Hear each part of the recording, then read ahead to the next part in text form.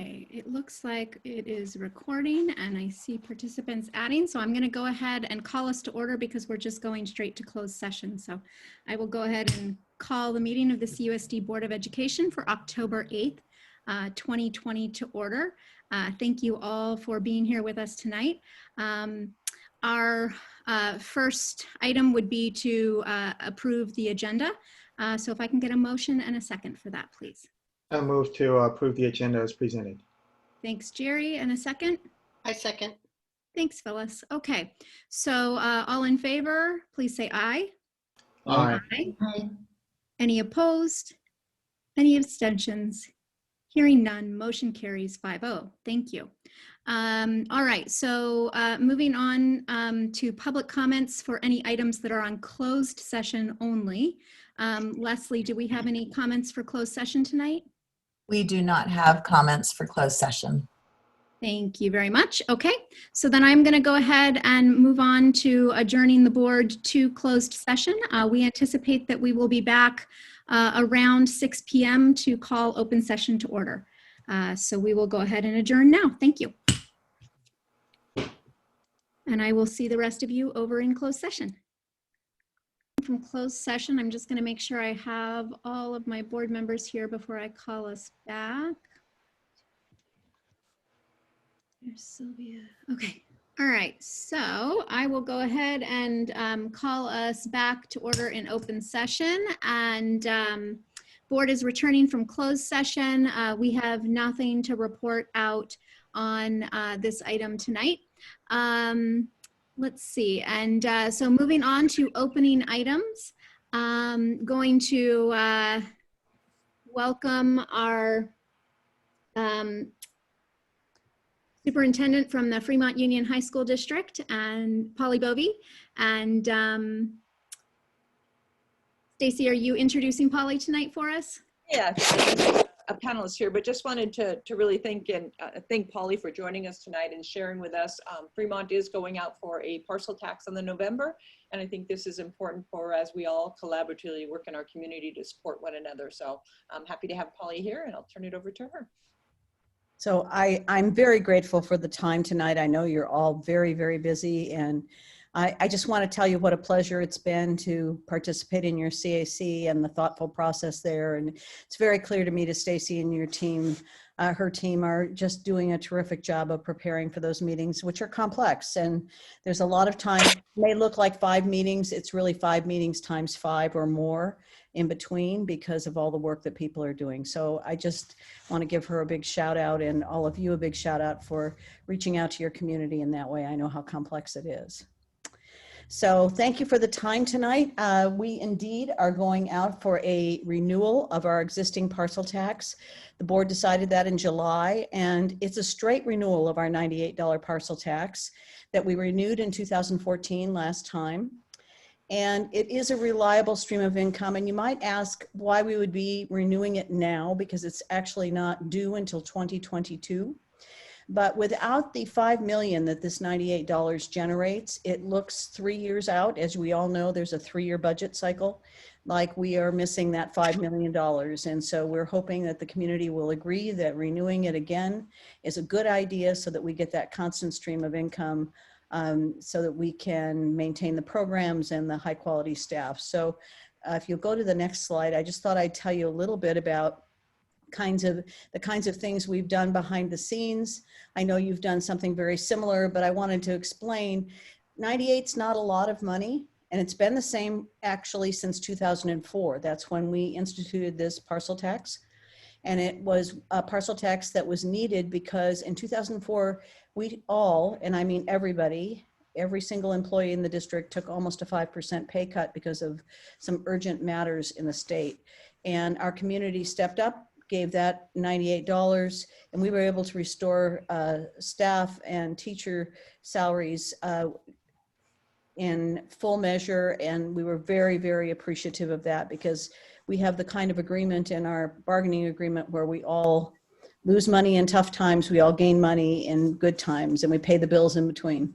So we were really grateful that you, as part of the community, did indeed agree to that. But you'll notice on the far left of this screen, that's the 2004, and it actually, this is poll results, elections, and so that's an election result. It just got that 67%, and that's what we need. That's that huge threshold. I mean, I'm pretty sure it's hard to get 67% of the people to think the sky is blue. But we were lucky that day, and the sky was blue, and we got the parcel tax passed. And then we have passed a number of bond measures. Again, we're very grateful to the community for those. They have a much lower threshold of 55%, and so that's terrific. But you'll notice in the purple here, you'll see lots of polling results. And we do an awful lot of polling before we go out because, as you know, it's expensive to put something on the ballot. And not only is it expensive to put something on the ballot, but then it is costly to run a campaign, and that campaign is private money. The putting it on the ballot part is district money. So you don't want to waste that district money. So we've been really lucky and very fortunate, actually. So you'll see right along here, we polled 58, 63, 62, 74, and 58 all the way along. The 58, that is not a bond. It was when we looked at a square foot parcel tax. And unfortunately, our community said no, even though we tried to make a case. We went out a couple times to poll on that measure, but it was not successful. So if you'll go to the next slide, we'll show you exactly what our polling looked like this time. So we thought, it's been a long time, maybe we can increase it $50. So we would go from 98 to 148. Well, if you look here, 61% said yes. So in the real world of democracy, you might think a majority would work, but that 67 isn't met. 65 said yes after they got some positive information, but then after they got some negative information, it dropped back down to 61. And I think you know that negative information happens. We have taxpayer associations and people that are really worried about the high tax rate in the state of California. And there was an argument against this measure on the ballot. And and it was from a taxpayer organization that's sort of saying, enough already. Schools get a lot of money. So we also tried $75, polling results very similar, but certainly not meeting that 67% threshold. When we went for just the straight renewal, woohoo, we got 78. So far right there, you'll see why we are going for the renewal. If you go to the next slide, you'll actually see a little bit of how we looked at when to put it on the ballot. So all registered voters, it was 74% yes. Likely November voters, 73. And a special election, which we all know is like crazy expensive, it was 71. So it looked to us like it made sense to take it to November, when we still had that 73% support and the cost would be lower with so many things on the ballot. So if you go to the next slide, please. That's Measure M. It says renew the existing parcel tax. It does have an exemption for seniors and disabled individuals. It is for 8 years, and it does give us that $5 million. So it's a steady stream of income for us that has been there since 2004. We are incredibly grateful, and truly, we depend on it to maintain everything we have, salaries and program. So I just wanted to share this with you. As you know, I'm not in a position where I can say vote yes, because that's not what we get to do. But I can tell you how important it is to us and how grateful we've been to have it since 2004. And we just wanted a chance to present it to you and hope that you would think about it with us. Thank you, Polly. Great. Thank you, Polly. And, you know, as a fellow school district, I think we know how essential it is to get that community support when school funding measures are on the ballot. I think you may not be able to say it since it's your measure, but we can, you know, just acknowledge for the community how just critical these funds are for the quality of the education that we're able to provide in this community. So I know I can speak for all of us and say that I wish you the best of luck. Board, are we willing to kind of do a thumbs up poll to express our support for the high school district and for Measure M? If you're in favor of Measure M and you want to let the community know that Fremont Union High School District has your support, if we could 5 thumbs up for you, Polly. So Thank you. So from our board to your district, we wish you the best of luck in that. And it is great work that you guys do for kids. So we hope that that continues. As do you. And I see there's a question in the chat. This is $98 that goes directly to the high school district. And to tell you the truth, I am grateful that there's more dollars that go in parcel tax funds to CUSD. We are lucky enough to be basic aid, not very much. I call us BBA, barely basic aid. But we know the dilemmas that you face, and we just are grateful that the community sees that and gives you additional parcel tax money. So thank you so much for those thumbs. We love those thumbs, especially when they're pointing up. And thanks for your time tonight. Yeah, thanks for being here with us. And we appreciate your service on the CAC as well. That's really means a lot that you're willing to come and share in that journey with our community. So, all right. So to keep us moving along, next we're moving on to 6-2, our program highlight of our elementary PE and music. And I believe we have Allison with us to get us started on this one. Yes, thank you, Lori. So I'm really pleased that we're able to include this item tonight. Before we started going through COVID and all of the challenging moments, we had a routine of highlighting programs and school events. And so we're trying to get back to that. There are so many things to celebrate at our schools and across our district. And it's one of the ways that we can feel connected to our strategic plan and hear how kids are experiencing elements of our strategic plan in their daily instruction. And so I'm pleased to introduce Laurel Henderson, who oversees our elementary music and PE programs, so that she can tell us a little more about this presentation tonight. Thank you, Allison. Good evening. I am here tonight to share with you highlights of our district's upper elementary PE and music programs. These programs provide standards-based physical education and music instruction to all of our 4th and 5th grade students in our school district, as well as the McAuliffe Middle School students. These programs are aligned to our district's strategic plan and focus on wellness, rigorous instruction, a focus on the whole child, and they provide a creative and active learning environment for our students. The instruction is provided by 7 PE teachers, which includes our adopted physical education teacher, and 5 music teachers, all of whom work in several of our CUSD 20 elementary schools and McAuliffe's Middle School. The PE teachers also team with a dedicated instructional assistant with whom they collaborate to provide the daily lessons. This evening, PE teacher John McMahon and music teacher Rebecca Mesh have graciously agreed to join us to share information about PE and music instruction during distance learning.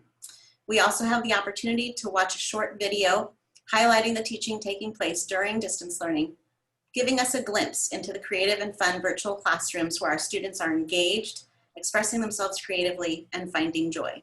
So I do want to introduce John McMahon, who will share information about the PE program.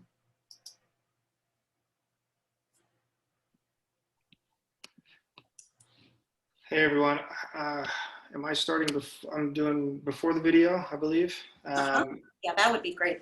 Okay, so I just want to say thank you for having us. We are honored to feel included in this whole thing. But so we were asked to share some highlights about our program over the course of distance learning. And first and foremost, we've completely transitioned our curriculum to online to fit that distance learning requirement and through Google Classroom. Through this transition, we've seen live streaming sessions, hosting live Google Meets with 66 plus students, as well as providing asynchronous instructional time for students to work independently and collaboratively with one another. Our team is personalizing learning for students by providing them opportunities for these students to truly interact with our California state standards. Through this, we've seen teachers virtually lead exercises and workouts, dances, health lessons, safety things with air quality and that as well. We've allowed students to post their questions, likes, dislikes, interests via Google Classroom or Flipgrid or Padlet platforms. We've provided feedback to students via comments, instructional support, answering questions with patience as students transition to this more rigorous version of PE through distance learning. We've also taken time to address students' social and emotional health as well. Students are practicing communicating, collaborating, and critical thinking skills on a daily basis through our programs. And our 4-5 teachers are doing a great job engaging our students in fun and standards-based physical education, even through this distance learning. Also, our students are resilient and doing a great job. They're having fun with it. They're not complaining about it, and they're being flexible, which is a huge plus for us as well as their teachers. So here's our video and just a little bit highlights of that instruction kind of in action for you guys.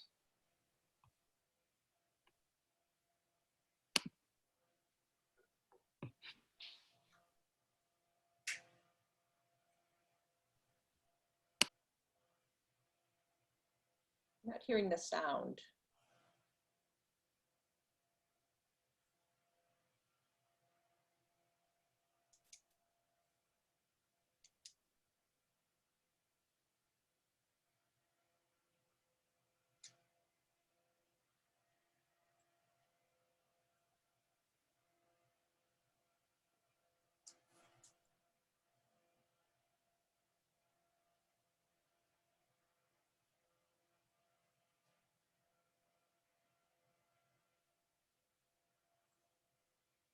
And just getting our students diving into muscular strength and endurance this week and next, and we will go from there. Coach T here again. For today's video, we are going to focus on some audio descriptions of push-ups, squats, curl-ups, and lunges. Now this video is mostly for my students with visual impairments. However, I hope everyone can benefit from the audio descriptions along with the video of these moves. First up, we have the push-up. Begin by lying face down on the ground with your hands placed just under your shoulders, palms down. Your toes should be on the ground, not the tops of your feet. You then push your body off the ground, keeping your back straight, using your arm and chest muscles until your arms are fully extended.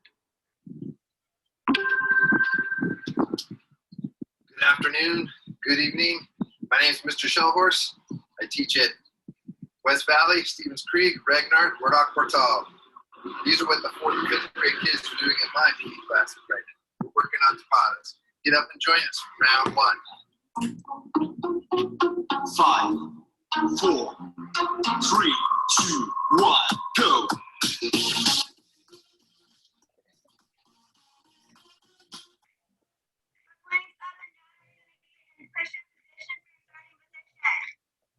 A little wider than your shoulders, okay?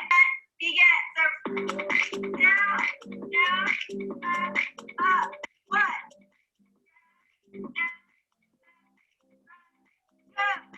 My dairy, I'm good. Got a little bit of the dairy in there, milk and the cheese, and my meats. Now, if I go through all of this and I eat it all, I do really well, once in a while, I can have a little reward. Yep, that's a good reward. For today, I'm going to have us do a full body workout. What that means is that not only are we going to focus on our upper body muscles, we're going to work on our legs as well and our core. Hello everybody, this is Mr. Bentley. Just going to give you a quick snapshot of what we are doing in class. We started the year off with introduction type stuff, get to know you, a little social emotional. And with that, we learned a little bit about some fitness basics, some safety in exercise, and currently we're working on muscular strength and endurance. All right, so that's a quick snapshot of what's going on in our class.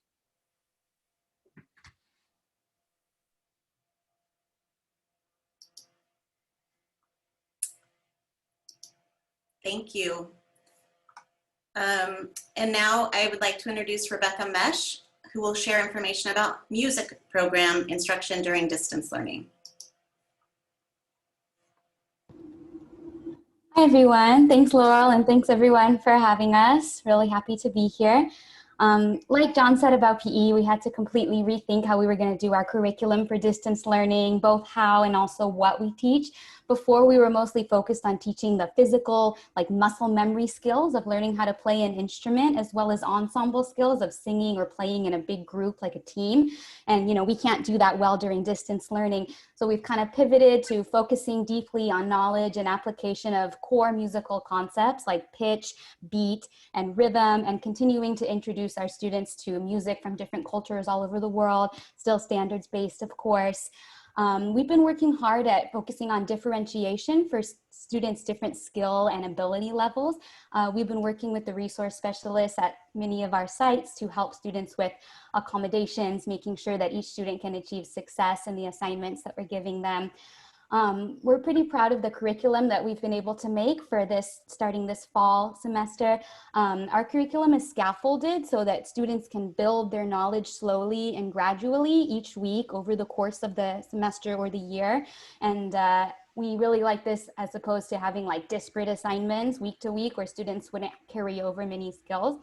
And our assignments are designed so that each student can show their own skill or their own interest into their response to each assignment, which are hopefully making the assignments more engaging and more accessible for all of our students. So I think we've prepared a little slideshow, some couple little snippets of how music education is going this fall.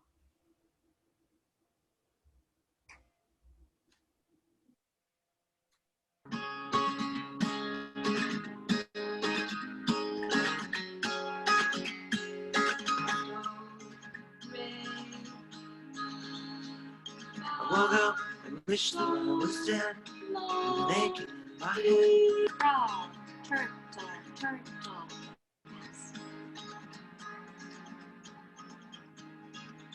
Hello everybody, today we are going to continue our study of rhythm by introducing compound music. Take the time, 1, 2, 3, got lost, 4. except 1 la, 2 la. Very good. Now let's try a few other rhythms.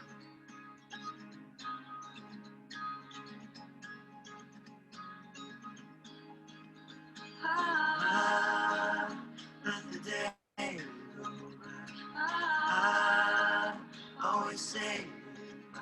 I watch the stars from my windowsill. The whole world is moving. I'm standing still.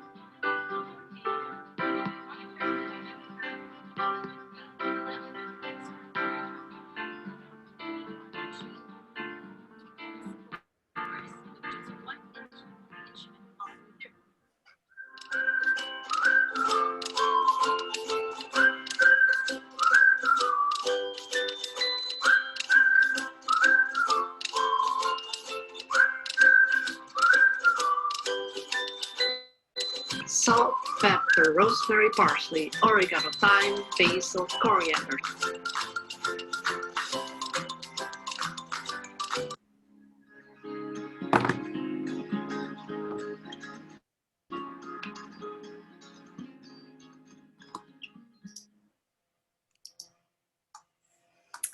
Thank you all so much. We hope you've enjoyed this virtual visit into these classrooms. Board members and members of Executive Cabinet, we invite you to leave a comment on the Jamboard on the next slide for our wonderful PE and music teams. Thank you so much. Great. Thank you, Laurel and Allison, and to all of our wonderful teachers who came out to present tonight. It's so nice to return to this part of a board meeting because this is the good stuff. This is the stuff that makes a difference for the kids every day in the classrooms. So it's so exciting to see us returning to being able to, that little bit of normalcy of getting to visit what's going on in our classrooms at our board meetings. So thank you so much for the presentations. I don't have a 4th and 5th grader, I have a 6th grader, but I recognize so much of what's going on with both the PE and the music, and I've been so thankful for what that's brought into my child's academic day, so it's been great. Any other board members have anything they'd like to share on this one? I'd just like to add, I'm really impressed with I can see a lot of thought and effort went into it, just a diversity of the different ways all the things you're doing to stimulate the students with, just thank you. It's clear a lot of thought and work went into it. I just want to express my appreciation for the hard work. Just want to add one more thing, and definitely this is how the distance education can be more, interesting. It is not just the academics like math and science. And I think this is a standard question by everybody, how a PE is done or how a music is done or any other, kind of, these kind of things can be done remotely. But I think it's an awesome job, and I'm sure like everybody would be appreciating this. Thank you. I take advantage of every opportunity I can to share how proud I am that even through the budget issues that we've had in our school district, we've been able to maintain music and art and PE programs for our kids. I think they're super important. And I'm really excited to see what we're able to do in those areas with distance learning. I think it's really exciting and good for the kids and great for social emotional growth. So I'm a big champion of the arts. I'm a big champion of PE, and you go, you're doing a great job. And just to echo what everybody else said, I had a chance to go visit a couple of music classes last week live, and just seeing the videos, and thank you for putting them together. And it's the silver linings of it is the innovation that has come out, and it's something that the teachers have done has been so amazing, but it's also so great that our students get to see that modeled for them. So thank you for the work that you're doing. Thank you all so much. Great, and I didn't quite get to my Jamboard finished, so I will circle back later, and I know others can as well. All right, so thank you very much for that one. I'm gonna go ahead and move us along to 6.3, our classified employee of the month. And that is Sally Habak, our school secretary 2 from Faria Elementary School. Make sure I get it here. I've been having trouble with my board docs, so I actually printed it tonight to make sure that I had it.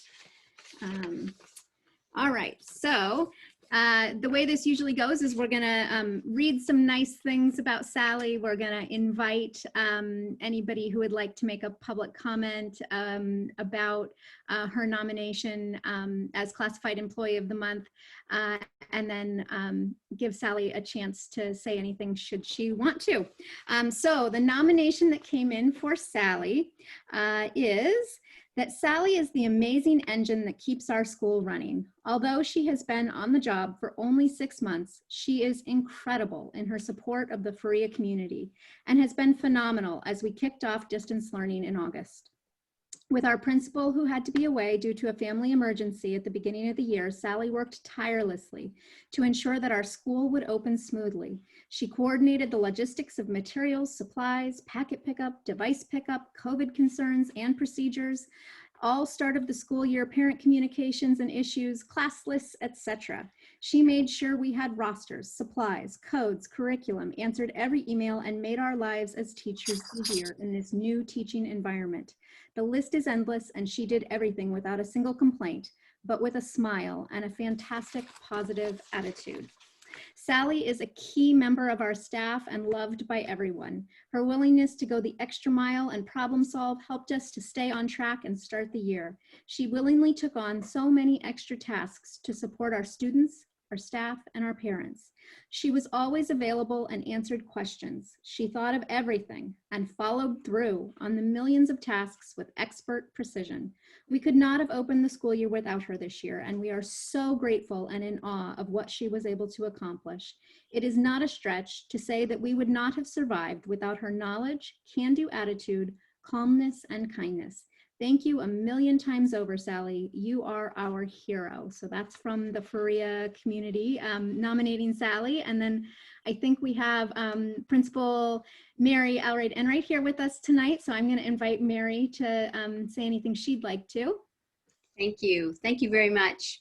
So I just wanted to thank the board members and the executive cabinet for this opportunity to acknowledge the district's classified employee of the month. You know, starting a school year at any time takes tremendous planning, organization, and hard work. And typically this is done collaboratively with parent volunteers and various staff members. Well, this year was totally different for all of our schools, and we had new challenges like safely distributing materials, picking up technology, and keeping track of our staff, some who were at school and some who were working from home. Plus, there were still all the many standard things that needed to get done, like ordering supplies, managing the budget, and everything had to be done with fewer people since we were working at a distance without volunteers. Well, this year, the infamous 2020, Sally was not only the primary mastermind behind all the logistics, but she also dedicated her time and focus after hours to ensure that students had what they needed and the staff was ready to open the school. She would work hard during the day and then attend to emails and messages in the evening. We all know there were many bumps in the road. We could have never planned for a 100-degree day for material distribution or smoke so thick that it was dangerous to be outside for long times. But the entire staff pitched in to make the start of school successful. But Sally was the one that filled in all the gaps and took the personal responsibility to make this look effortless.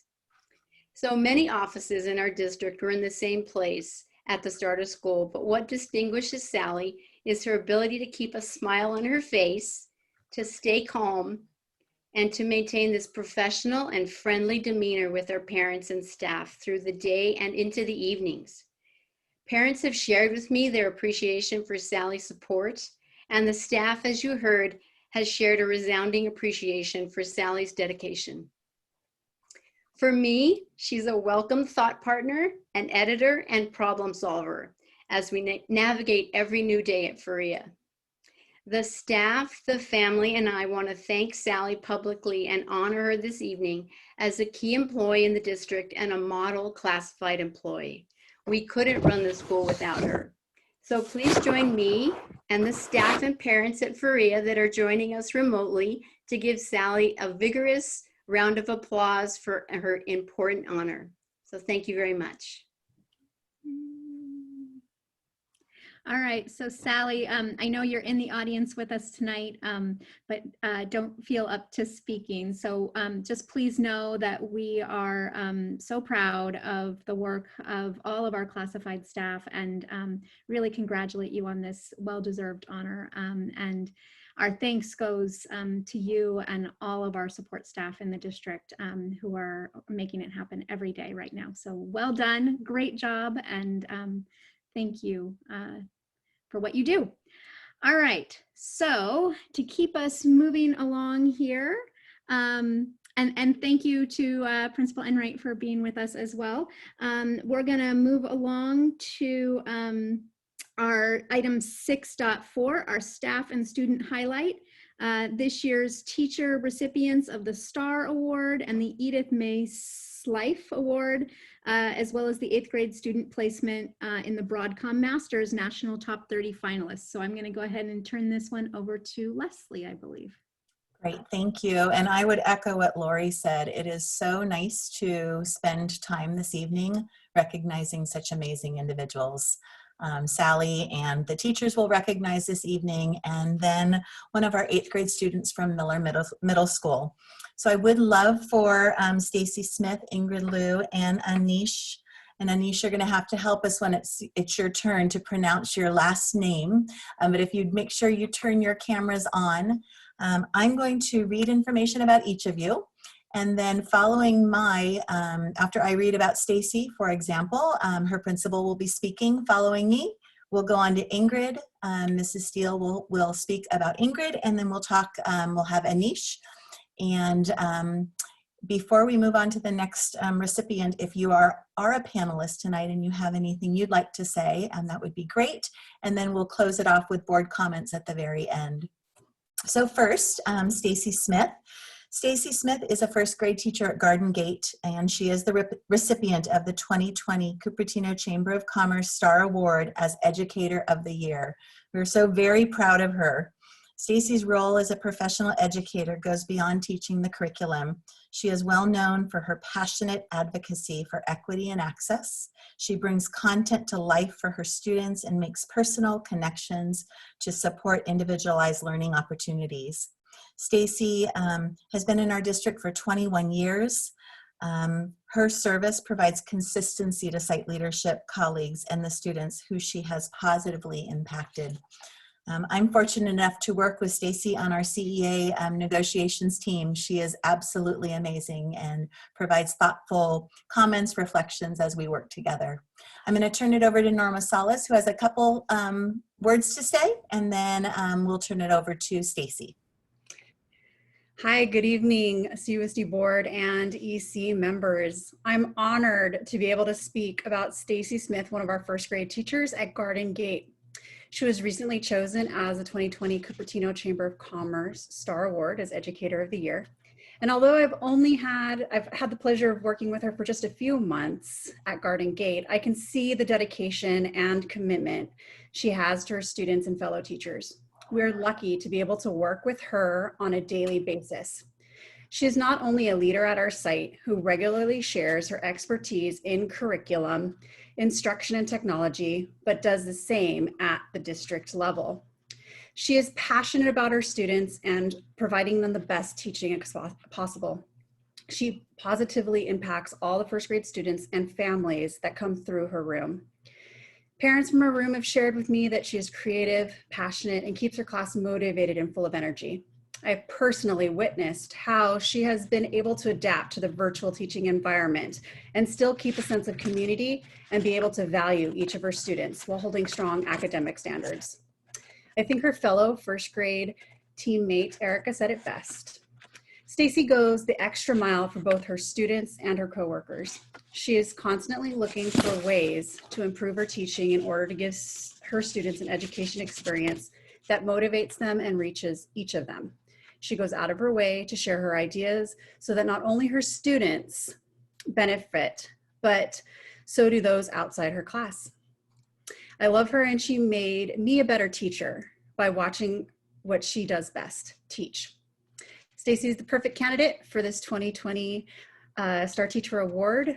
We are all of your fellow Gators are so proud of you. Congratulations, Stacy.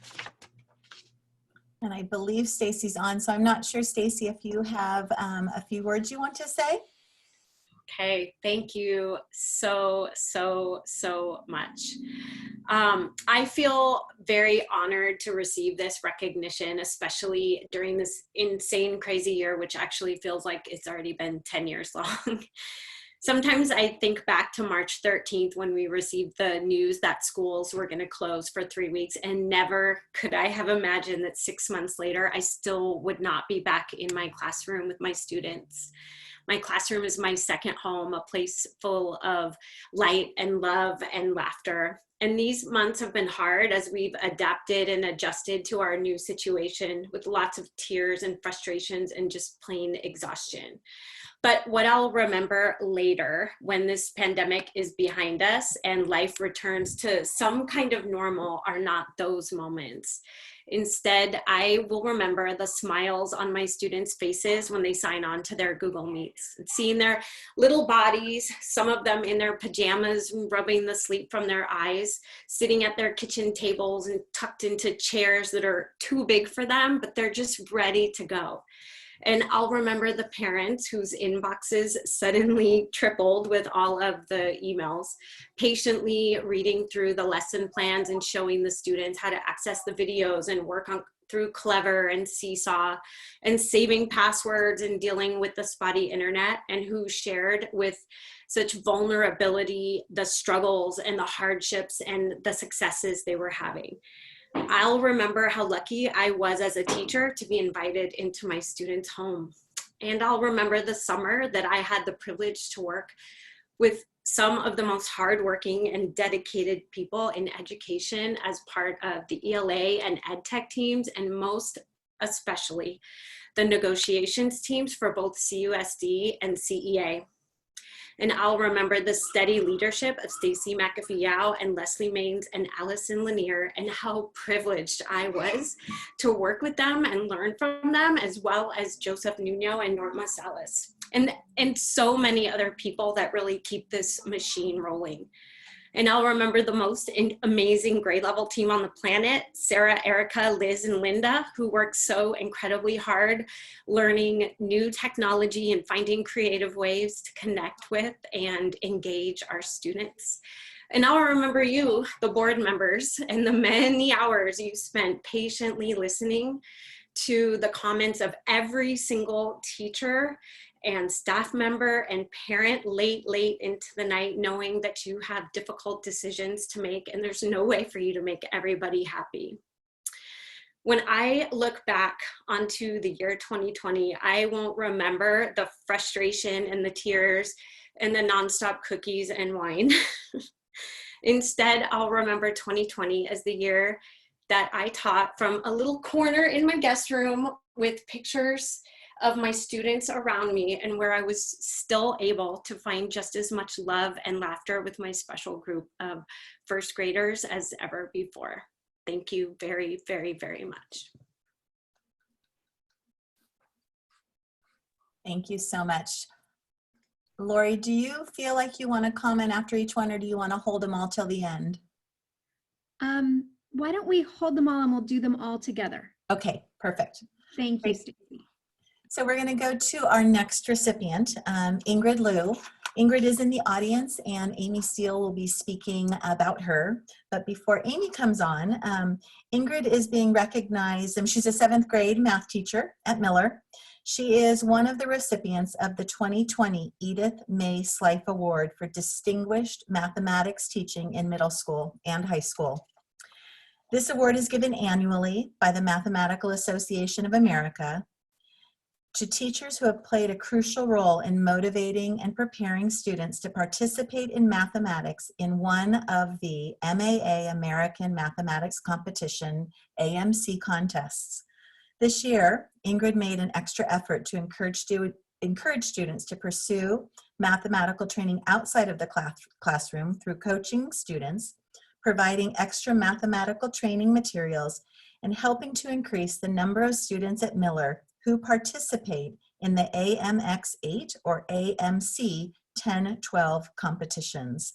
So with that, I will turn it over to Amy Steele, who has a few words to say. Hi, good evening. Good evening, school board members and members of the executive cabinet and our families and my colleagues and everyone who's listening safely and watching from home.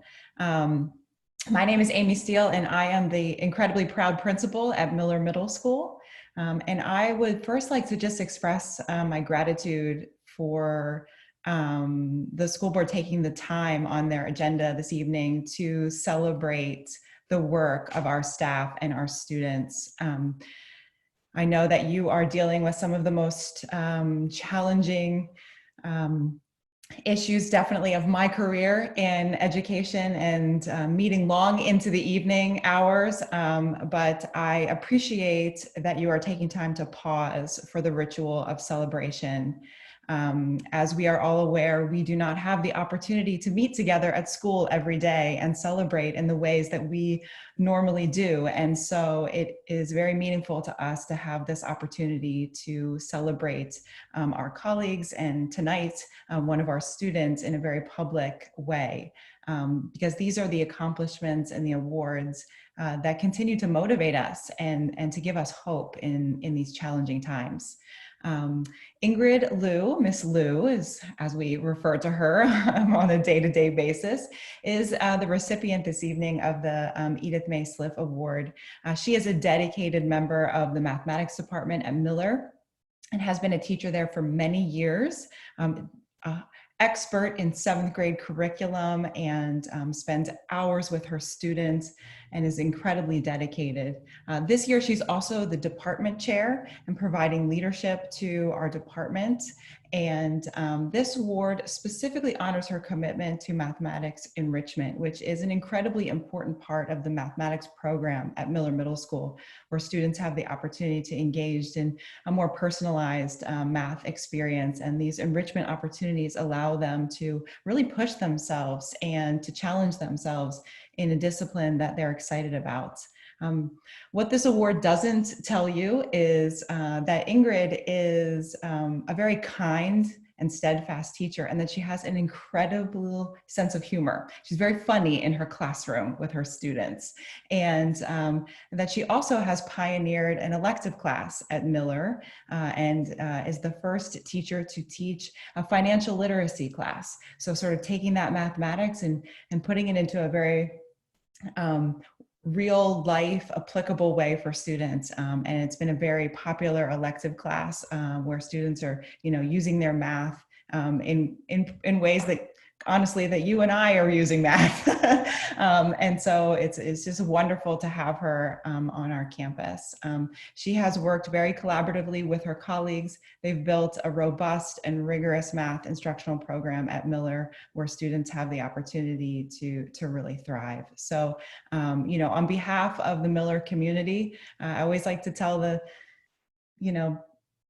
teachers and students, and when we talk, that I speak on behalf of the community. So if they can imagine all of the students and all of the teachers and all of the families behind me, as I just say, congratulations. We're so proud of you, Ingrid, and we are so honored that you are part of our community and you're one of the Mustangs, and congratulations on this award.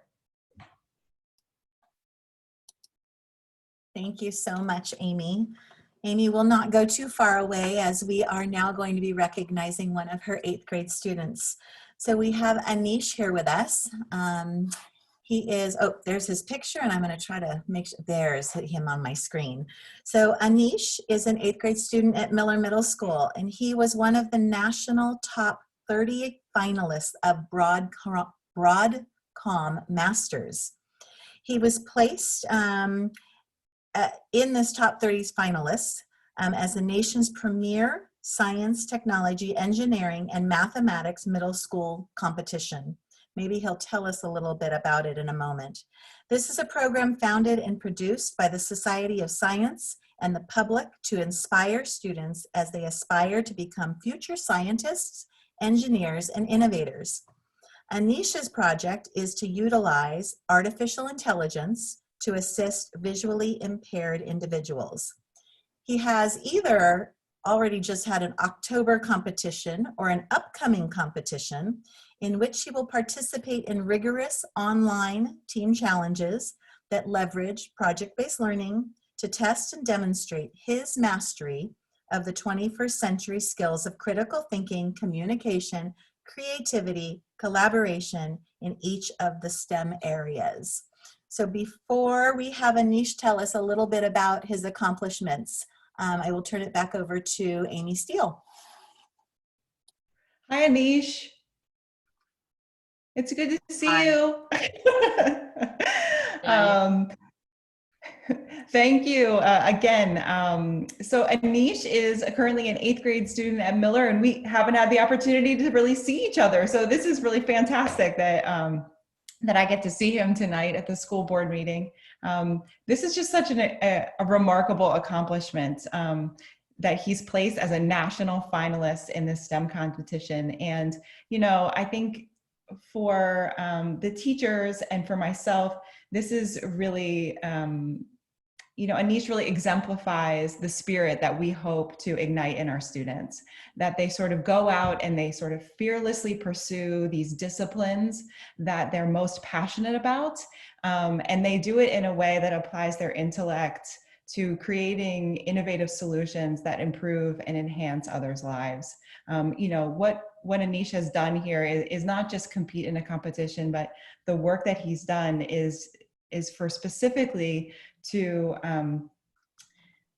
help visually impaired individuals, and he is focused on this, using his intellect and his technology and his knowledge to make life better for someone else. And I can't imagine that we would inspire students to do anything better than that. So Anish, just like Miss Lou, on behalf of all of the teachers and your peers that you don't get to see every day, I want to say congratulations. You are totally making the Mustangs proud.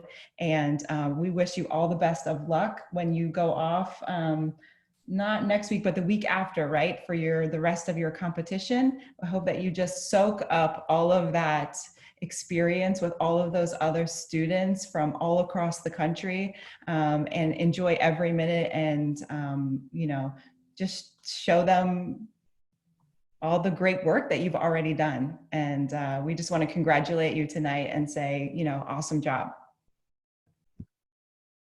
And then we're going to turn it over to you, Anish, to see if you have anything you'd like to share with us or tell us a little bit about this upcoming competition. Well, first of all, I just want to thank everyone, Ms. Steele and all the board members, for honoring and acknowledging like this award that I received. So basically, just some background info about this competition. So my project was basically creating a device that I call AII, which builds navigational aid for the visually impaired and helps them using obstacle detection, object detection. And I have an upcoming competition in like the next week or 2 weeks or so, where it's a great opportunity where I'll be able to meet with students from all over the country that also placed in the top, that also placed as finalists in the Broadcom Masters competition. And I'll be able to, communicate with them and be able, I'll be able to communicate with them, and I'll be able to face challenges along with them. And if I do well in that, then I could receive even more like recognition and like better prizes. We are looking forward to hearing about your accomplishments. So maybe when you are done with your competition, you can either send a message to Ms. Steele, or I know the board would love for you to follow up with them and let you know how it goes. So thank you so much, all of you, for being here tonight. I'm going to turn it back over to our board president, Lori Cunningham, as the board will make some remarks. Thank you. Thank you. So thank you so much to all of you for being here tonight with us. It is, as I said earlier, such a treat to get to celebrate the learning that happens in this district, and more specifically to celebrate our learner, Anish, as well as our teachers who are everything when it comes to making that learning moment happen for kids. I love it when Allison uses that phrase, because I think that just sums up everything that happens every day in our classrooms is our teachers finding ways to help our learners have those learning moments. And it is what makes a CUSD education a CUSD education. So thank you to all of you. We celebrate you, we celebrate your accomplishments, we celebrate your honor, and we celebrate your hard work. And I am sure my fellow board members also want to acknowledge Anish and Stacy and Ingrid here tonight with us. So anybody else have any comments? Sure, Phyllis, go for it. I want to congratulate everybody. Anish, Ms. Steele mentioned how proud the Miller Mustangs are of you, but I have to tell you the whole district is proud of you. You have just done amazing work, and I hope you continue on that science path that you're on. So congratulations. And Ms. Lou, to you as well. I remember I've been in your classroom over the years, and I'm glad to see you being honored with that award. Stacy is the one of this group that I know the best, and I've known Stacy since she started with the district 21 years ago.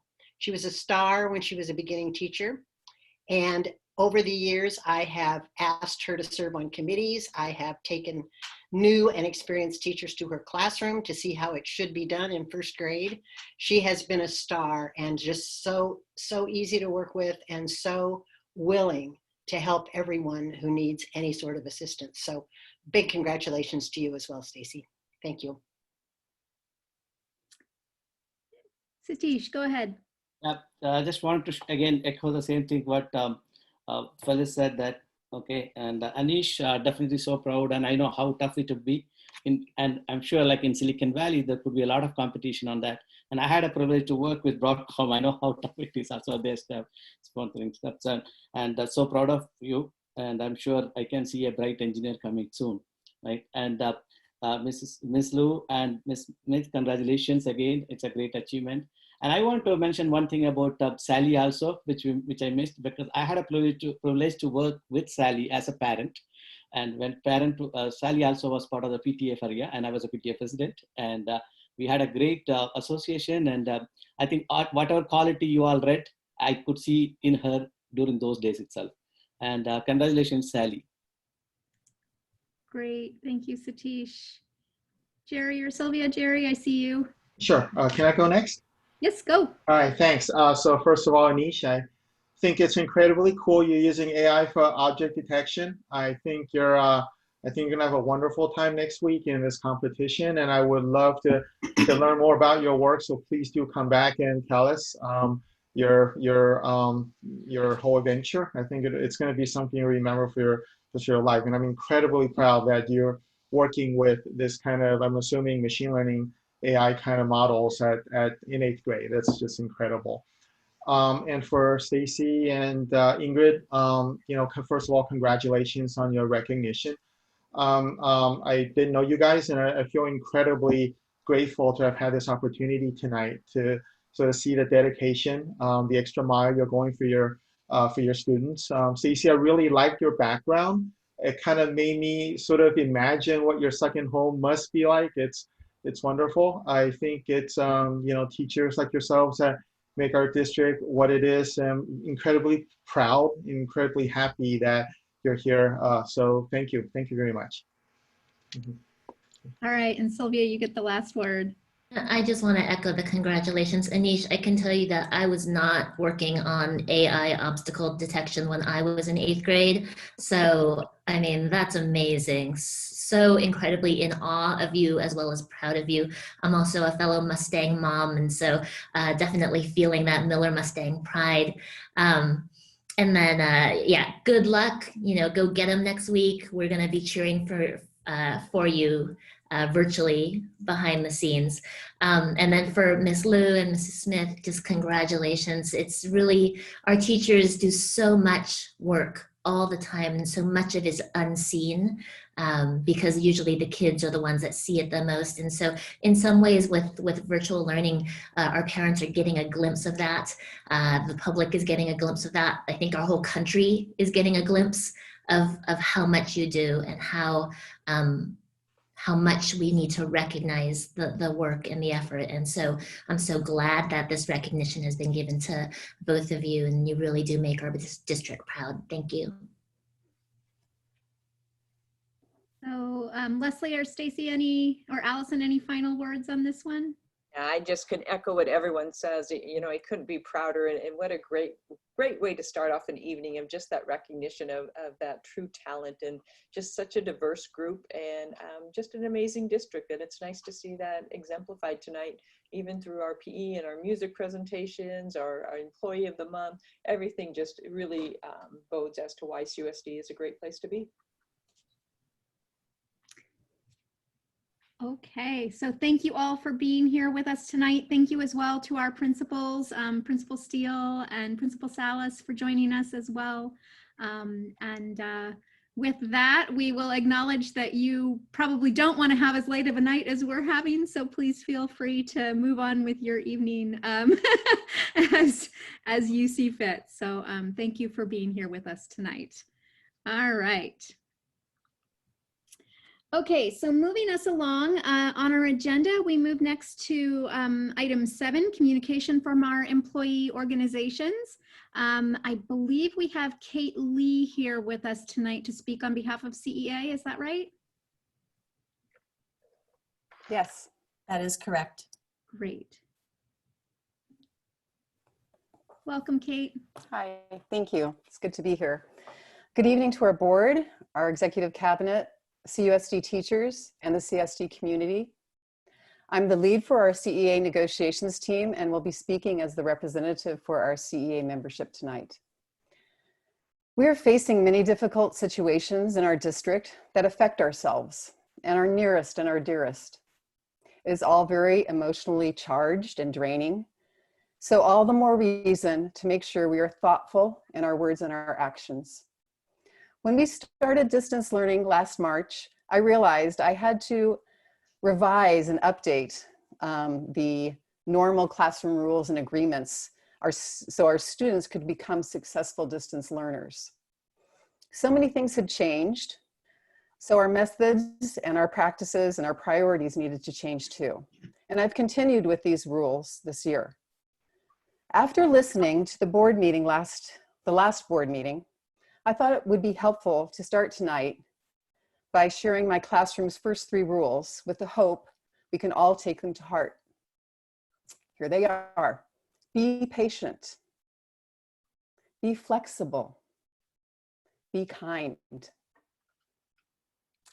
During the last board meeting, I was really saddened to hear some of the parents who are advocating to bring students back to sites as soon as possible. Not that I don't disagree with that. We all want our students back as soon as possible. But portraying this process as an us versus them situation.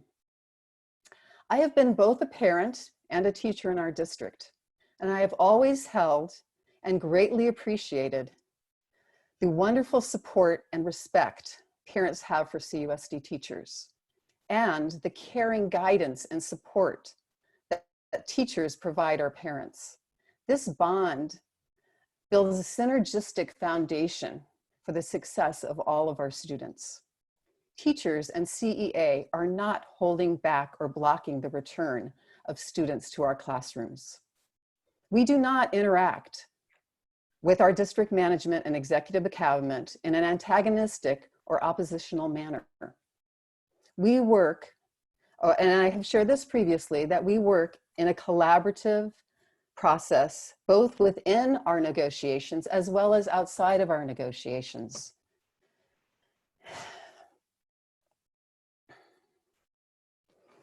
And we want to ensure, when we started this whole process in the summer of planning for and negotiating for teaching under COVID, that we wanted to make sure that we wanted to bring back the students as soon as possible, as soon as it was feasible. We had criteria and priorities for that. We wanted to make sure that it was safe for all staff and students to return, and to have a rigorous academic instruction and support of social emotional needs of our students. We agreed that this is the best way to achieve this is by allowing teachers the flexibility to meet the specific needs of their students while using the distance learning practices we are being trained in this year. We continue to work cooperatively together to refine and revise our decisions as we continue to determine whether they are optimum or whether they can be improved. And we will continue to work and acknowledge the work and the support of the incredible executive cabinet for all their thoughtful and hard work that they are doing to get us through this difficult time. I was also very concerned to hear a board member refer to the complexities of planning for the return of students to campuses by saying in resignation, well, this is what it's like when you have to deal with political organizations. CEA, the Cupertino Educators Association, is not a political organization. Our CEA union protects the safety and working conditions of our members, and we promote their professional development.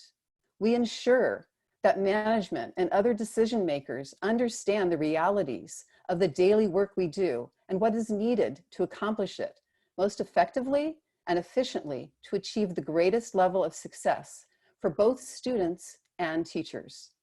We greatly appreciate how our school board cares and supports the needs of both teachers and students and listens to our concerns as we try to meet those needs together, and we hope to continue to work in that way.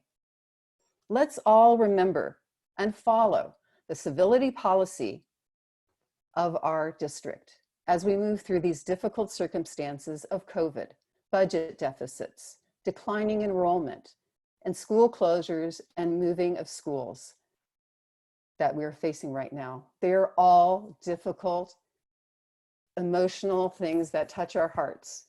And It's really hard, but we need to remember that we really are in this all together, and we really are all here for the best of our students, to support them and to make this year as successful as we can for them. Our team is currently working together with the district on phase 2 to return small cohort groups of identified students to school campuses for required one-on-one assessments and targeted specialized support during distance learning. We will soon begin collaborating on phase 3 to return all students to their classrooms in some form of an alternating schedule that allows us to still meet the COVID guidelines and protocols. Please bear in mind that both of these phases require many different and often conflicting requirements, which must all be addressed and resolved as we formulate the plan and programs we will need. And it's all new, it's all unknown. I look forward to continuing work with CUSD to make this transition safe, equitable, and successful for teachers and for students. Thank you to all your creative and hardworking teachers. Keep it up, keep it going, but take care of yourselves as well. You're doing a great job in distance learning. We're hearing wonderful things from parents, and I hope you're hearing them too. They really appreciate what you are doing to support their children in your classes. Please support this process in our community, and as we work together to make this the best year it can be. Be patient, be kind, be flexible, be thoughtful in how we deal with each other, because we're all here together for our children. We moved to this district, or we chose to work in this district because we know it's such a fantastic group to work with, and it's such a and we always have a foundation of putting our children first and supporting our teachers with what they need as best we can in difficult situations. Thank you very much for listening to me tonight. Thank you, Kate, for being here with us tonight, and to CEA. And Leslie, I just want to check back in and make sure that we're not expecting either CSEA or SEIU tonight. Is that right? That is correct. Okay, thank you. All right, so then next that moves us to, I believe, public comment guidelines before we move on to the rest of our items. So just as a reminder for public comment, we do have the public comment form that is on the website. If you are planning to make a public comment tonight for any of the items that are coming, for items on the agenda, then you'll go ahead and submit them in line with that item, and we will hear them in line with those items.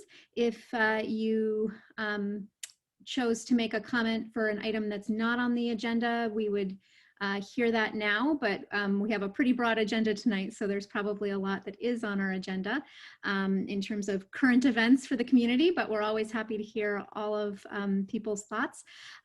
We will announce the time that we're able to allot tonight with each item when we get to it for public comment based on how many have come in for that item. So bear with us on that. Also, just a reminder that board meetings are frustrating for the public sometimes because it is a meeting of the board that is held in public, but it's not a meeting between the public and the board. We have many forums and many ways in which we take feedback, in which we hear comments, be it in public comment at board meetings or at town halls or at the board office hours or in the emails that you choose to share with us or conversations we have with people out in the community. But this time tonight is the process by which we have to go through our very formal items that are on the agenda to conduct the business of the district. And so I know that that can be frustrating for the public at times when you pose your public comments, especially if they include a question.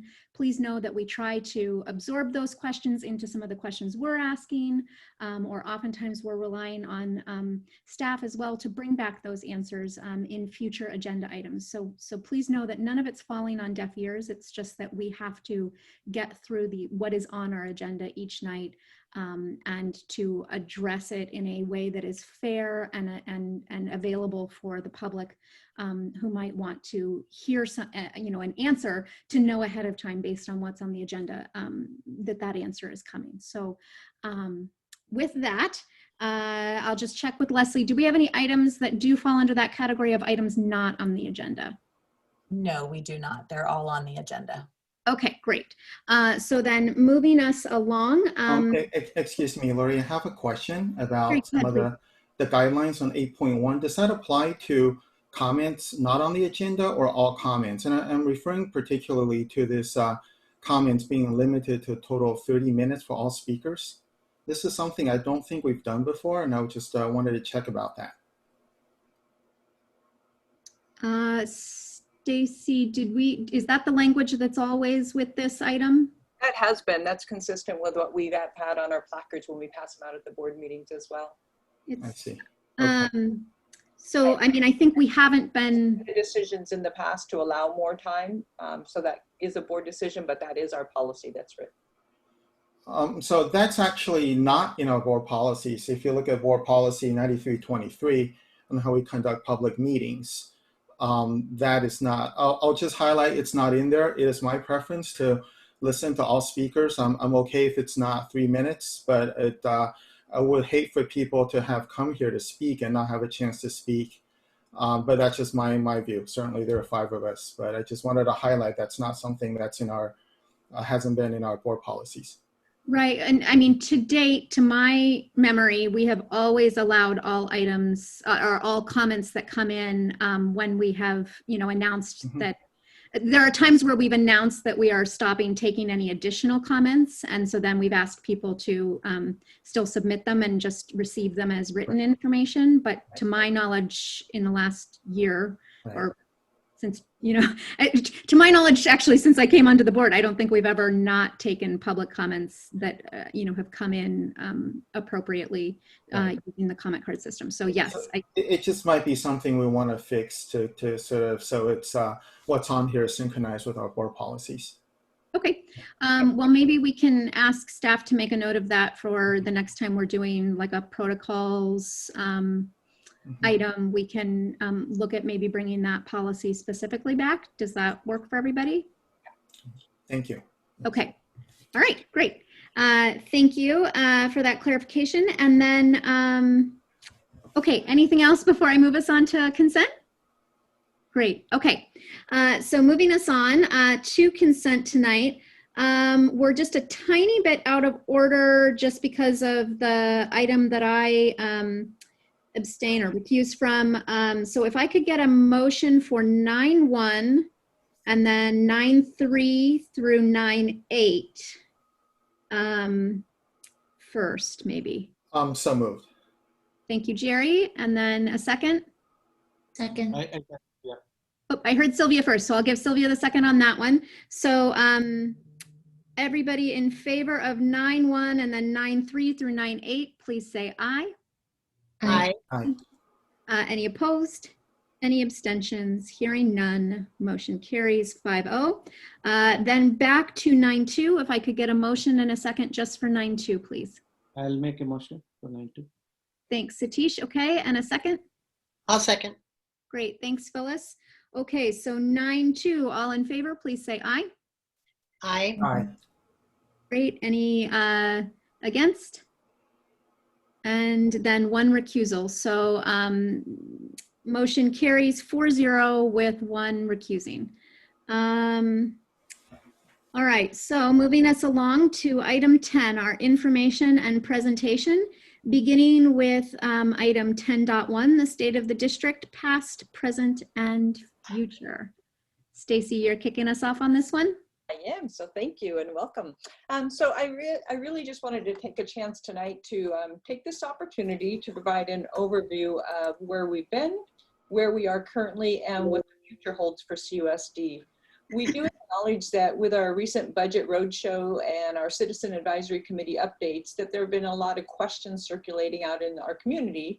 And although we know that the state of the district has been shared each year, continuing through our board meetings, and we have made every attempt to continue to maintain open communication and transparency. We also know that there's been a lot of information shared over the years that have led us up to our current state of the district. And we wanted to provide this overview tonight in hopes that it alleviates all the questions, answers all the questions, as well as provides an increased understanding of how we arrived at where we are. So we've created a presentation that will walk you through CUSD past, present, and future.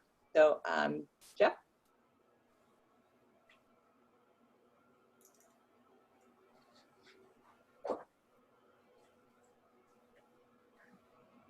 Thank you for allowing us the opportunity to address the community and share our 2020-2021 State of the District. In this presentation, we will provide information about the Cupertino Union School District's past, present, and future. We hope you find this information informative and helpful as we engage and work to support our amazing staff and students. In the 1970s, the Cupertino Union School District. As we look at the district's history over time, we will highlight budget, enrollment, and staffing shifts. All content and slides shared in this presentation have previously been presented at board meetings, events, or community meetings.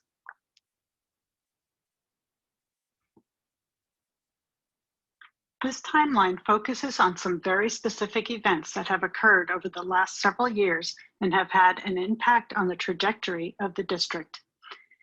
In 2013, the state's funding formula was changed for all schools in California as they introduced the Local Control Funding Formula, known as LCFF. This significantly affected CUSD in that we became one of the lowest funded school districts in the state of California. In the 2017-18 school year, as we identified our declining enrollment and began our discussion of the budgetary situation, CUSD formed a community advisory committee to identify and implement strategies to build enrollment with a specific focus on the southern end of the district. Additional strategies were proposed and some implemented to increase revenue, including establishing the Cooperdoodle Preschool, forming strategic partnerships, CUSD 25, and the exploration of a parcel tax measure. During 2019-20, the superintendent made a concerted effort to visit every school campus and to meet with all 25 school communities to discuss declining enrollment, share our budget situation, as well as these possible revenue enhancement strategies. This was done as an opportunity to share with our community and make all aware of the challenges facing CUSD. In February of 2020, the Citizens Advisory Committee was formed with the target of looking at long-term fiscal solvency. The CAC is charged with developing criteria to inform board decisions to close schools. Another area of challenge for this committee is balancing enrollment in elementary and middle schools across the district. Measure O, the parcel tax measure designed to maintain CUSD's strong academic programs and retain highly qualified teachers, failed in March of 2020, further intensifying our budget challenges. There are two funding models for public schools in the state of California, the LCFF model and basic aid or community aid. The first funding model, called the Local Control Funding Formula or LCFF, is where most districts fall. As of 2016, CUSD ranked 481 out of 492 school districts statewide, and we have continued to fall in our ranking every year since. The other funding formula is community aid or basic aid. Districts that are funded through this formula bring in additional or excess revenue to the school district. Cupertino does not receive much additional supplemental dollars from LCFF that helps our total budget. A district has no control over its funding category. Regardless of funding categories, though, CUSD would most likely fall at the bottom of either category. CUSD is an example of a district that's caught in the middle. We don't make enough money from our own property tax base to have higher revenue beyond the minimal revenue level, the way that Saratoga, Los Altos, Sunnyvale, Mountain View, Weissman, and Santa Clara do. But we are also not a high needs district receiving large supplemental or concentration dollars to really benefit from the LCFF model. Districts with those high needs learners absolutely need those extra dollars. One thing we should all consider advocating for is raising the base funding for all students. This slide shows the first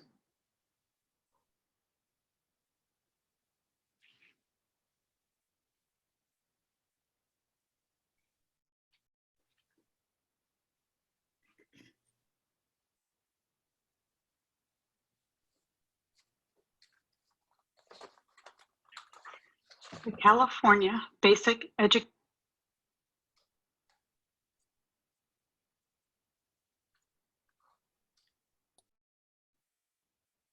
Jeff, we may need to go back a couple slides and let the voiceover catch up. Here we are showing some really important information about. This slide shows the first interim report from 2017-18, where the 5-year multi-year budget projection showed a significant deficit spending as well as low fiscal stability solvency in future years. This was true back in 2017-18 and is certainly true today. The number one factor for the multi-year projection and deficit spending is due to our student enrollment decline and the chronically low state funding that we receive. Here we are showing some really important information about how public schools are funded. Proposition 98 was designed to increase funding for California schools. So as we moved from categorical funding to LCFF funding, the intent was to bring more money to the California schools. However, it did not do that for CUSD. We actually moved to the bottom of all districts funded by the state of California. Coincidentally, we are experiencing a decline in enrollment that reduces the revenue we receive from the state for public education. Furthermore, the state does not provide any additional funding for the fixed cost increases we are experiencing. Our COLA, or cost of living adjustment environment, is problematic as we are not receiving any commensurate increases to offset the yearly cost increase, which is about 4.5%. The costs associated with our retirement programs, STRS and PERS, are dictated by the state and continue to rise year after year. During the times of declining enrollment, it is really hard to cut fast enough to overcome those fiscal challenges or instability. In Santa Clara County, as well as the entire state of California, we are experiencing a 0.4% decline in enrollment. According to school services, the two biggest factors are lower birth rates and higher cost of living, which has led families to leave our area. The California Basic Educational Data System, CBEDS, is an annual enrollment data collection that happens on a specified day in October. The purpose of CBEDS is to collect data about schools and districts, as well as some aggregate data on students and staff. The CBEDS enrollment report shown in this slide shows actual student enrollment numbers from the 2007 and 8 school year to 2019-20. This also shows future projections based on demographer calculations. As you can see, this graph shows how CUSD enrollment has changed over time, with an enrollment peak in the 2013-2014 school year, followed by a gradual decline after 2014. The actual CBEDS in 2019-20 was 16,720. When this slide was presented to the board, the numbers were estimated numbers, and our actual enrollment was lower than anticipated. Our 2020-2021 CBEDS data is expected to be at approximately 15,681 students.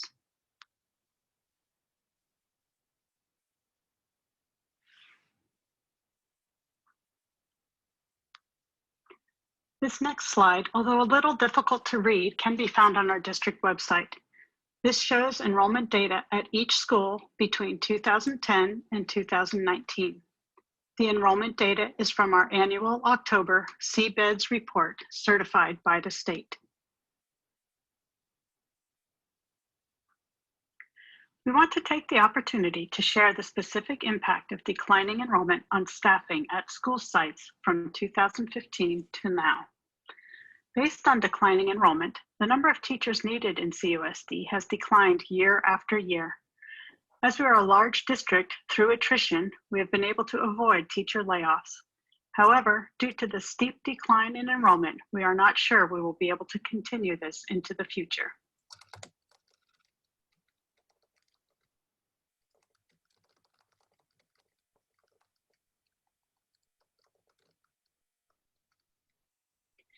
Here we are providing more specific breakdown of the number of teachers at elementary schools, alternative schools, and middle schools.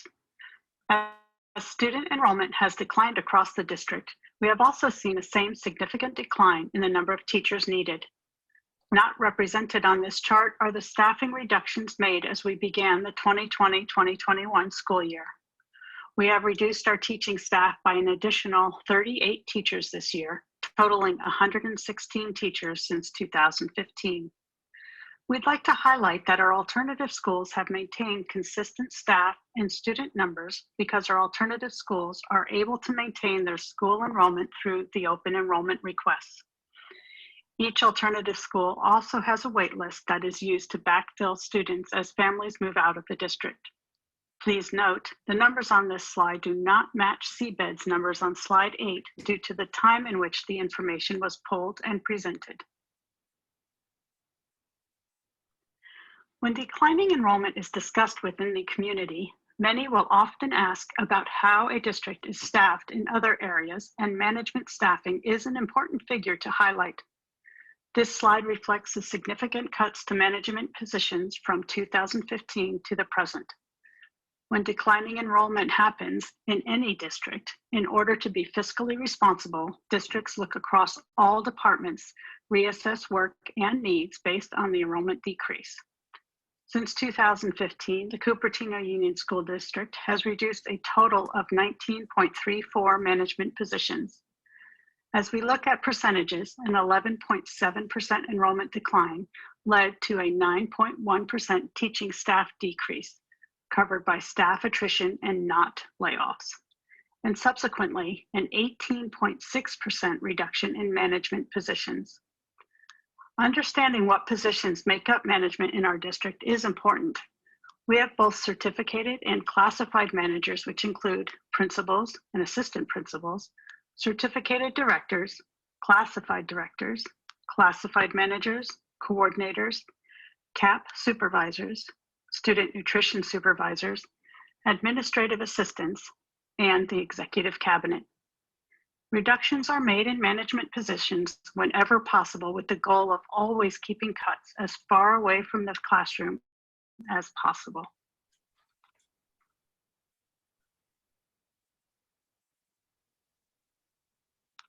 During the 2017-2018 school year, CUSD formed a Superintendent's Community Advisory Committee composed of parents, staff, and community members, and it was led by an outside facilitator.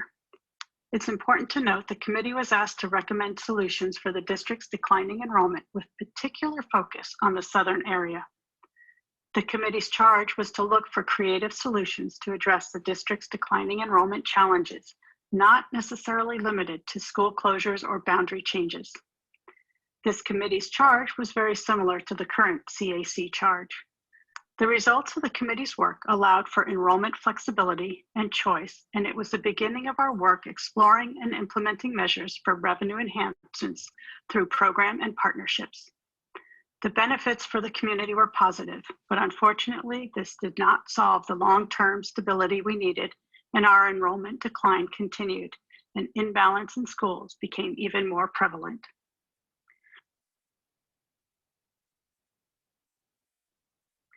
This is part of the 2017 Community Advisory Committee's report presented to the board in August 2017. As a result of the committee's work, the district increased the open enrollment process for families to seek educational opportunities in any school in the district, not just in our alternative schools. Children of employees as well as non-CUSD citizens now have the opportunity to enroll in schools with availability throughout CUSD. We encourage school sites to look at the educational opportunities that they provide to their students, and school sites began to identify focus areas in order to increase and enhance enrollment. DeVargas Elementary School is an example of a program that reinvented their vision for student learning, focusing on project-based learning and STEM education. In addition, the district increased its efforts to communicate and highlight school programs and options and provide information to out-of-district families when seeking opportunities in the Cupertino Union School District. It should be noted that a child must be released from enrollment in their own district via an inter-district transfer before CUSD can accept them.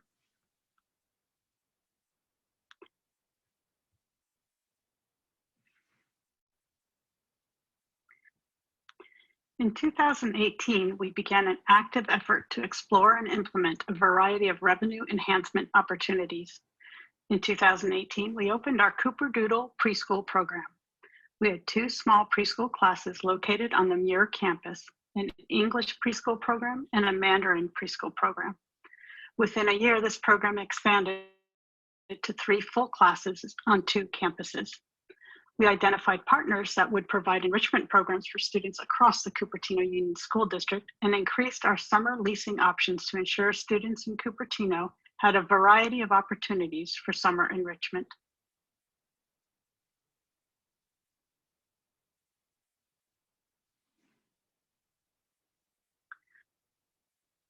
Although we implemented many revenue enhancement strategies and did see some increase in revenue, we continue to be in a position of declining enrollment, further affecting our budget and school balance. During this school year, the board took action on 2 very important next steps to not only engage the community in problem solving around our declining enrollment and balancing of enrollment, but to also potentially increase revenue to help support our financial stability. During the 2019-20 school year, the district began a very focused effort on providing community listening sessions to further share information on the state of the district. During this time, the board identified the need to create a citizens advisory committee to address the long-term fiscal solvency of the district as well as balancing enrollment. In March of 2020, the district placed Measure O, a parcel tax, on the ballot, which unfortunately failed. This parcel tax had the potential to gain approximately $4.3 million over the next 8 years. It's important to stress that this parcel tax was intended to generate income to retain and attract employees, not to cover and avoid school closures. Our Chief Operations Officer is currently doing budget roadshows at every campus to present our current budget situation, as well as the necessity of the community to get involved, to vote, and to support future ballot measures. In March 2020, the COVID pandemic added additional budget concern and further impacted our long-term solvency. During the course of the community listening sessions, as well as the work of the previous CAC, there were many different ideas and possible solutions that had been introduced. They are conceptualized into 3 different categories: to attract, to reconfigure, and to consolidate programs in schools. Each of these was an area we knew were possible solutions to our solvency issues, and many different combinations could be introduced. This information was shared widely across the community during the 2019-2020 school year and was shared with our 2020 Citizens Advisory Committee as a starting point for their conversations.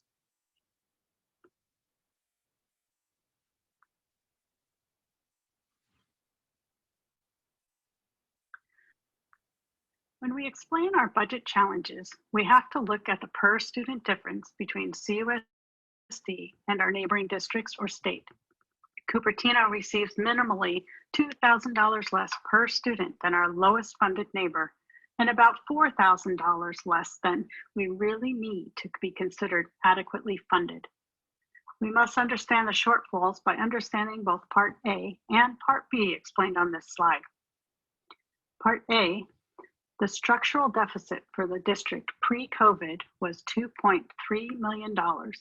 The impact of COVID, along with potential state deferrals and reduction impacts, is about $5.6 million as of the end of our fiscal year on June 30th. To date, the actual COVID-related expenses are approximately $10 million. Part B, it's important for CUSD to retain and attract employees. We know that great schools and great districts have amazing employees, and we want to be able to keep the ones we have. We need to look at some sort of compensation or improvement in work conditions for our employees. The cost of a 1% salary increase for all employees is about $1.4 million. To maintain our schools, we need to look at renewing our current parcel tax, which brings in $8.67 million annually and is set to sunset on June 30th, 2023. We also have a strong desire to bring back programs that we've had to cut over the last 5 years with a cost of approximately $4 million. These were programs located on all our campuses across the district. A $2,000 increase per student would bring in approximately $30 million. $2,000 additional per student would only get us up to the lower side of funding in surrounding school districts. $4,000 additional per child is the difference between where we are currently funded and what it would take to be considered adequately funded.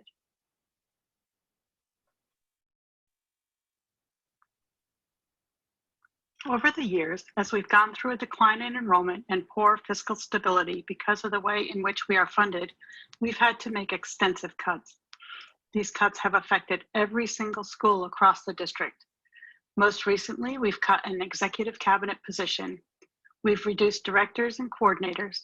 We have had to reduce instructional coaches who are teachers who support teachers across all of our schools.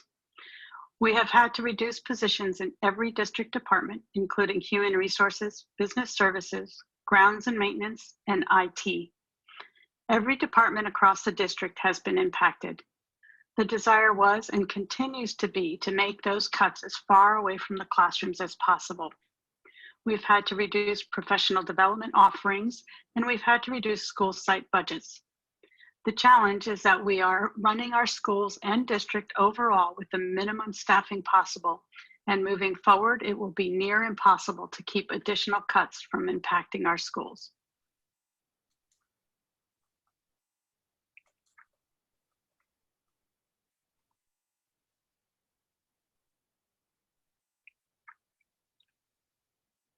This chart shows actual CUSD enrollment for the 2016 through 2019 school year. It also shows the enrollment projections through 2029, demonstrating a continued 10-year downward enrollment trend. We will continue to experience declining enrollment in the future. Our peak enrollment in 2013 of just over 19,000 students drops down to a projection of about 13,000 students in 2029. This decline mirrors the county and state trends. This projection, developed by our demographer, Decision Insight, uses a very sophisticated algorithm that includes looking at birth rates, the housing market, residential development trends and projections, the cost of living in the area, as well as county and state trends in enrollment.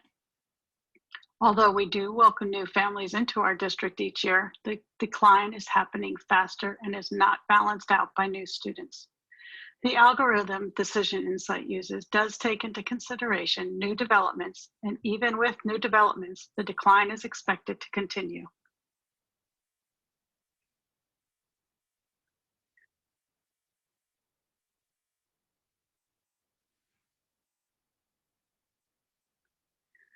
Fiscal solvency is legally required of CUSD and all public school districts in the state of California. And there are very specific rules related to what we are required and allowed to turn into the state. By June of every year, each school board must adopt a fiscally solvent 3-year budget that meets state required minimum reserves. While we would never want to go through this in the middle of a pandemic, and we are keenly aware that our families are impacted negatively, we will have to make some difficult cuts. There is also a likelihood that the state could impose more reductions. Based on information we have received from Sacramento, there is a possibility that the state is going to impose a student funding reduction per student for the next 3 years. Continuing to look ahead, this slide shows board levers that were introduced back in May and June of 2020. These are potential cuts that the board may consider as we work to reach fiscal solvency. Any combination of these could be pulled at any time. School closures is only one of the board levers. There are many other board levers to get to the needed $29 million to demonstrate fiscal solvency.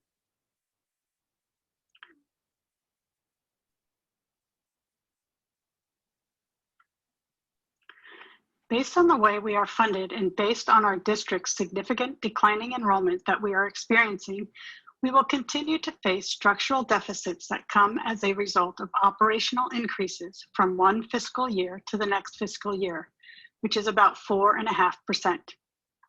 In that 4.5%, we see an increase in retirement and healthcare costs. We also lose stability in our out years because of the expiring parcel tax and in the failed parcel tax measure we've had recently in Measure O. The one-time impact of COVID-19 was $10 million, but the greater impact of COVID is the loss of revenue over multiple years, which includes no cost of living increase and no increase in our per student funding. As a result, that puts the district back in the position of poor fiscal stability and the need to have cuts to programs, positions, and resources.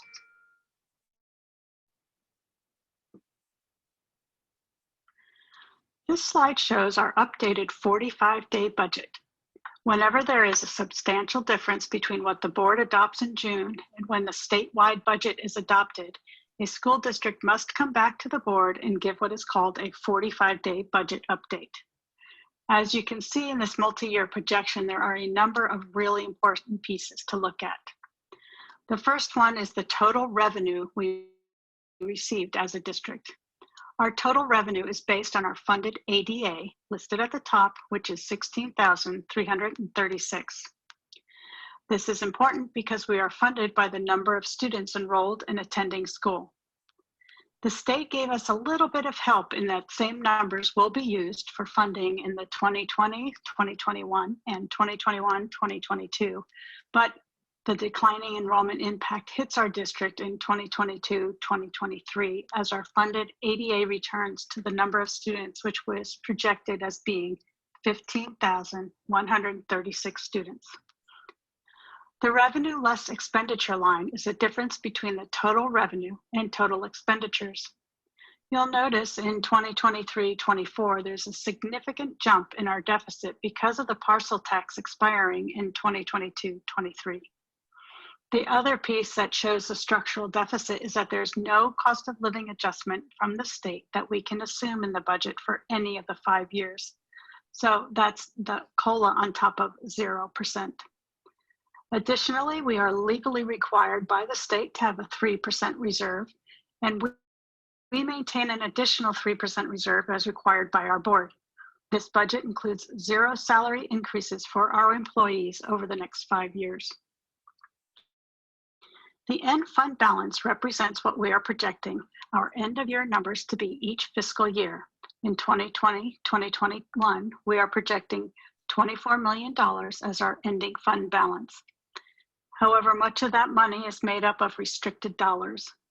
Restricted dollars include the board reserves as well as the state required reserves.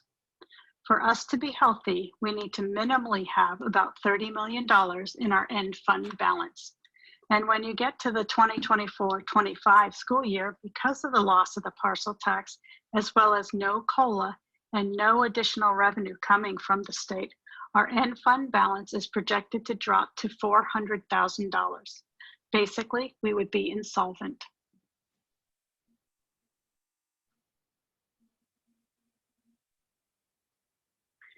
CUSD continues to be an amazing district with a supportive community. Despite the state of our district and the limitations of how public education is funded, we will work together towards fiscal solvency and create strategies to provide additional funding to CUSD. It's challenging and it's difficult, but we as a district actually have things we can do that others can't. We have action we can take to really change the course of our district long-term and build that stability. Moving ahead, we need to explore revenue enhancements through the creation of CUSD United, engage legislators in adjusting LCFF funding for low-funded districts, develop creative and efficient uses of our facilities, look for ways to increase operational efficiency, and rally community support to pass a future ballot measure.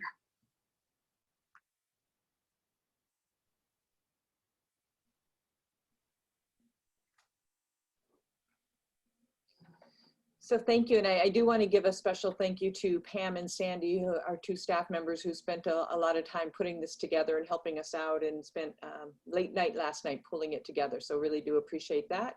And as I stated, we hope that this helps clarify some of those questions and maybe provides a better understanding of really where we are. And although it is doom and gloom in some of the aspects, it is also our call to say, you know, there are still some things that we can do. And as a community, we need to continue to work together and step up, and it's for everyone. It's for our students now, but for our students for the future as well. So with that, I will pause and entertain any questions. Okay, so I think I'm unmuted. Okay, so I do want to, you know, do a round at least, more if needed, of clarifying questions. But before we do that, I just want to remind our community members, if anyone is planning to make a public comment tonight, please do head over to the district website and get your comment cards in. When we start public comment on this item, which will be after the board does their clarifying questions, I'll go ahead and call for closing public comment on just this item at that time. So just, you know, fair warning, heads up, that's when you can expect that. So right now, while we're doing clarifying questions, if there's something that you decide you'd like to make a public comment on, please go ahead and get that comment card in. Thank you. Okay, so clarifying questions on the state of the district, past, present, future presentation. I can go. Okay, Phyllis, please. I have 3. Do you want me to do them all, or do you want to go one at a time? 3 sounds reasonable. Let's go ahead and do 3. Okay, one of the slides mentioned that we had made offerings to out-of-district students. And I believe it said that in order for an out-of-district student to come to CUSD, they have to be released from their other district as well. So my question is, does the money follow them from, for example, if we got a student from Moreland School District, would we get the $8,600 a year for that child, or would it go to Moreland? We would receive the funding for them. That is why it's required for the other district to release them, because they're actually releasing that fund to us as well. Okay, and the second question is about the 2 CACs. Am I correct in the 2017 Community Citizens Advisory Committee was different from the current Citizens Advisory Committee? Different membership, is that true? Completely different memberships, yes. Okay, so then did we implement all of those recommendations that were on the previous slide from the 2017 CAC? Were those all implemented? So all of the 5 bulleted areas were explored and implemented in various stages. And so some of those continue to be implemented and are still our current strategies as well.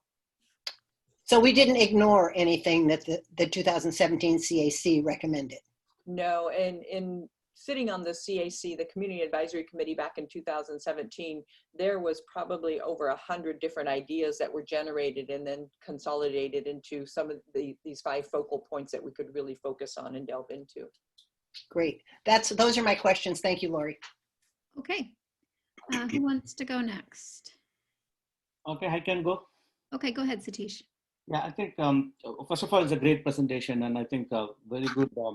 Very good. Actually, the flow is pretty good, and even this gives a lot of information even for the board members in terms of like what happened in the past.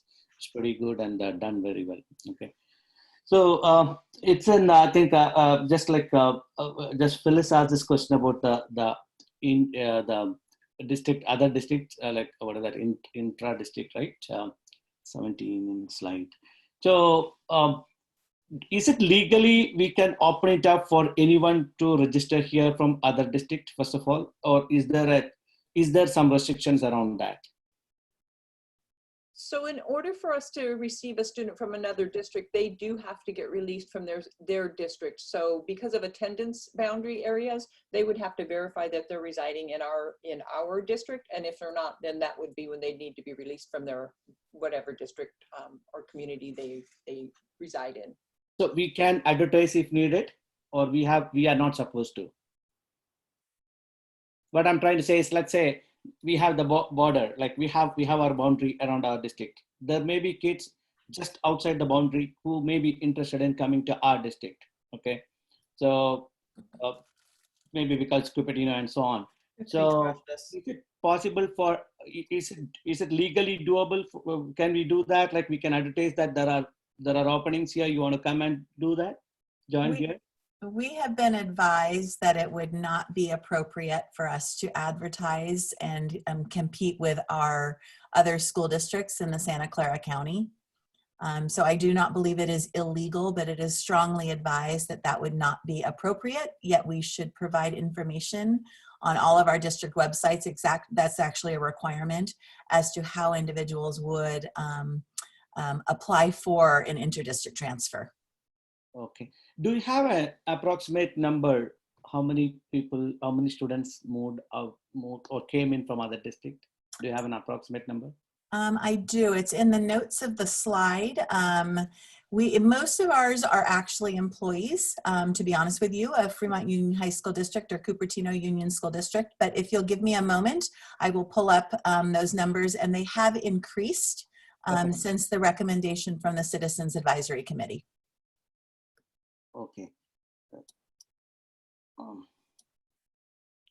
So second question on the enrollment projection versus actual, right? So how was it in the past? Like I know that the current year we were probably about more than 1,000, I think, the offset between the actual, the projected versus actual.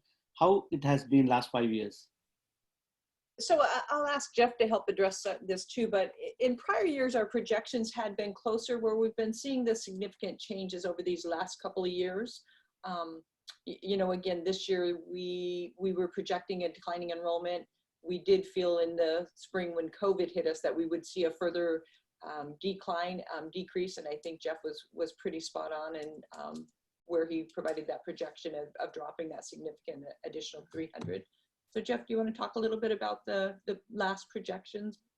Sure. So, appreciate that question, Satish, because it's something we've actually switched demographers. We still have some feedback that we provide to our previous demographer as he does work with the Fremont High School District, but we moved to a decision insight that runs an algorithm. And so what we have seen is an increase in the accuracy of it. And so what I would say is both the demographers that we've had have never estimated something where we ended up with more students than what was expected. We've always seen a bigger drop, which hurts a district like us when we are funded per student, and impacts our multi-year projections, which is why those revenues that we show change between the adopted budget and first interim. What I would say is right now, the demographer's report that we saw increase to a 4% drop, and that's through that 24-25 school year. What I will also share with the board is we should be getting in the next month or so this year's demographer report, and as soon as we have that, we certainly will share with you. What I do know is it's not going to show anything tremendously different than what you have received before.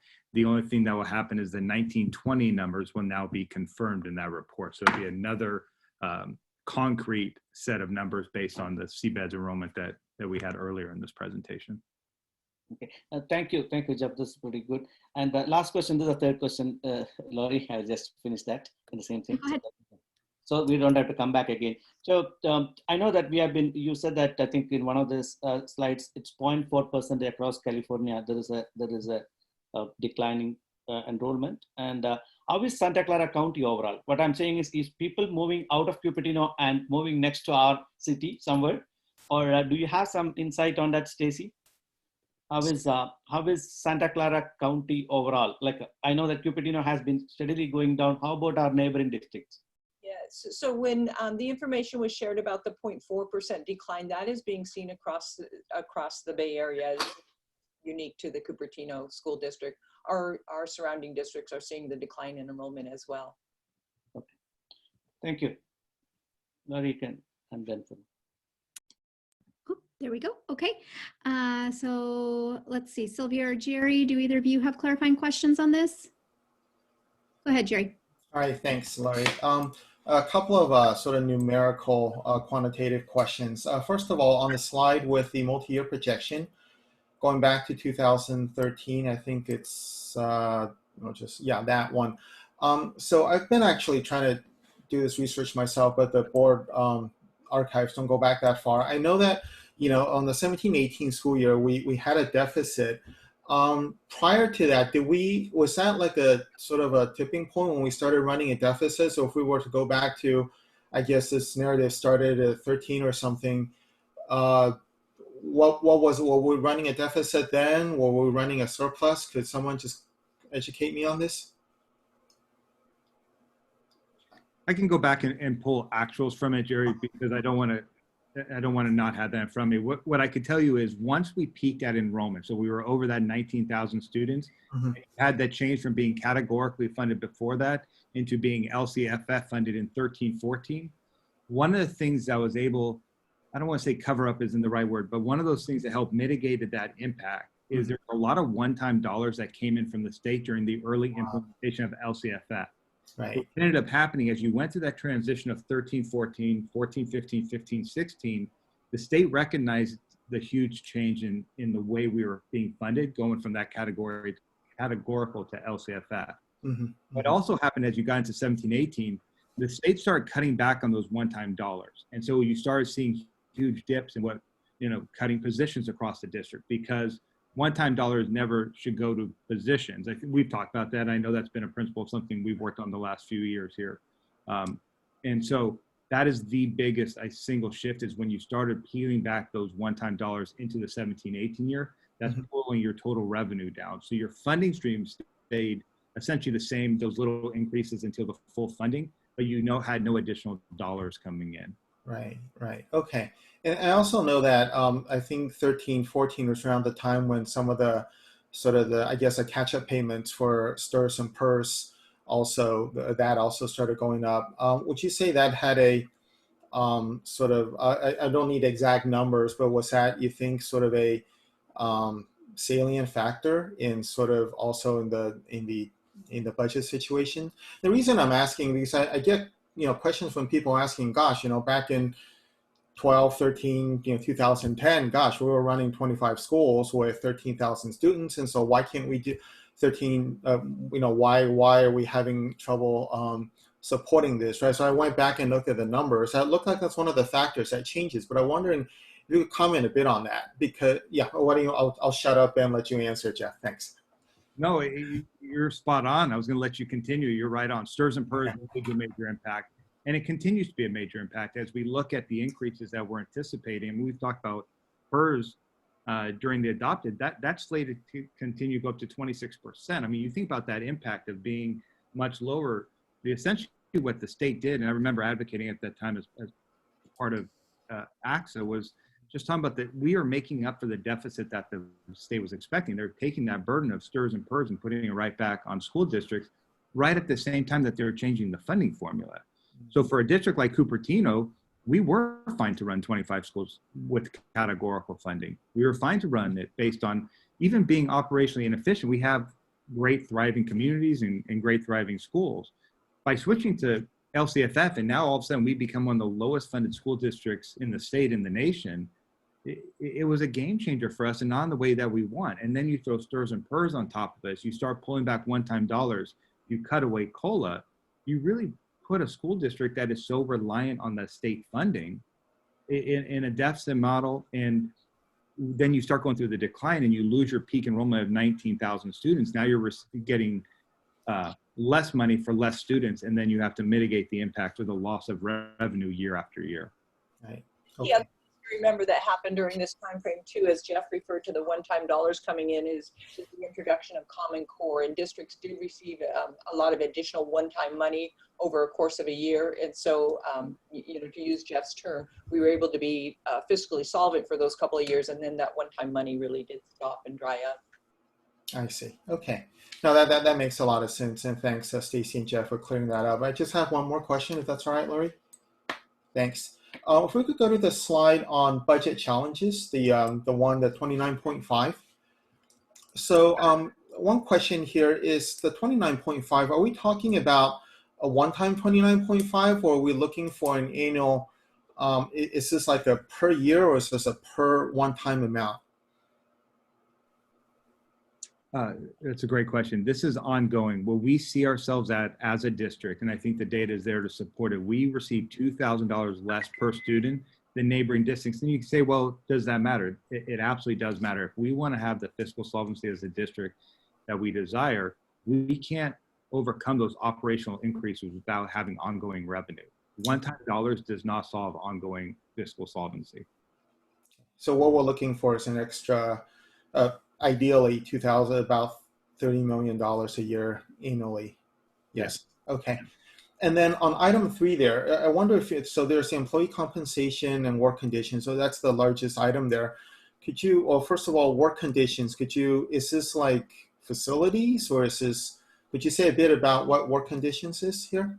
Absolutely. So when we look at it, we think about when we hire an employee in the district and the need and desire to keep them in our district throughout their entire career. Mm-hmm. So literally looking at where an employee is at in his or her career and what would it take, what are those other things that we can provide beyond compensation? Because, you know, I think based on the numbers, we're never going to be able to pay teachers what they deserve or even be able to necessarily compete with that of our neighbors.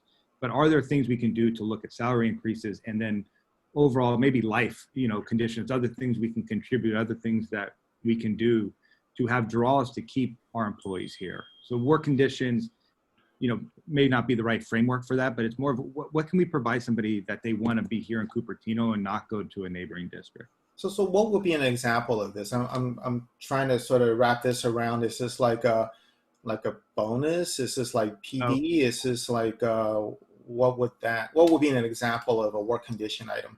Sure. I think one example, we have the preschool program here in the district for Cooperdoodle. We could offer a 30% discount ongoing to our employees. We can look at childcare after school options. Obviously, we have great partners that the board's had an opportunity to improve. We could look at, you know, if those partners would be willing to do a 15 to 20% reduction for our teaching staff. You know, we know that we have young families and we know that they have needs with this. So I think those are two examples of them that jump off.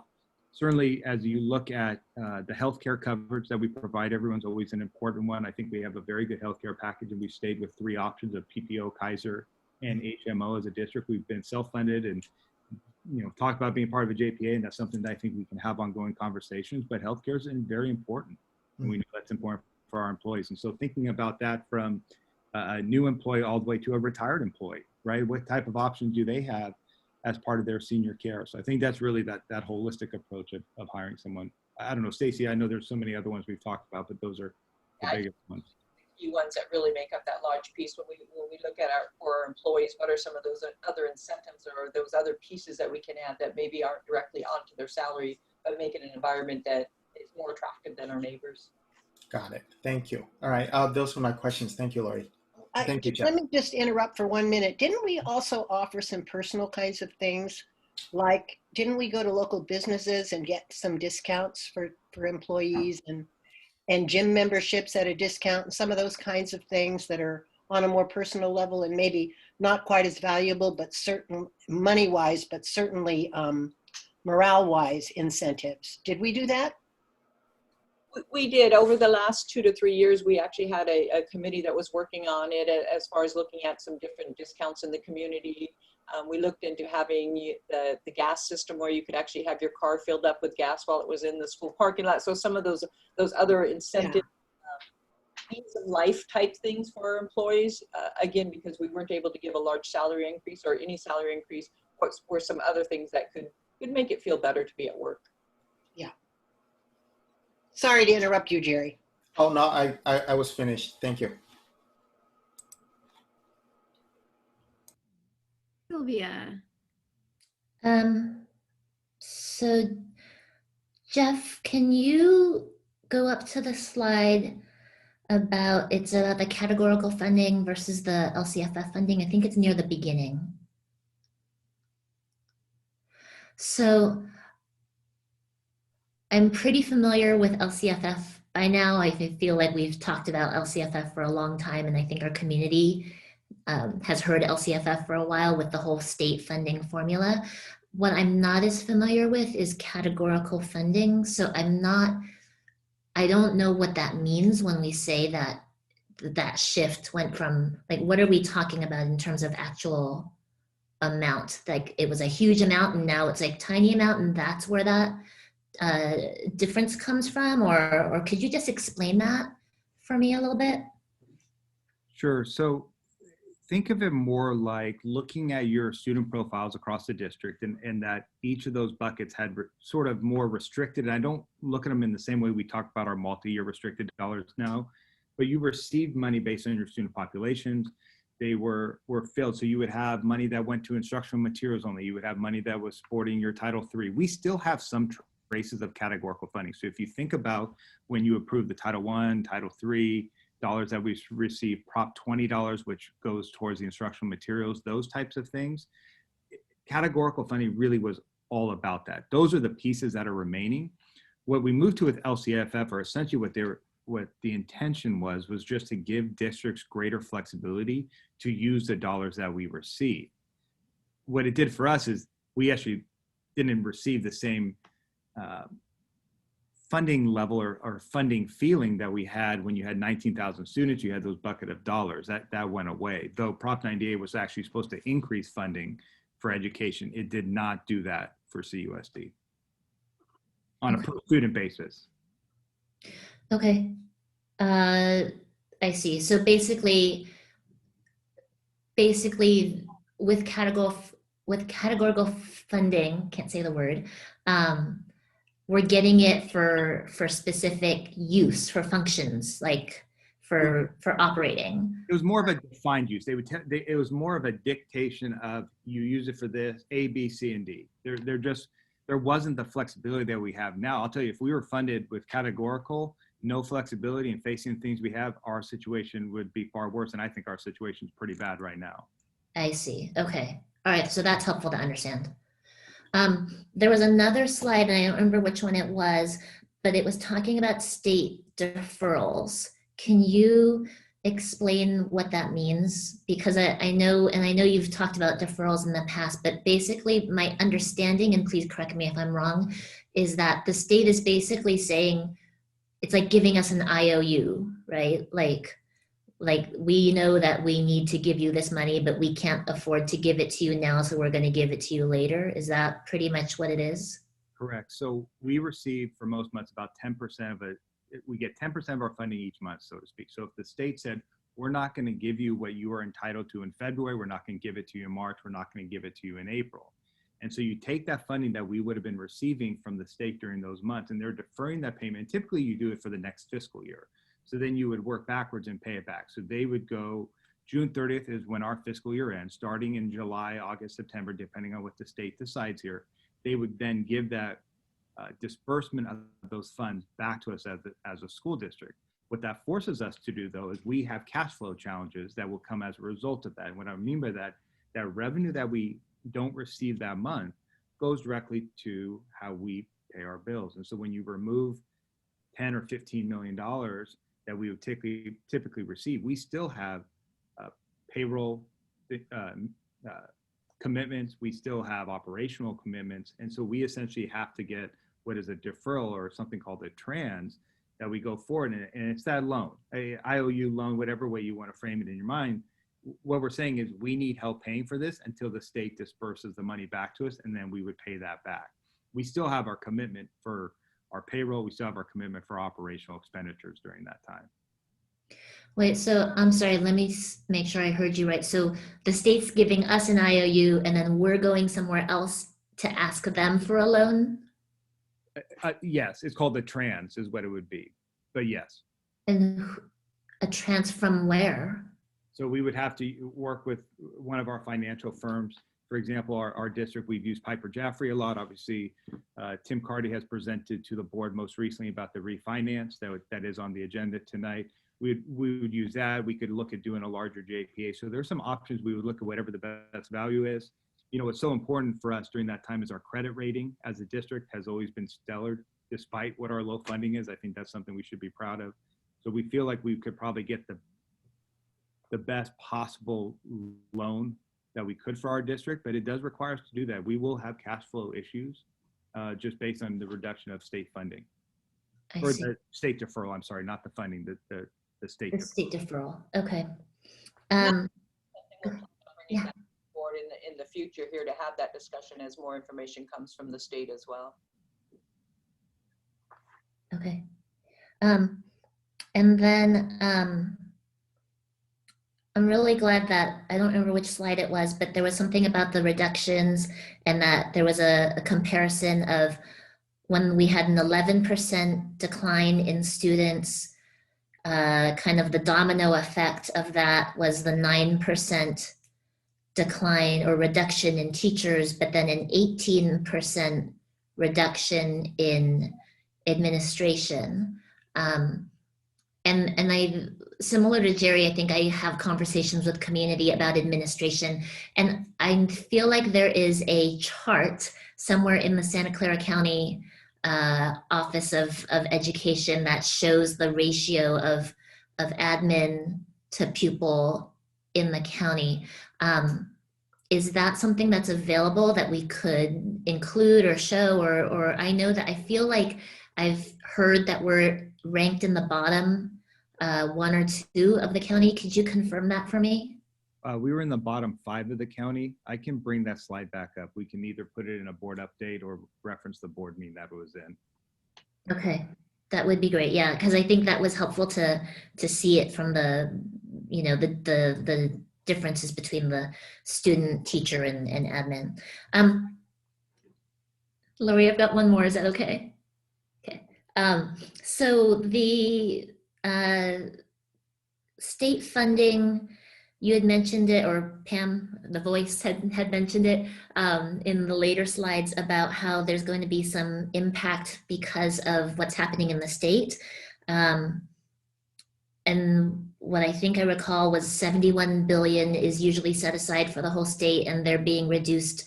There's a reduction of $12 billion for the entire state of California. Do we know yet what impact that's going to be for our district? No, I'm glad you brought that up. So Prop 98, there's a minimum funding or a minimum guarantee that the state sets aside, and it's supposed to be right around, it's like 70.9, almost $71 billion. What is being talked about right now is the potential of a reduction in the Prop 98 guarantee, and it could be as much as $12 billion. And without looking at exactly the breakdown of it, so if a little bit of forgiveness with a bigger range, you could be looking at 5 to 10% reduction in the base funding per student, somewhere in that neighborhood. If we think about what it was last year when we brought I believe it was the May budget forward and the board adopted it in June, that was with a 10% reduction to LCFF. $12 billion could be in the neighborhood of 5 to 10% reduction on base funding again. I don't know, Stacy, if you had any different update than that most recently, but that was the most recent one I received. That's the latest one that came out. So reduction of 10% plus an additional 5% potentially. No, I'm sorry. Let me say it. It could be in the, I believe $12 billion would be in the range of a 5 to 10% reduction in base funding. So right now, our average is about $8,600 per student. So it would be in essence taking 5 to 10% off of that total. That would be our funding for next year as our per student. I see. And do we know when we're going to find out about that? I hope sooner rather than later. It's been so hard, and I don't mean that to be funny. It is very, very hard for us to budget and make those decisions that we all have to, for the board to make decisions that they have to. I would hope at the January budget, I know at the January governor's release, in past years, it wasn't actually didn't address all of it. I would imagine being now in his coming up on his next term of it, it might be done faster. But I think right now, based on it, we will have to talk about pretty deep cuts in February and March as second interim, based on what I'm hearing now. Okay, all right. Thank you. I'm done, Lori.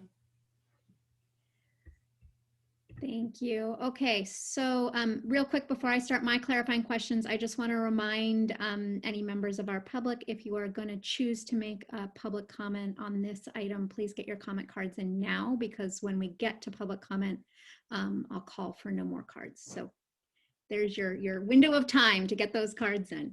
Okay, so let's see, my clarifying question. So Jeff, you just finished off with Sylvia by saying essentially we may be looking at something on the order of 5 to 10% across the board cuts.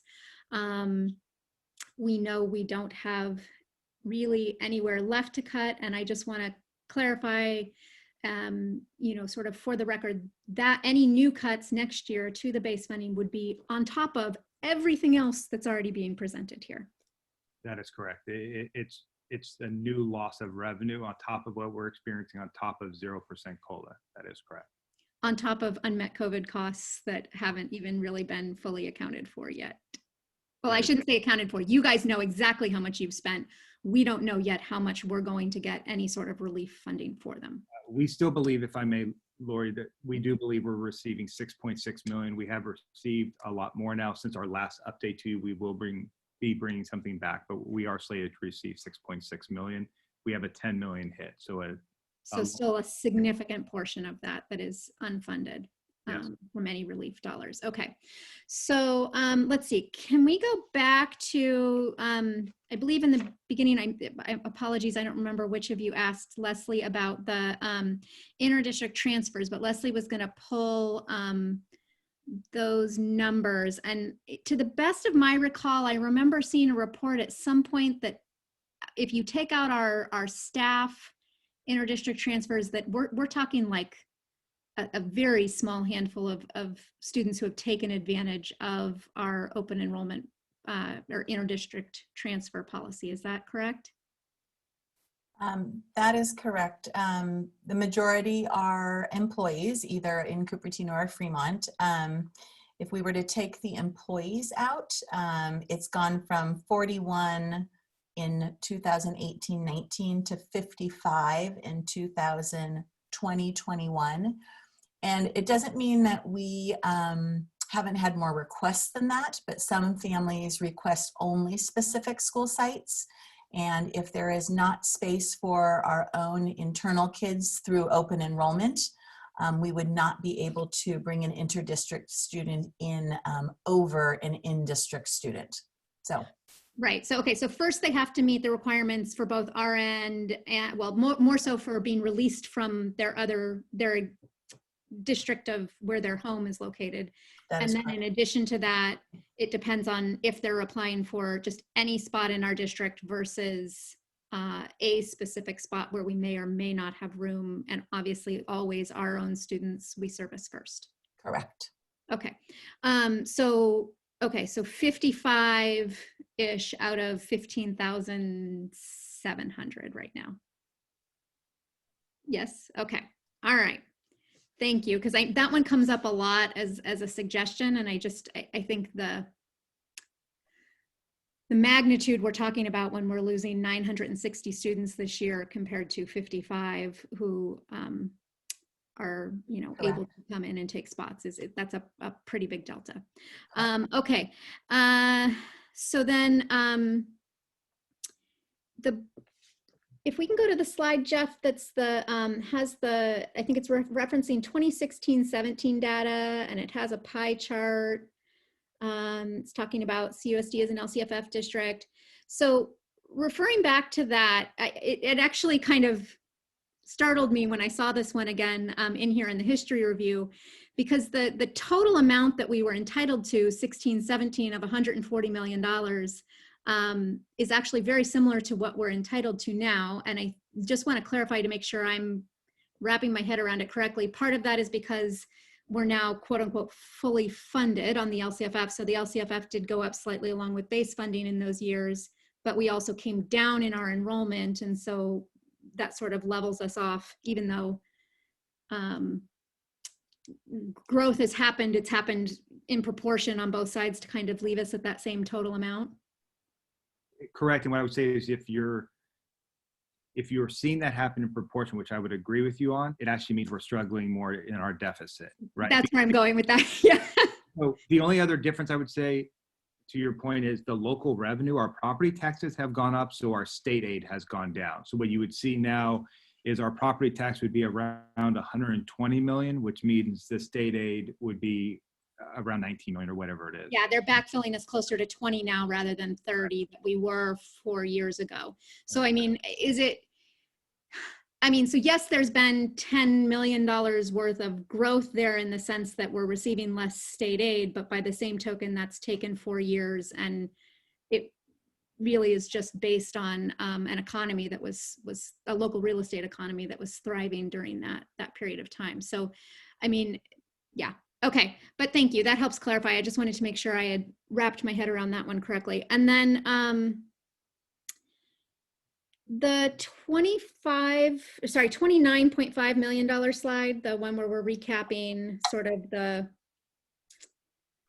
magnitude issue. The way that I have been sort of trying to think through this and conceptualize it, and I guess I want to test this by you and make sure I'm conceptualizing it correctly, is it fair to say that I'm thinking about Part A really as the structural piece and Part B really as what stability represents for us? So they both add to our solvency in our out years, but one is more of a structural issue and one is more of a stability issue. Is that a fair way to conceptualize it?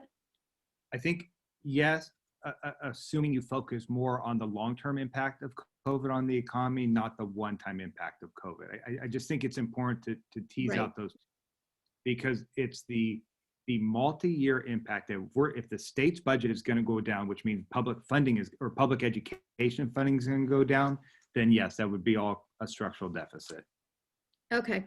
All right. That's a good clarity there.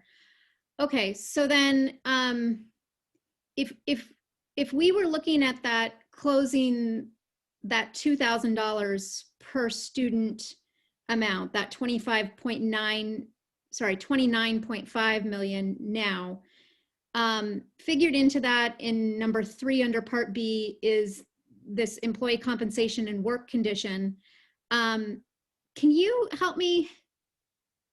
And maybe this is a question for Stacy and Leslie too, from an HR standpoint. How much of that should I be thinking of? Is there a rounding way and percentage wise that I should be thinking compensation versus work condition for like a ratio or a balance that a district tries to achieve there, or a district that's funded like ours should be looking to there? Sure. You want me to start off, Stacy, and you jump in? So I think we have to start with what 1% represents first. So 1%, 1.3 million to 1.4 million, that's a starting place for the conversation. I think that's important. And I say 1.3 or 1.4, at first interim, you'll have a definitive numbers just as we closed the previous books from last year, we're moving into this year. We know it should not be greater than 1.4, I think is a better way to say it. So if you look at what that percentage represents of 9, you get more value. And I don't mean that for an employee side of it. I think we have to look at it from both the district side and then the end user being our employee side of it. But if you invest more in the healthcare side of it and other programs, you get more value of those dollars that we're investing into it because it's programs that we have. So we can spread that out more in the district. From the standpoint of salary increase though, that 1.3 to 1.4 million, we are pretty far behind that of some of our neighboring districts. And so I think the question becomes is how close can we raise our employee compensation, total compensation between healthcare side of it, whether it's a reduction in healthcare and increase in salary, how can we get that to be more in line with what our neighboring districts are offering to their employees? And what I would add to that is as we're looking at salary increases, as that reminder, last year we weren't able to provide an ongoing salary increase to our employees. Right now we haven't started the negotiations, but based on where we are, we definitely will be back at the table. And if you look at years past, we typically had provided some kind of a salary increase every year, whether it be a 1% up to the high points of 5 or 6%. But they're typically to stay competitive with our surrounding districts. We are looking at a salary increase each year. And I mean, anecdotally, I have, friends who teach in other districts who, will mention the kind of percentages that their districts have been getting in the past several years. But at some point, will we revisit a salary study to kind of capture how where we are behind, how far we're behind. And we typically do that when we enter into negotiations, when we start a negotiation cycle, so that we do have that as a comparison. So the last one we did was from 2 years ago. Right. Okay. Because that's the last time we were able to offer an increase. Okay. One of the things, if I may, one of the things we could look at is we typically do salary studies every year, part of our CASBO and school services work. But the one Stacy's talking about is the one that does locally. What we could do this year, if there is a desire, is to look at that in the, I guess it would be January, February time when we start looking at that. We could look and have it be different district profiled out versus districts that are funded the way we are. So there is other ways we can look at that, which we could consider. Okay. I may have more questions about that later, but I need to let that one sink in. All right. Okay. I think that's it from me. Does anybody else have clarifying questions they want to pose before I go to public comment? Yeah, I just have one. It's not really a question, it's more a request. I think this was a terrific presentation, and it answers a ton of questions that I'm getting from the community. And it sounded from what Jerry said like maybe the same is true for him. So I'm wondering if we can put this somewhere where we can point the community to it so people who have all these questions can get them answered. Absolutely, and we'll clean up. It was a little bit clunky at the beginning getting our video and our voiceover together, but we'll clean that up and absolutely get it out there. I think it's important information. So will it be then on the district website? Is that what you envision? Yes. Okay, perfect. Thank you. That's it, Lori. Can I ask that it also maybe be the highlighted item or a highlighted item on the board brief when it goes out as well, please? That was my second thought. Okay, perfect. Okay. Can I Yes, ask only one question? And slide number 23, actually, yeah, if you can go. Slide 23. So here, actually, if you see it from 2015 down to 2020, right, or last 5 years, we lost roughly about 2,500 students, and proportionally about 100 teachers also we lost, okay? And I don't know about the staff and other things altogether. Let's say assume around 120 people we lost, okay? So it's kind of a proportion. So now from the projection perspective, we are expecting or anticipating more students to be coming down, like in next 5 years, if you see it. But I still see in 2022, 23, and following the last 3 years, the salaries and the compensation portion of it, it is not reduced. In fact, it went up. You know, when we are having roughly about, so for 2,500 student loss declining, we lost about 100 or 120 staff. So proportionally, if it is going, we should be losing more staff as well over the period of time. So why it is either staying as it is or it's going up in the last 3 columns? So that column takes into account, because we are losing staffing each year, but that takes into account the step and column that staff and crew each year, as well as the increasing cost of our STIRS and PERS. Okay. So we really don't see a decline as you would expect as we lose those staff. So is it, did we consider the reduction of the proportional staff as well in this case, or we just added the additional expense on the top of it? Or did we really, let's say we have 780, I think 740, I think teachers right now. And let's say in 3 years from today, we are going to have 650 teachers just for our talk. Okay, just for our talk again, not absolute number. So ideally, when you're projecting this or when you're calculating this, did we really consider that reduction, or it's only you considered the additional expenses over the years? We actually build into the outlying budgets our projected loss of FTEs. And so where we shared with teachers, we don't always bring forward and say we're teachers or 25 teachers because we lose those through attrition, but they're actually built into the budget for each of those outlying years. So based on where we're in declining enrollment, we project how many staff FTEs for certificated teachers we're going to reduce, and we build that into each year outline. Okay. While we're on, I'm sorry, Satish, I had a follow-up since we're on this slide, but I didn't want to interrupt Did you? No, go ahead. Go ahead. I think it would be helpful for me. It's just to confirm. So the pension payments, the STIRS and PERS, that's under employee benefits, right? That's not in salaries. That's under the employee benefits line. Correct. I just wanted to make sure. Okay, great. Thanks. All right. Everybody good on their clarifying questions? Okay. So we have, it sounds like 5 public comments. Is that right, Leslie? That is correct. Okay. And so board, I know we've been going for not quite 3 hours. Are we okay to move straight into public comment and finish this item, and then we'll do a break after that? Good with everybody? Okay. Yes. Let's see. Let's go ahead and can I have the first several names, please, Leslie? Yep.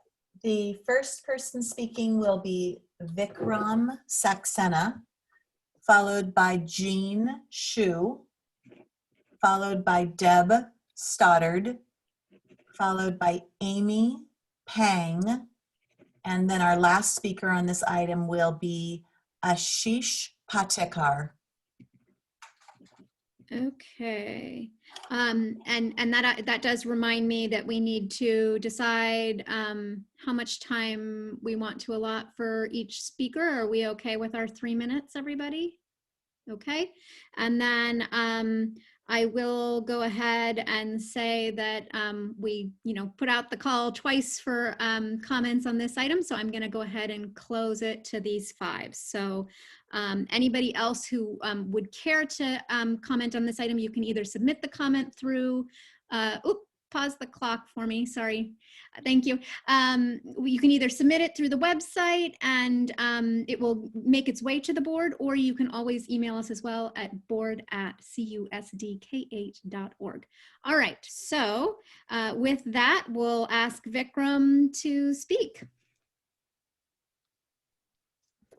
So if the individuals who are speaking tonight, if you could please raise your hand so that our communication analyst can find you.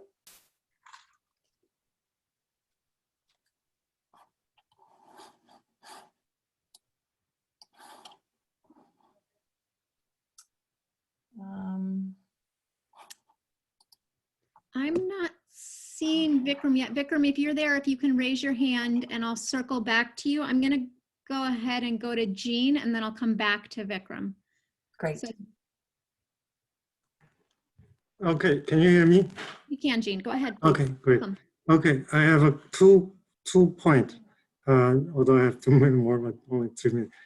The first point is the 2017 CAC had a recommendation about out-of-state district student coming in.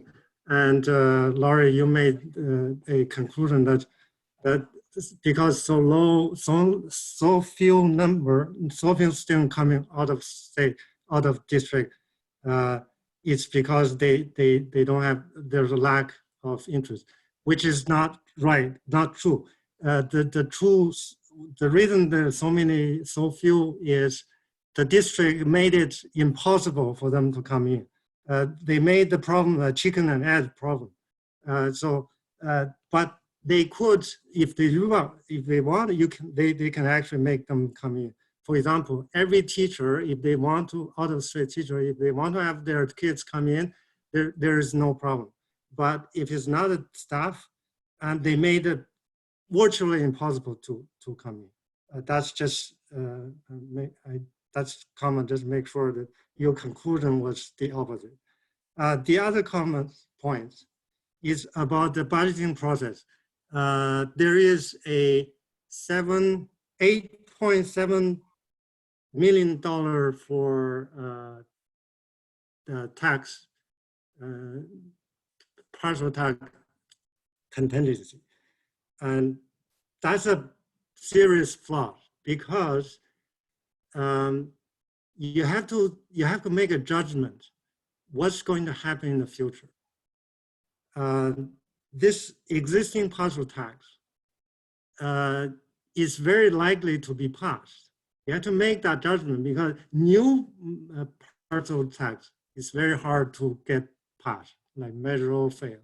But existing one is very likely to pass, which means if you base on not having that, you cut school, you close school, and then 2023, that measure passed because it's just an existing one, you get a $8 million surplus suddenly.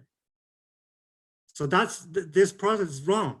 In the beginning of the meeting, Measure O, the Fremont district, they acted proactively.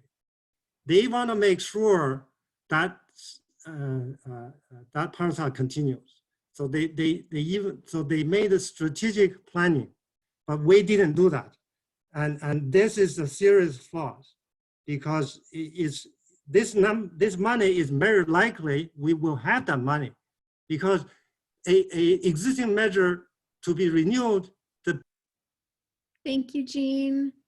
All right, so appreciate your time tonight. I see Vikram has raised his hand, so let's circle back to Vikram, please. Hi. Hi, thank you, Laurie. I'm sorry for the delay. I got caught up in something else. No worries. First of all,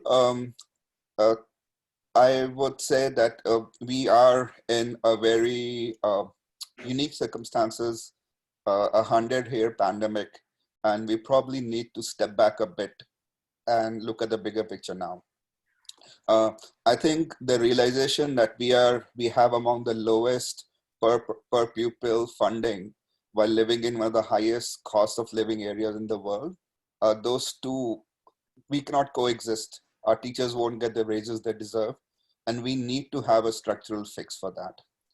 I know the board is trying very hard to manage things within the constraints we have, but I think we should just broaden our horizon and look for more permanent solutions.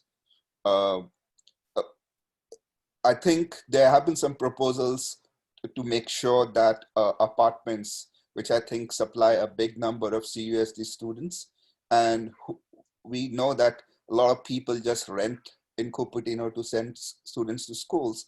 And so their contribution to the school continues. It doesn't taper off as children grow older because other people move in. So we need to make sure that we are able to get a contribution from them to contribute to help us fix the deficit. The second thing I wanted to say was that we don't know what the post-pandemic world will look like in terms of regulations and rules. So I would really urge the board to defer the decision of closing to as late as possible.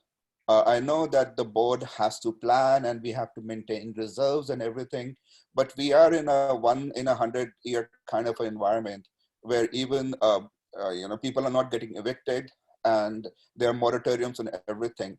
So I would urge the board to give everybody a breather to see if we can do something more than close schools, especially because we are in a pandemic.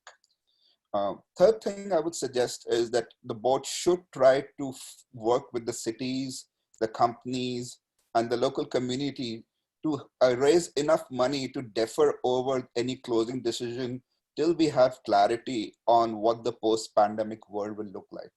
That will also buy us time to see if we can do a permanent bomb, a different kind of a parcel tax. Some people have proposed a per square foot tax. So can we take steps right now to buy us time to defer the decision till we have more clarity, including Prop 15?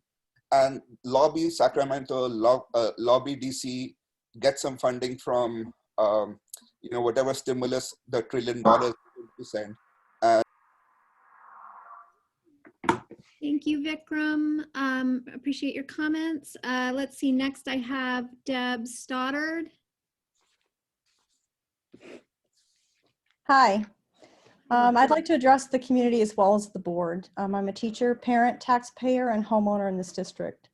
It was really disappointing to hear the surprise from the parent community during the last board meeting over the plans to address the budget shortfalls and the potentially devastating impact of the enormous deficits projected over the next few years.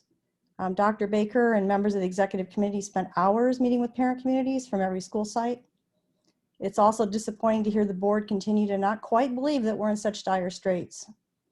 Draconian cuts include huge class sizes, loss of excellent staff, and more on the table, as well as school closures. It's important that we get on the same page, work for what's best for the entire district, not just our own school communities. Going belly up isn't an option. Neither is maintaining schools with 1 or 2 kindergartens, nor is cutting more positions or cutting the pay of staff. Finding a few students from other districts isn't going to help either. Here we are in dire straits. We can no longer kick the can down the road. Boundary changes, school closures are huge, painful challenges, but the options at this point are limited. We're all going to have to give up something. It's tough, it's hard, but we can't wait. The district is at the point of no good options. Hopefully out of all this comes a lesson or two. Stay informed, participate, ask questions, vote to support your schools and community. I encourage you to be part of the solution. It's time to stop rehashing and make the tough decisions. As a note regarding this evening's discussion, it's disappointing for board members to not understand the employee compensation should not be measured by gym discounts or giving us a day off and calling it a raise. Those things don't pay the rent. It's also disappointing to hear board members not understanding our district's funding sources. Further, it's not helpful to continue to look at options that have no significant impact on rectifying the crisis we are facing. And by the way, I did a quick search. It took 3 seconds.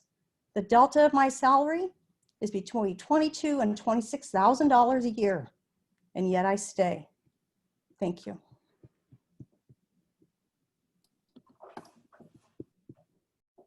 Thank you, Deb.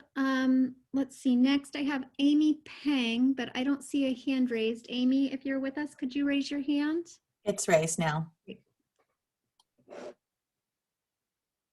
Hi, thank you for giving me the time to, I guess, make my comments or questions. So I have a quick question. I think a couple weeks ago, I was in another meeting and it looked like the deficit was about $11 million. And today it looks like it's up to 29.5.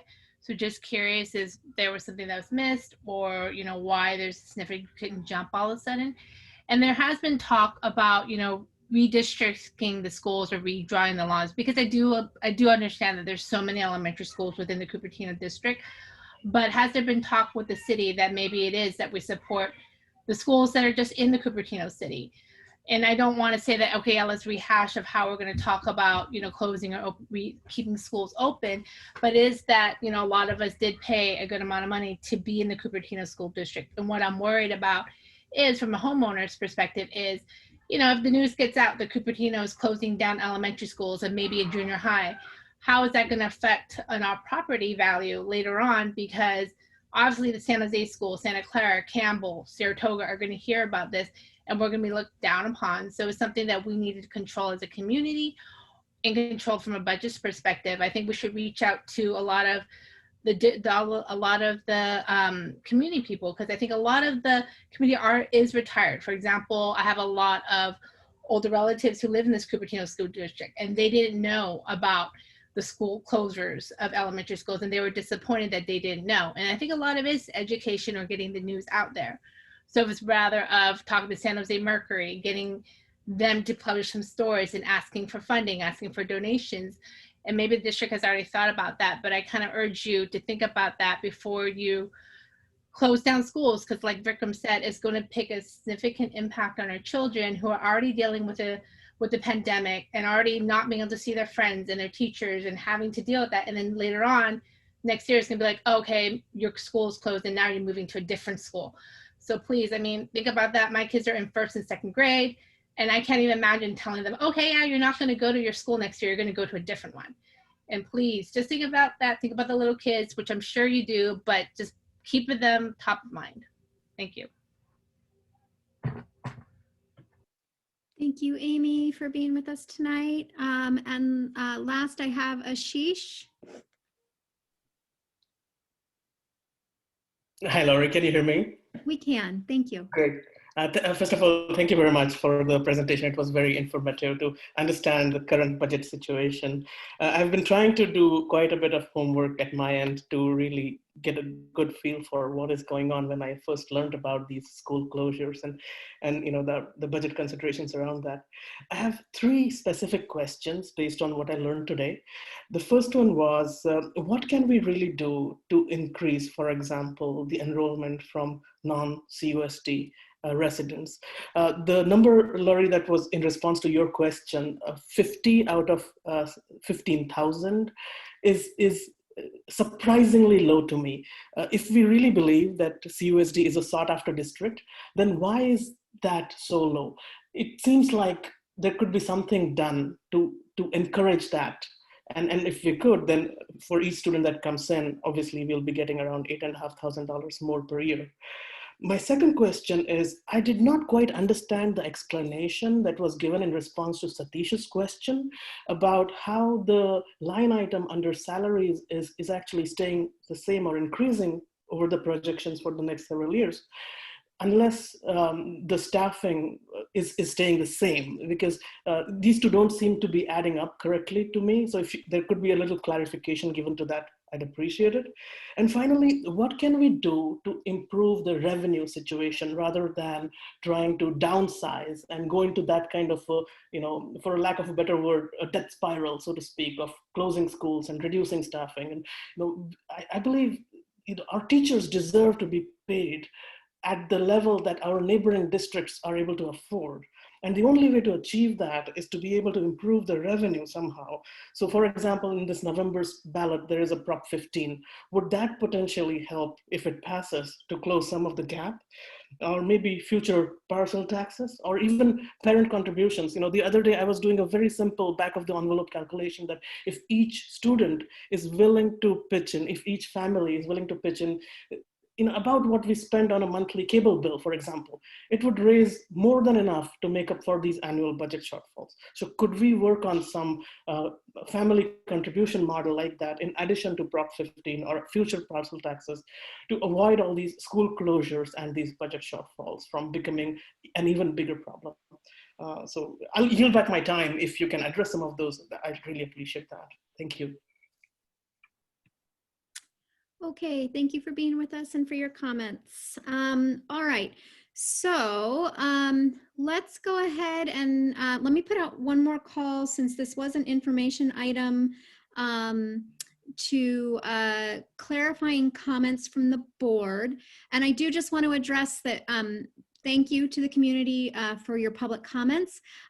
We hear your questions. We may be able to incorporate some of your questions into our questions and or ask staff to bring back further information at future board meetings, but we don't answer questions in the moment from public comment, because it is our opportunity to hear the input from the community, and then to move on with our agenda, which was already established for this meeting. So just want to make sure we're trying to be fair to help with the understanding there.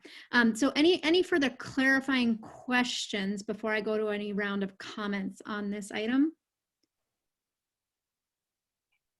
I'm not seeing any of you. I have a couple that I would, Satish, go ahead. Okay, I think I should have clarified this. Slide 17, again, going back to part A, part B, right? So if you go back, so we have estimated COVID-19 potential state, this is right. This is like an approximation now, right? 5.6 million. So this is as of now. It could go up or it could come down, or it will stay as it is. Or we are just using this number for our projection. This 5.6 million, part A. So I think that's on slide 17, Jeff. 17. The 5 million was actually as of June 30th. So we didn't change this slide. This was a slide that we presented back in June. So our costs for the COVID has actually gone up from then. That was based on our June 30th number that we expected. So that is like, are we anticipating the same thing to stay in the next year also ongoing? Because 29.5 million, we are talking about not just this current year, right? Every year, at least with the as of current snapshot, this is what the projection we are talking, right? So this 5.6 would change, right? It should either come down or it should go up significantly, one of that, right? It will not be every year. I think I'm understanding your question correctly. So it has gone up as we've continued to navigate through the COVID pandemic. Approximately, we're looking at probably 10 million this year. We don't know for future what some of those additional costs are going to be. That is part of the unknown of COVID and the impact of when are we returning to school and what are some of those other additional costs that we may incur. So 29.5 million can go up then. That's what you're saying, Stacey? It could. Okay. And in the same slide, part B, the parcel tax measure A. So this is the assumption that if it doesn't pass or if it doesn't get that, that is what 8.67 million, right? Right. So we needed to build the budget with the assumption that it wasn't going to exist after its expiration date. So if we are able to renew it, then that would reinstate that amount of money back into our outlying years. Okay, and the last one in this number 5, bringing back the programs, but these programs have been, carefully looked at and then we cut it, right? It's not that, yeah, of course, if you had money, we would have added that. But does it have a major impact actually because of these programs we lost? I would say all of the programs when we've had to start cutting over these last couple of years, our loss of our instructional coaches that directly support our teachers, our interventionists on our sites, our reduction in our number of counseling supports that we're able to offer on the sites. So they all have a direct impact on our campuses. Have we been able to continue and to survive? Yes, we have. But are they things that we feel are important for our students? I would say yes. Okay, I think you answered. Yeah. Thanks, Lori. I don't have anything. Okay, anybody else? Jerry, go ahead. I'll just, I think since the public brought this up, I'll go ahead and ask it. So there was one question, it's also on this slide, about how did the deficit climb up to 30 million? I guess the short answer, I'm guessing, is this isn't a deficit. This is money we like to have to sort of bring things back to a certain state. So Jeff, could you just maybe elaborate on that? This isn't really a deficit in an audit sense of the word, right? It is not. No, thank you. And your explanation was right. This is not a deficit model that we're talking about. That would be something we'd look at with the multi-year projection, if it's okay if I make slides of this one away from it. What we're saying with that 29.5 million is if you take our current enrollment, 15,700 students, and we multiply that by what the difference is between being at our neighbor's level of funding, that's about $2,000. If you look back to the research and the work that's being done both with the Budget Roadshow and how we look at what our district needs are, to be an adequately funded district, we're saying that's a difference of $4,000. When we talk about our deficit, we are talking about $11 million. What we're talking about is that $5 to $7 million that we need to find in our budget or cut from our budget for this adoption of our budget in this fiscal year. I would always defer back to this multi-year projection slide. So that red number essentially is the deficit for the particular school year, right? That is correct, yes. And then I think there was a question about why, I think it's maybe an explanation of the step and column thing on, I don't know, is it explainable in a minute on essentially why the salary is remaining constant and staff is going down? If it, I'll try very quickly to address, and I'm happy to go into more details. But if you look at it, and we have to separate out certificated, classified, and employee benefits, right? So employee benefits, that's where you're going to get healthcare, that's where you're going to get deeper into STRS and PERS and all that. But if we can focus on salaries for a second here, we look at the 84 million that's currently spent on certificate salaries in our district. And then you look at the next year dropping down to 83 million. That's a reduction in staff in order for us to go down. We still have an operational increase from one year to the next. For certificated staff, there's two types of operational increases. We have the salary step and column, and then we have the health benefits, STRS and PERS increase. So if we can just separate that out, I'm trying to keep this at a minute.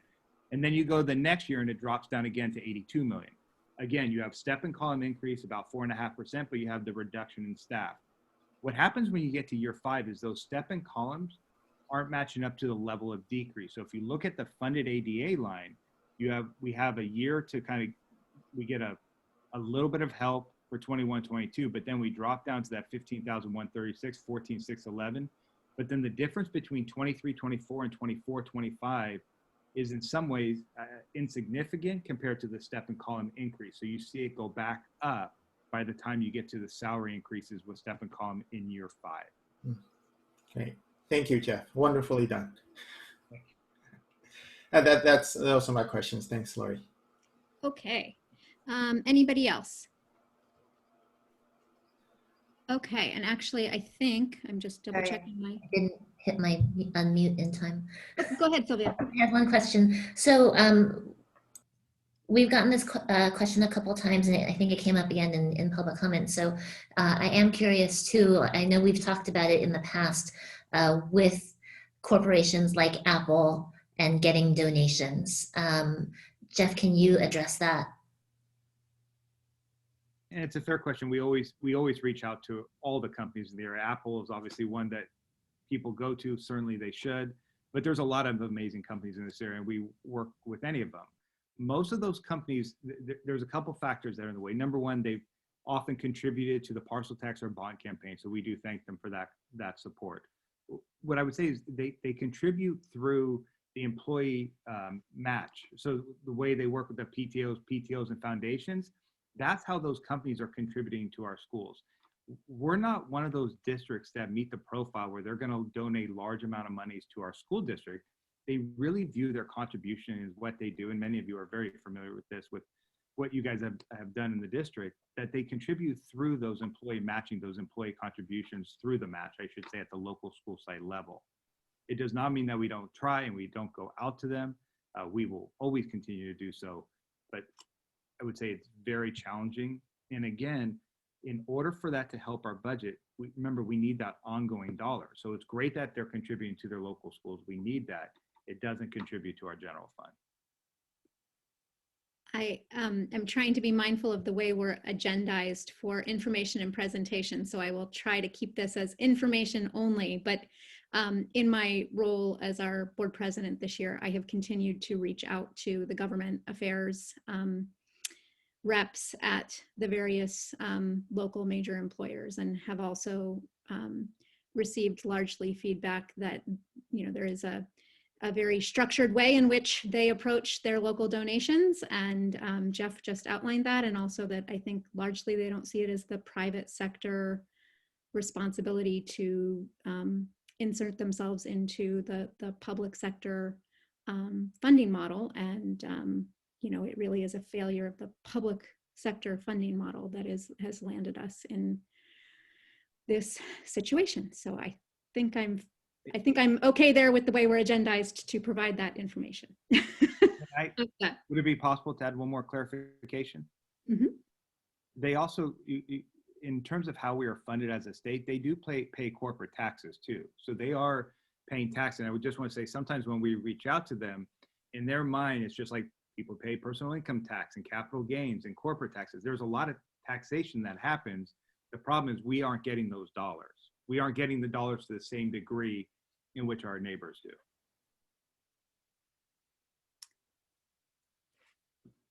All right. And then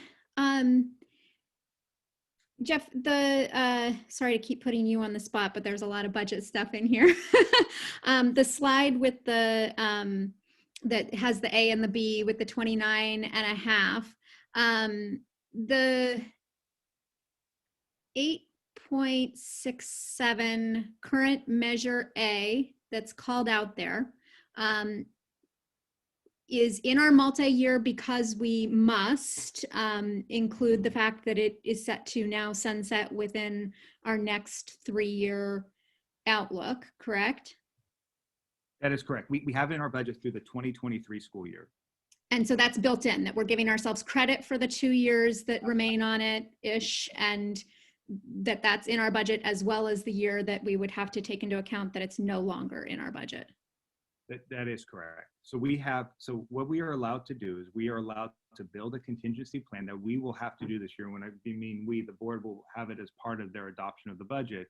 That will include the cuts that would need to be made if the measure doesn't pass. So we actually have a little bit of, I don't want to say flexibility, because that money is so important. The sooner we can build it into our multi-year projection, it does help us. But we will have to submit something that will still lead to a positive budget that would include that 8.67 million in cuts. going away in the third out year. And so Yes. as a hypothetical, I'm going to play just a little game of hypothetical here. As a hypothetical, if we were, so we've already, I guess one of the things that wasn't in this presentation is just we did the last time we talked over the summer about ballot action. The board did say that we're interested in bringing back ballot action for sure in the first half of 2021. So we know that conversation is still coming. But hypothetically, if we look at just this scenario as a straight renewal, and let's say that's where one option of where we might decide to go, a straight renewal would only leave us with the existing money in the budget and would represent no new money that would change that situation other than simply keeping that dollar value from expiring in the fourth and fifth out year. Correct. And I would say fourth, fifth, and sixth year when we get into the end of this year. But yeah. Yeah, by the time we get to June, yes. That's correct. Okay. All right. Anybody else with clarifying questions on this one? Okay. Do we want to do a round of comments on this one? We could do that. Not really. We're not having a discussion tonight, but just if anybody else has any further reflections they feel like they'd like to make on this state of the district item. Go ahead, Jerry. Thanks. Yeah, and I think all of us keep coming back to that budget challenges slide that you were just on, Lori, the A and B. And I like to ask that we maybe talk about this a little bit more as a board. I think there are a number, because 30 million is a lot. I mean, even if we went through with the CAC actions, and I mean, 30 divided by 1.4, you pretty much have to close all the schools in the district to hit that number. So I think we should do some prioritization here. I like to double click a bit on some of these to see and just understand what the priorities are for the five of us. I think it's important for us as we're doing the sort of the CAC, the facilities things, to also look at sort of the spending side of this as of where we want the money to go. So I think that would be a useful conversation to kind of get us on the same page. So that would be a comment. I'd like to see if we could have that conversation at some point. Just to clarify for agenda planning, when you're talking about double clicking in on some of it, you're talking more double clicking in on the board levers or on the established? Oh, I guess I was thinking certainly board levers is one, right? Because board levers is sort of, so there's sort of two buckets, right? How do we get more money, and where are we going to spend it? So the board levers, including the CAC recommendations, is sort of how to get more money. And then the other side is how we're going to spend the money, right? And so that those budget challenges is really how we want to prioritize, because I don't think we're going to go from 0 to 30 million a year or 2 or 3, right? That's going to be a multi-year kind of thing.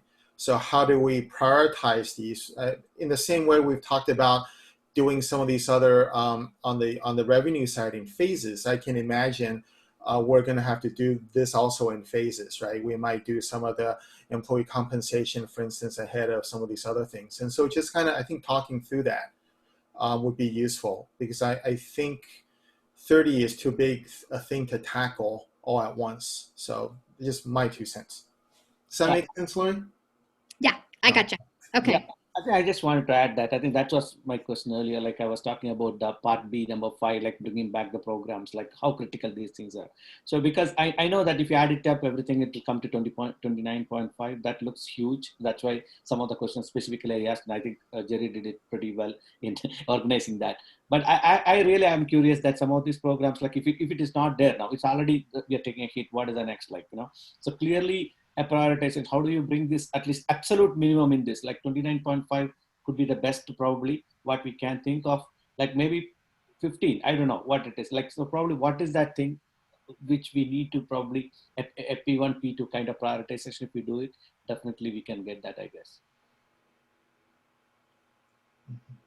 Okay, anybody else? Yeah, when we talk about bringing things back, I think part of that discussion that Jerry and Satish are talking about, I think we need to look at what we've cut and make some determinations whether those are really the things we want to bring back, or are there other things we need to do instead. I think that's a whole discussion about sometimes, if you look on the absolute bright side, maybe we have an opportunity to here to streamline some things and do things a little bit differently than we've done them in the past. I don't know that we want to do that, but I think it's got to be part of the discussion. Yeah. I agree with what Phyllis just said. So +1. Sorry.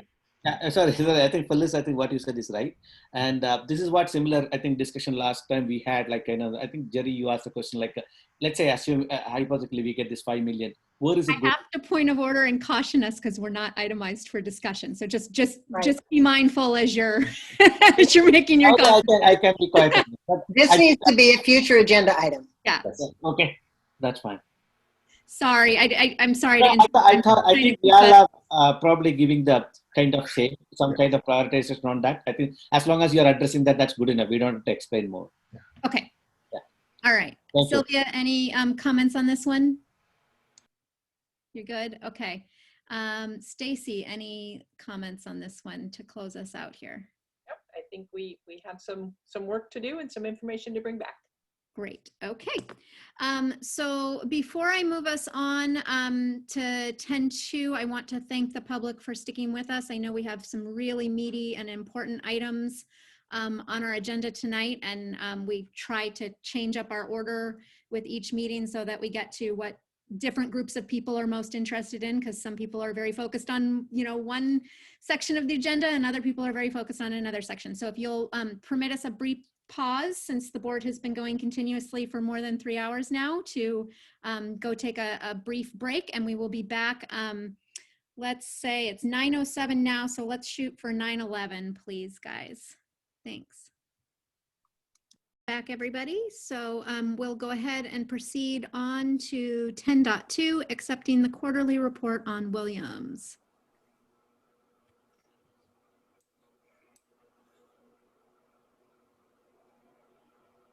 This is just an information item, and we are happy to report that no complaints have been filed. Okay. And you don't need anything from us other than to just acknowledge that we received that report? Correct. Okay. So moving us on to 10.3, our update on our Citizens Advisory Committee. All right, well, thank you. And I think before we jump into the slides, I really do want to just take this opportunity to thank the members of our Citizen Advisory Committee. They are definitely addressing some very difficult and sensitive topics and have committed a tremendous amount of their time outside of our regular full committee meetings to work through their plans. They have remained committed to their group norms of not participating in social media conversations and sharing their work outside of the regular minutes published after each meeting. And I know they are currently still working and have meetings set up over the weekend to continue to develop those plans. So we can go ahead and go to the next slide, and I'll jump in.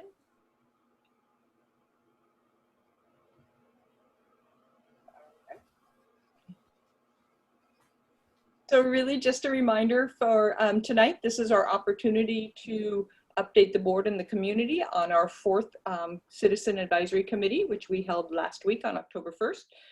We are affirming that the CA is still working on continuing. They are applying the board criteria and guiding principles. They're providing rationale for plans being developed, as well as weighing the pros and cons of the plans.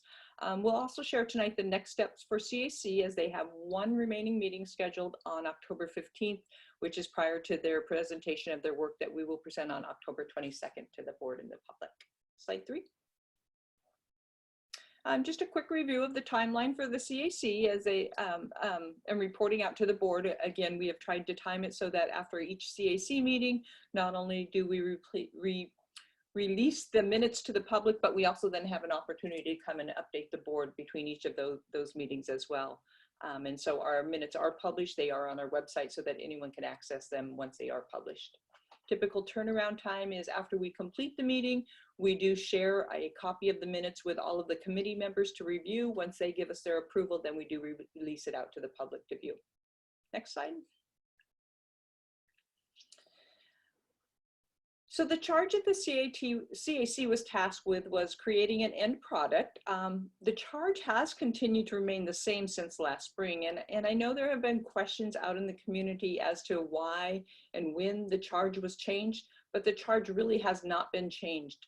it was on the request from the CAC after our first meeting on August 20th that the charge be clarified. And so those highlighted on the charge that you see on the screen, those highlighted areas really were those clarifications that were provided back for the CAC to continue their work.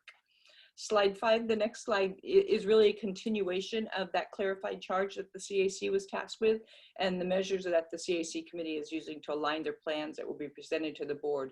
And so again, it just gave them further insight into how to go about their work, indicates focus primarily on school closures, calls out the declining enrollment and that ongoing structural budget deficit that they were going to address. And then the last piece is really that the CAC will create a concrete plan. So if we go to the next slide, this really is the clarification of what the concrete plan should consist of and focus on.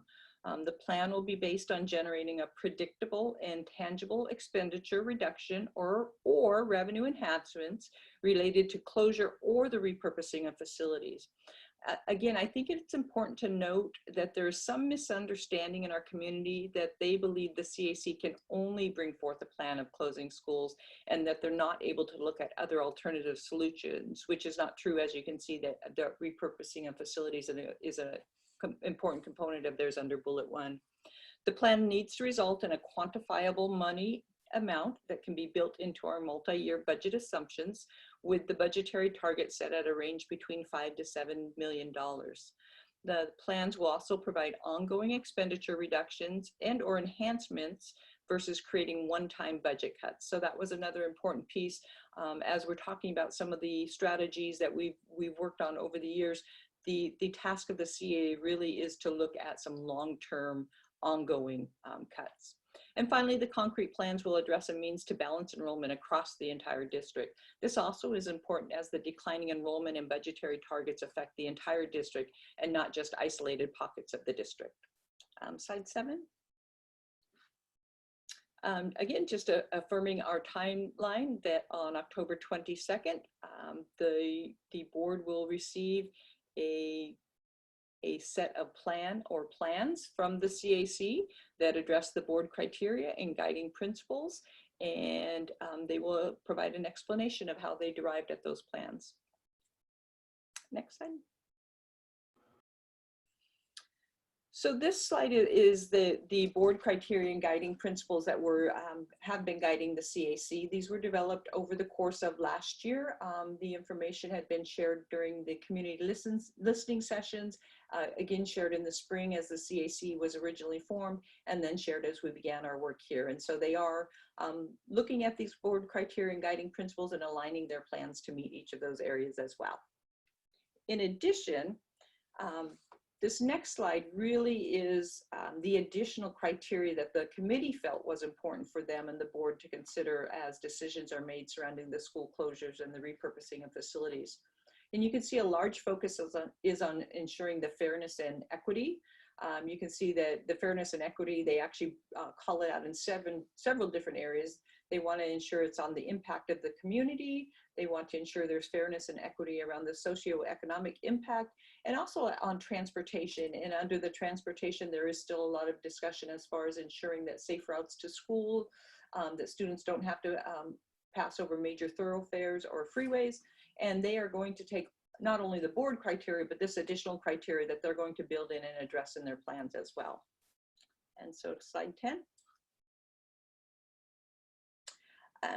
So really this is the update from our last meeting.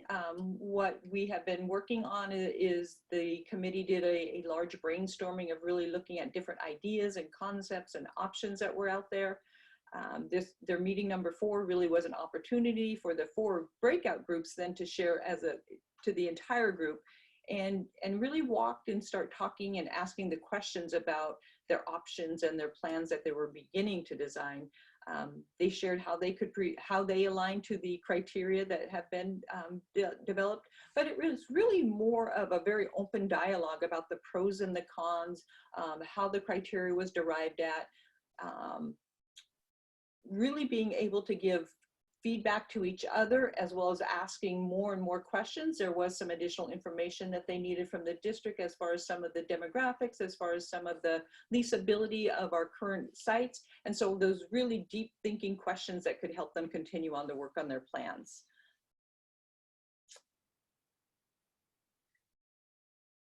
And then, so the last one, they're where they are now is between now and our next meeting on the 15th is they're going to really work on refining their work in their groups. They are still working and applying all their logic, their rationale, the pros and the cons, the criteria to each of those plans, because again, they are very well thought out plans. They have taken a lot into consideration. And after each group has presented, it's given an opportunity for them to learn from each other and reflect on what their current plans are.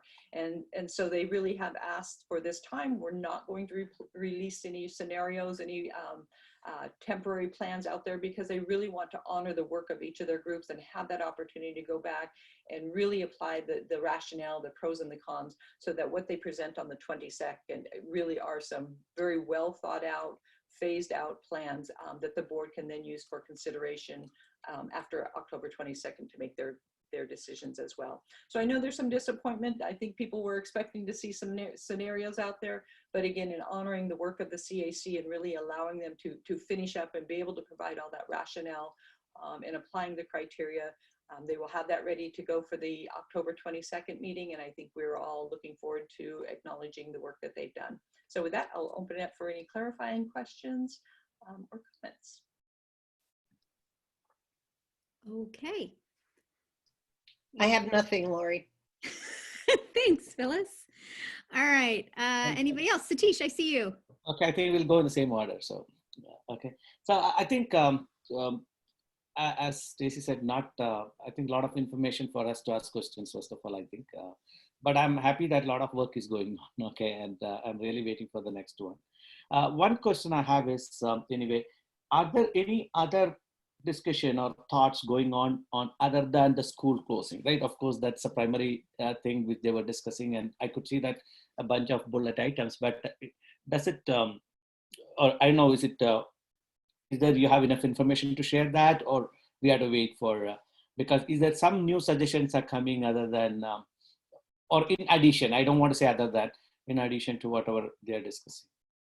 So what I can share with you is that they are taking all of the complete charge at hand. They are applying all of the criteria. And so there is the ability to come up with other solutions other than just closing schools. And so they are really, and by they, I mean everyone on each of the groups are really considering a lot of different aspects and really weighing in on each of those. Okay. All good, Satish, with yours?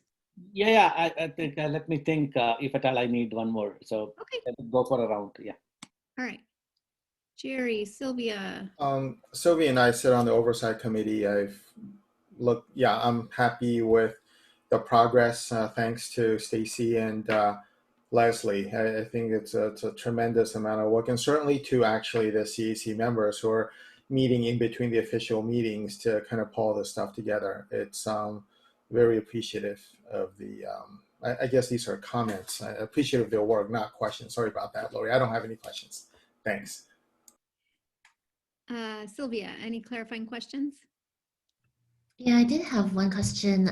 If you could scroll back up to the consideration, one more up there, additional criteria.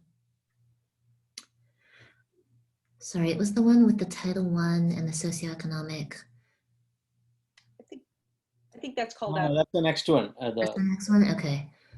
Yeah, that one, right? So I guess, and then the safe routes to school and the crossing guard. So some of these are things that we have authority over. Some of these are things that we don't have authority over. So I guess I'm just a little curious about if those are some considerations. What are we? What kind of I guess not influence, but what authority do we have to help with those kinds of things if they're not necessarily under our jurisdiction? So just to clarify, these aren't considerations. These were just some of the talking points or topics that came up, whether they wanted some additional information, which could have been similar to what your question is, how much jurisdiction do we have over those? The low socioeconomic status was really a lot of questioning about how is funding affected if students are shifted from one site to the other. So these were just kind of capturing some of those key questions and comments and dialogues that they were having in the group. I see. Okay, thank you.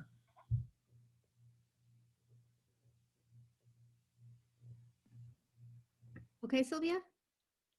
Okay, so mine, Stacy, is, can you help me understand a little bit more about, I know there are several criteria and I'm probably not going to call them out quite right in the words without them in front of me, but around sort of this concept of transportation and equity and distance and I don't remember, major thoroughfares. So I guess what I'm curious about is, are they looking at that through the lens of through the existing attendance areas within the boundaries? Because I know we have a lot of schools where, you know, there's already 1.25 miles, 1.5 miles from some of the distant homes to our sites that exist now, and crossing major thoroughfares, including expressways now. So is it just through the lens of the recommendations of any sites that might come forward, or is it also through existing?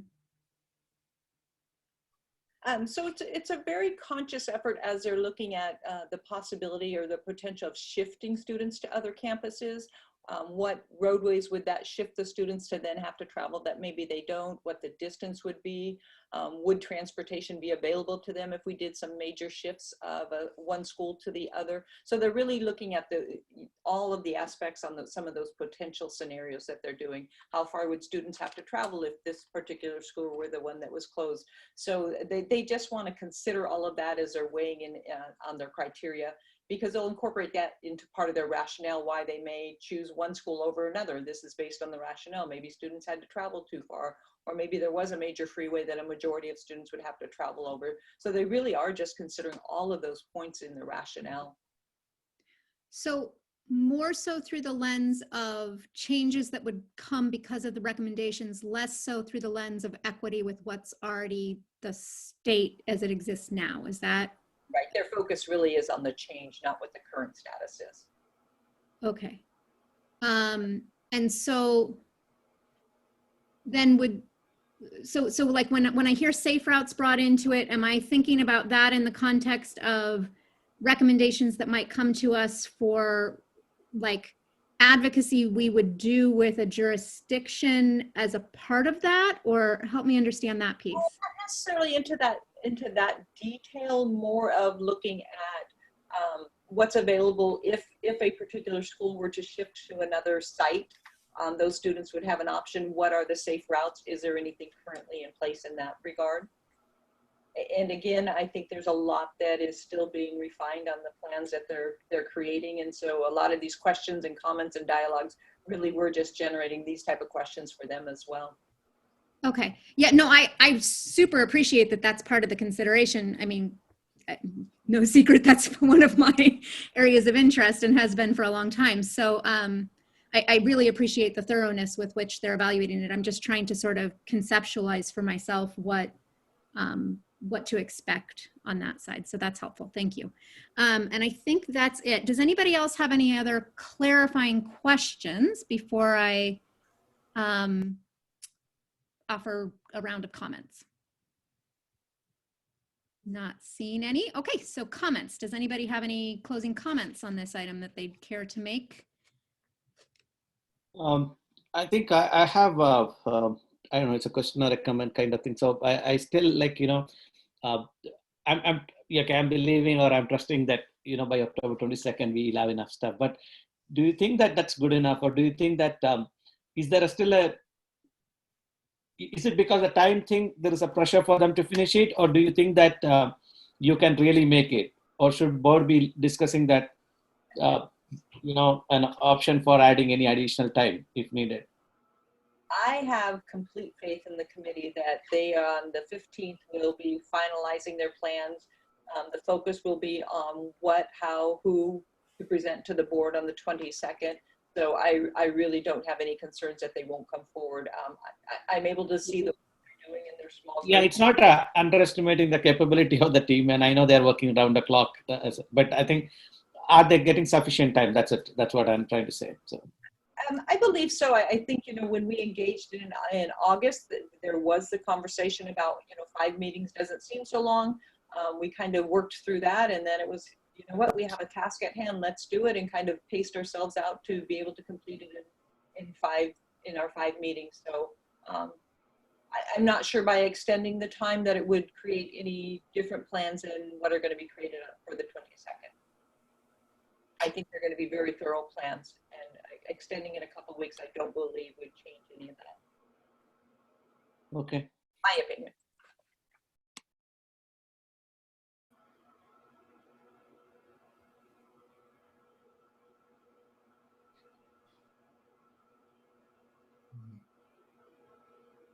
Lori, you're muted. I'm muted. I'm sorry. I was saying anybody else. Lori, before closing comments, do we have any public comments from the audience? Thank you, Jerry. I am so sorry. Yes, we do have public comments on this item. So I appreciate that reminder. I don't know how I got sidetracked from that. So let's go ahead and do that before we continue with comments. Satish's was to that point another clarifying question of sorts. So I think Jerry salvaged us just in time. Here we go. So let's see here. Leslie, how many do we have? We have 9 total. 9 comments on this item. Let's see. So, Yep. And I just lost my light, so I will fix that as soon as we get going on that. Let's see. So guys, that would put us, around our 30-minute mark. Is everybody good with continuing with our 3 minutes for tonight? I'm seeing thumbs up. Okay, so we'll stick with our 3 minutes. And so then let's go ahead and get our first 3 or 4 names. And as you hear your names called, it really helps staff if you can go ahead and raise your hands in the attendees panel.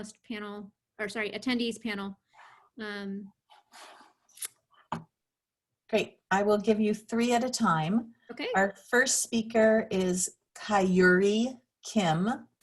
Our second speaker is Jay Lee Namkung. And our third speaker is Priyanka Srivatsava. Okay, so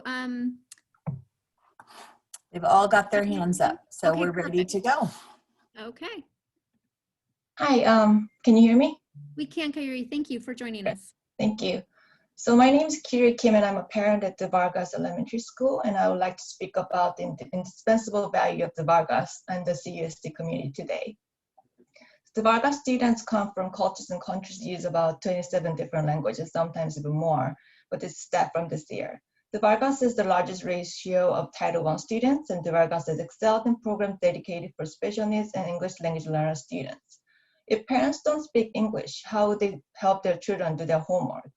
If they don't have the resource for extracurricular activities, or what if they just can't take time off their work to participate in school fundraising because they need to put food on their table?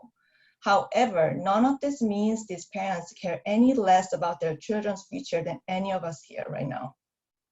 These parents really trust their neighborhood schools to commit and to help raise their children together so they can be set up for success in their future.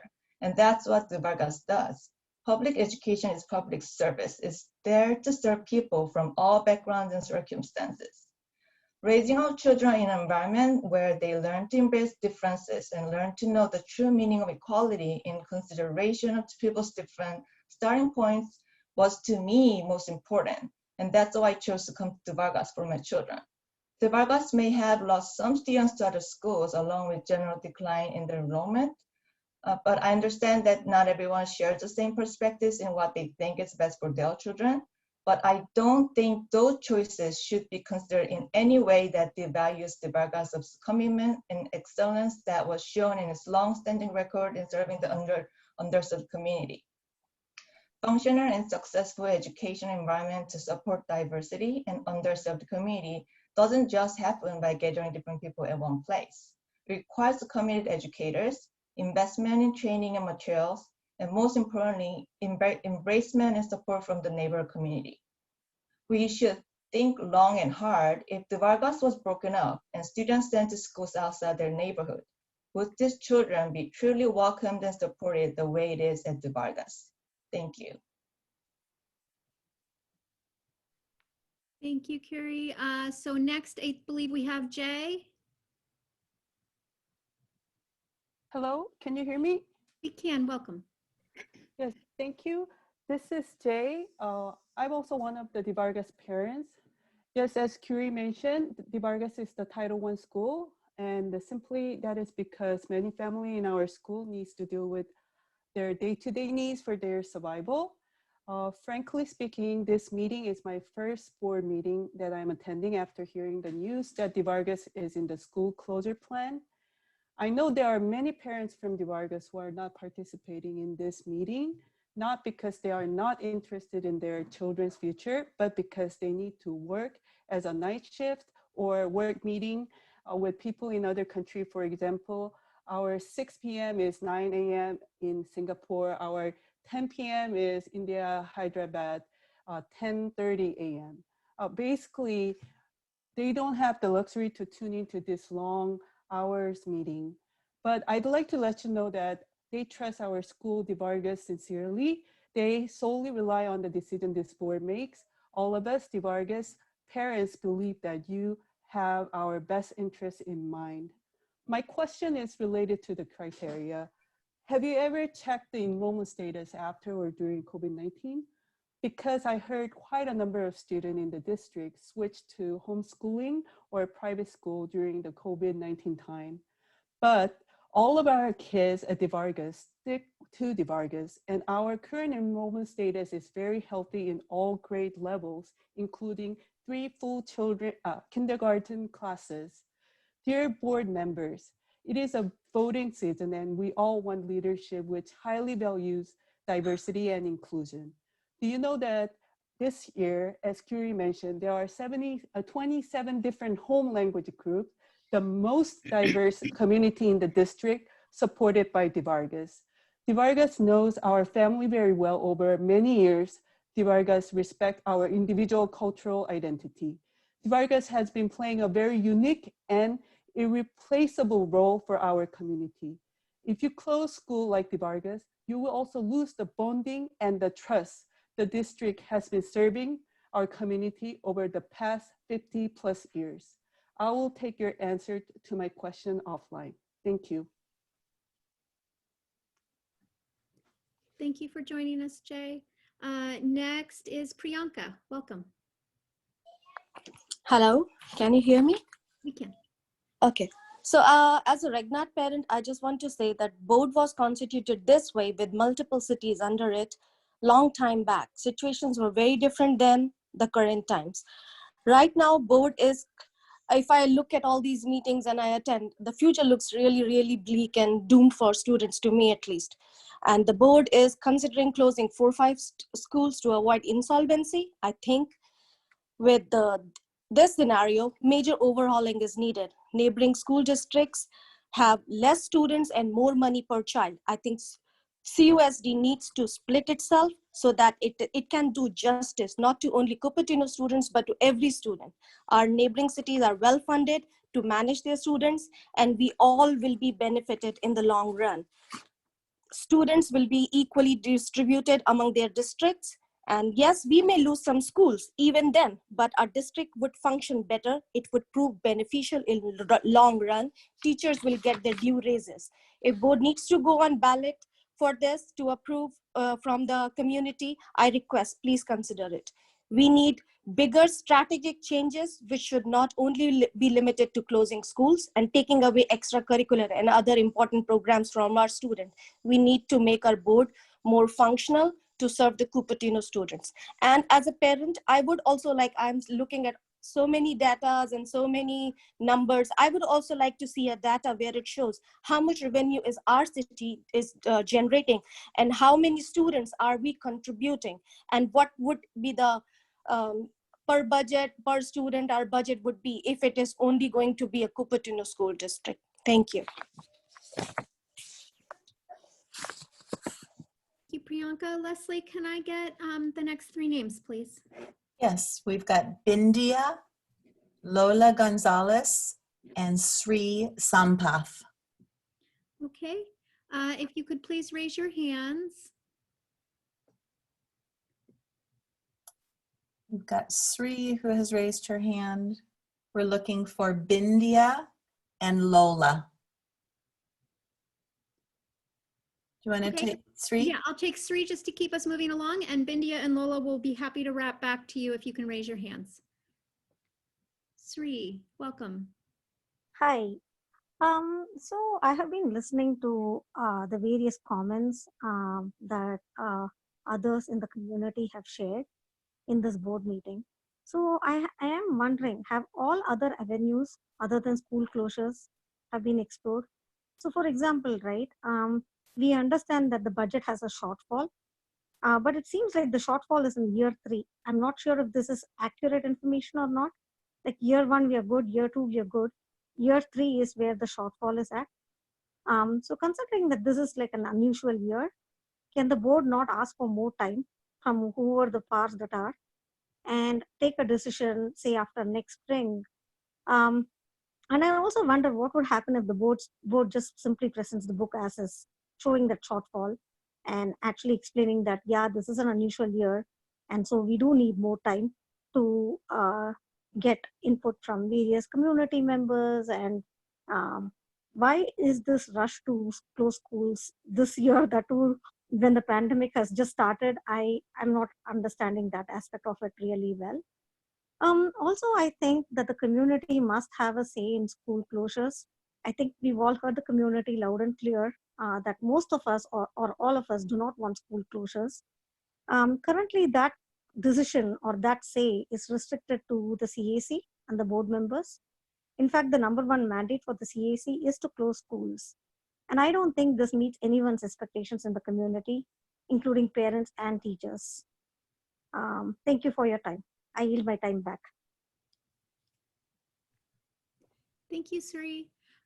So Bindia or Lola, if you're with us, can you please raise your hands? And Leslie, meantime, can I get some more names? Absolutely, and it does not look like they are in the audience anymore. So the last three names are Manisha, Alejandra Rodriguez, and Nithya Vijayakumar. Okay. So if you three are here, if you'd raise your hands, Manisha, Alejandra, and Nithya. I don't see Manisha, but I'm assuming Jorge is probably Alejandra. So shall we start there, please? Yep, that would be great.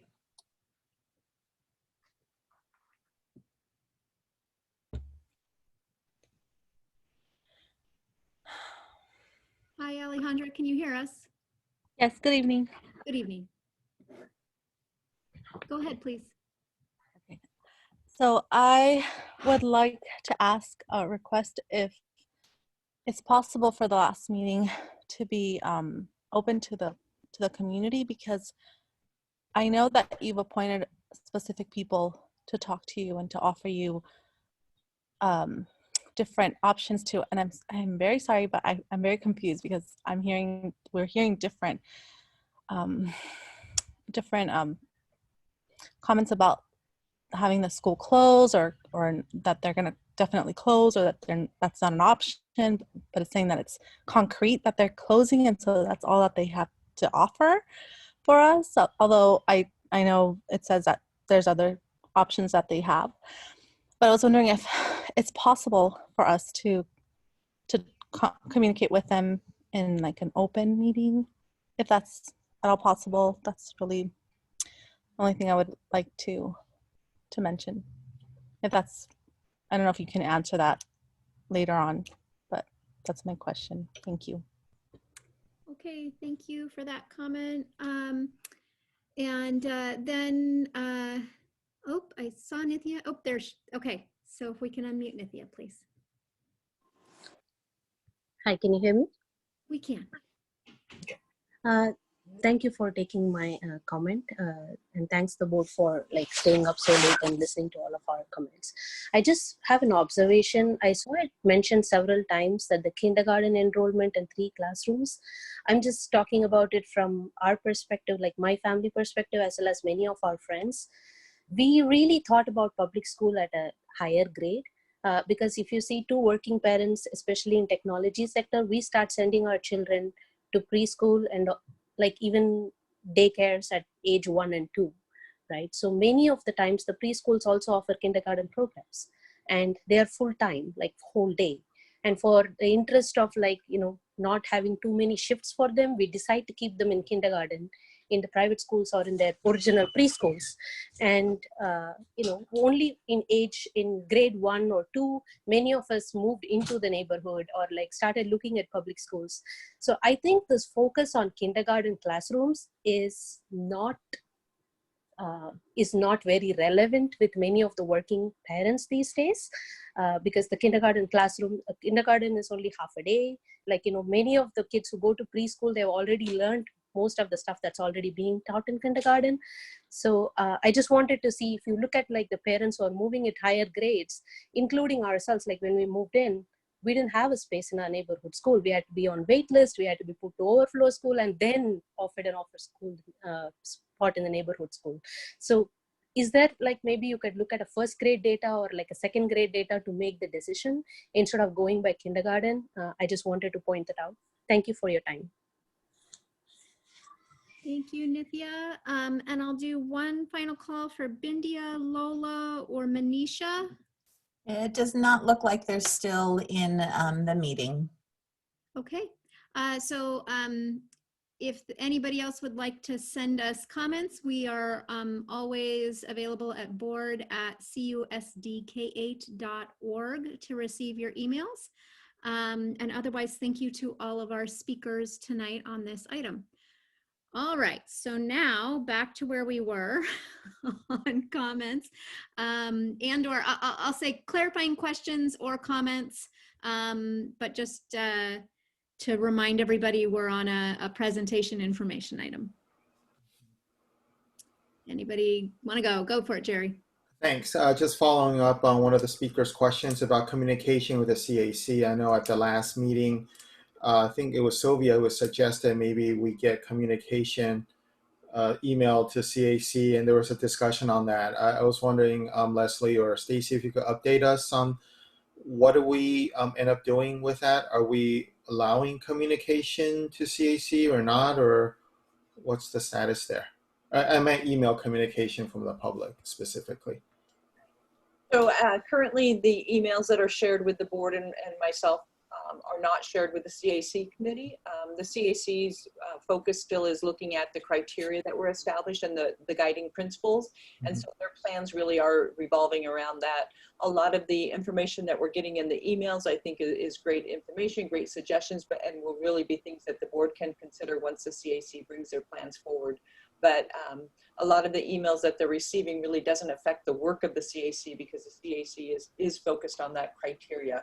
So there was the decision that they didn't want to receive the emails. Not all of the committee wanted to, but for the majority of them, they felt like they were so focused on their work that could actually detract from their work. Okay, great. Thank you. Thanks, Stacy. That's my only question. Thanks, Lori. Okay, any comments too while we're on this round, or? Good, okay. Anybody else? Just another thank you to the CAC. I know they're working really hard, and it's hard being a community member and discussing the kinds of topics that they're discussing. So I really appreciate their work and their commitment. Thank you. Agreed. Anybody else? Okay, so I guess on behalf of the board, just to echo Phyllis's thanks to the CAC and to staff for navigating this process. I think we're all aware of just how difficult a conversation with the community that this is right now. I hope that people can continue to be patient with us as we work through this process. It is going to be one that helps us get to the point where we can truly understand what, you know, we have to do in order to know where we can have options available to us to help us figure out meeting our budget come June. It's also a conversation that will be happening in parallel with many others going on in the district at the same time, just because of the scope of, you know, everything that we are dealing with right now. So we know this isn't easy. We know this isn't an ideal time. We know this takes a huge amount of patience and grace and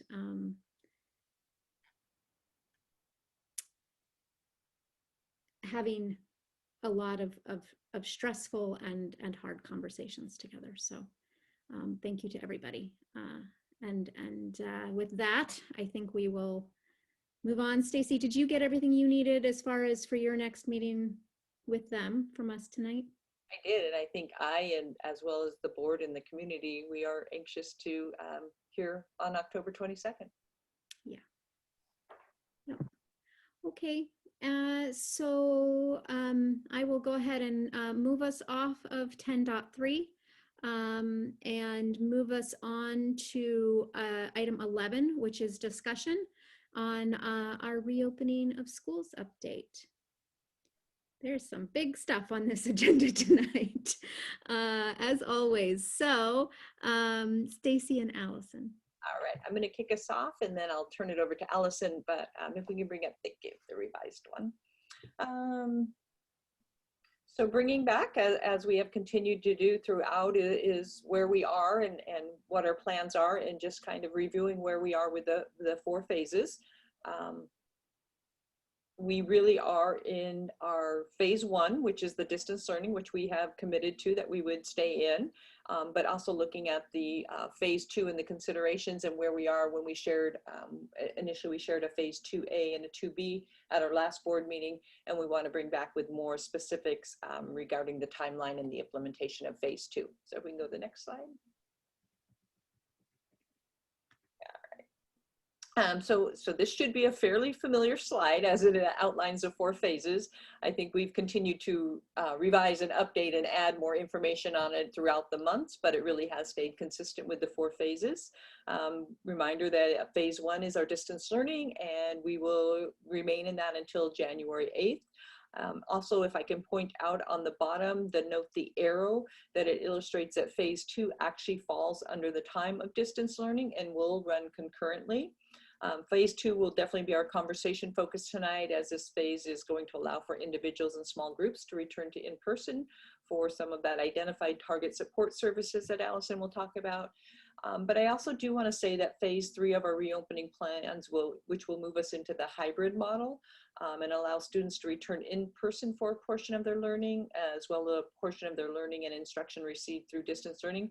We are going to start having those conversations. We have meetings scheduled to bring back some of our stakeholders to really dive into that, because we realize that January is going to come very quickly, and we want to have the timeline, the planning all ready to go, because we really do feel, in fairness, that we need to make a decision prior to leaving for the winter break, possibly as early as November, just to allow people to plan, our community to plan, our parents to plan, and our teachers definitely to plan. So we will be bringing that in our upcoming board meetings, but again, tonight we will focus primarily on phase 2. Slide 4. So again, this should be a somewhat recognizable slide as we've continued to use our direction and our guidance in determining and providing the safe environments for students and staff.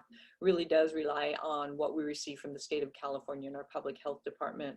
Under the guidelines they provide in the blueprint for a safer economy, we really are able to go in and monitor and check items that are going to be necessary to return and ensure a safe return to school. We have continually been monitoring and modifying and adjusting as we have brought staff back, some of our essential workers. We've increased time on our sites. So we do continually look at our list to see what we need to change. The blueprint's used and updated by the district, and we will continue to do that. We know that as we're moving into phase 2, what we've established at this point, that we are able to offer the safe, healthy environment. That is based on what our current staffing is on our sites. As we begin to bring these small groups back in, we may need to continue to monitor and adjust. And I think it's important to share as Allison Henson starts talking about phase 2, we really are talking about small groups and starting out very slowly and then being able to build upon that as well. Next slide. And then this one, just again, where we are currently with our guidelines that we have from the state and the public health, we are able to move into phase 2 and provide a safe environment for our students and our staff that are returning. We'll continue to go slow. We'll continue to monitor and update our protocols and guidelines. And then we will continue to expand phase 2 and work towards phase 3 as soon as we possibly can. We know that our county remains in the red tier this week. There is some discussion that the county could possibly move into the orange tier as early as next week or the following week. So again, we will wait, we will monitor and adjust as we hear information. I know we had Kate Lee shared with us earlier in the evening, our negotiating teams are working. We continue to have a very collaborative environment with our staff, and we want to continue that and ensure that it's a safe environment for everybody to return to. So with that, I am going to turn it over to Allison, and she will dive in and talk a little bit more specifics as far as the timeline for phase 2. Allison? Yes, thank you. So this evening we wanted to share some updates on our planning and how we're developing the models as well as the timeline. This slide again looks familiar. We talked about this last time, that there are 2 segments of phase 2 that we're working on right now. The first is resuming the special education assessments that we had been doing in the summer. We're now able to get that going again. And then phase 2B is to provide targeted support and specialized services for students who we define as higher needs, using state guidance as well as our own local definition. So we can go to the next slide. So we shared this with you last time and you provided some feedback, so I wanted to bring it again to show where those changes were. So in this first round, in order to develop our list of students who we hope to serve with these new models, we're looking for students across our campuses who fall into these 3 areas of need. The first is the priority group area. Most of these groups have been identified by the state, and we've also added in some additional flexibility based on feedback that we have heard. And those groups are the TKK and 1 students, as well as the flexibility for sites to determine other tier 3 students. So none of that has changed since last time we talked. The second column, we did make the change based on your feedback of adding mental health in the header as well as in the description. So we're looking for kids who are demonstrating performance on our assessments 1 or 2 years or even more below, and or who are receiving what we call tier 3, our most intensive mental health support that is through our schools. We also continued to carry across the descriptors for students with IEPs. Sometimes our students with IEPs are not always taking the same assessments that we listed above, and so we want to be sure that we're looking at the IEP goals for kids with IEPs. So we put a descriptor there looking for students who are not making strong progress on goals. And then the third area is engagement, and I don't think that we've changed anything in this area. We are using that state criteria of the 60% or below on the weekly engagement record, but then also building in the flexibility for site teams. Weekly engagement record is a state requirement, and it's sometimes not as specific as we need it to be in terms of what the site teams know about kids and what we really mean by engagement. So for example, a student might be marked present for logging on to a meet, and that would satisfy weekly engagement record, but Sometimes our teachers have concerns if a student never shows their face and is never participating or completing any of the work or engaging fully in the class discussion, for example. So we want to have that flexibility. So again, we are wanting to start small and with our most highest need students. And so we're looking for students who fall in all three categories as determined by the site teams. So going to the next slide. Another thing that we've been talking about since our last meeting is who are our kids? Our sites are starting to begin to build those lists. And through the conversations with principals, we really see that we anticipate kind of two different types of needs. We anticipate that we'll have some students who are referred who really need that kind of steady skills. We say executive functioning, which means kind of organizational planning skills, and social emotional learning. So these students would be meeting the criteria on that last slide, and kids who are really having trouble keeping up with the schedule, knowing when to log in, where to log in, showing up regularly. Sometimes these may be students who are participating in our learning skills classes in middle school, and just overall kids who just need a little bit of extra support and mentoring to manage distance learning and be successful. So we anticipate that that will be 1 to 2 days a week of support.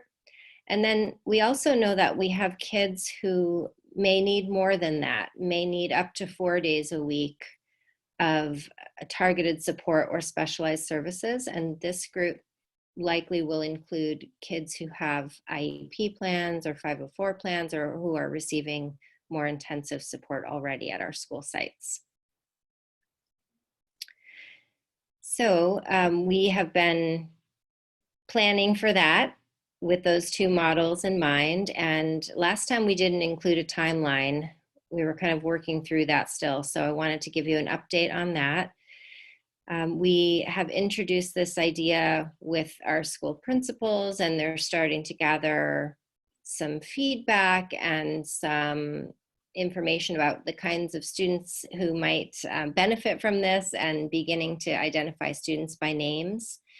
We're now into the development of the program structure over this week and into next week, firming up our locations, hours, dates, surveying staff. We are hoping to be able to staff this with a mix of staff who are volunteering to return to campus while we remain in distance learning for most students, as well as some of our substitutes who have been trained as part of our plan for being prepared during distance learning.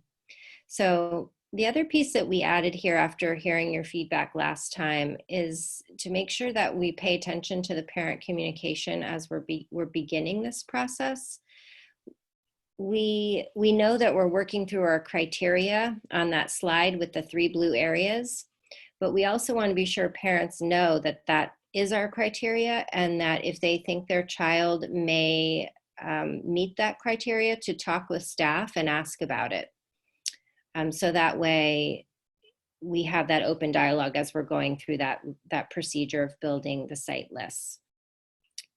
The week of October 19th, we anticipate having our staff and locations kind of getting set up, getting everybody trained and materials that they need, making sure we're finishing up all the site referrals. And then we hope to start the last week of October, which I know feels like a push. It does to me, but we know that in hearing our feedback from sites that,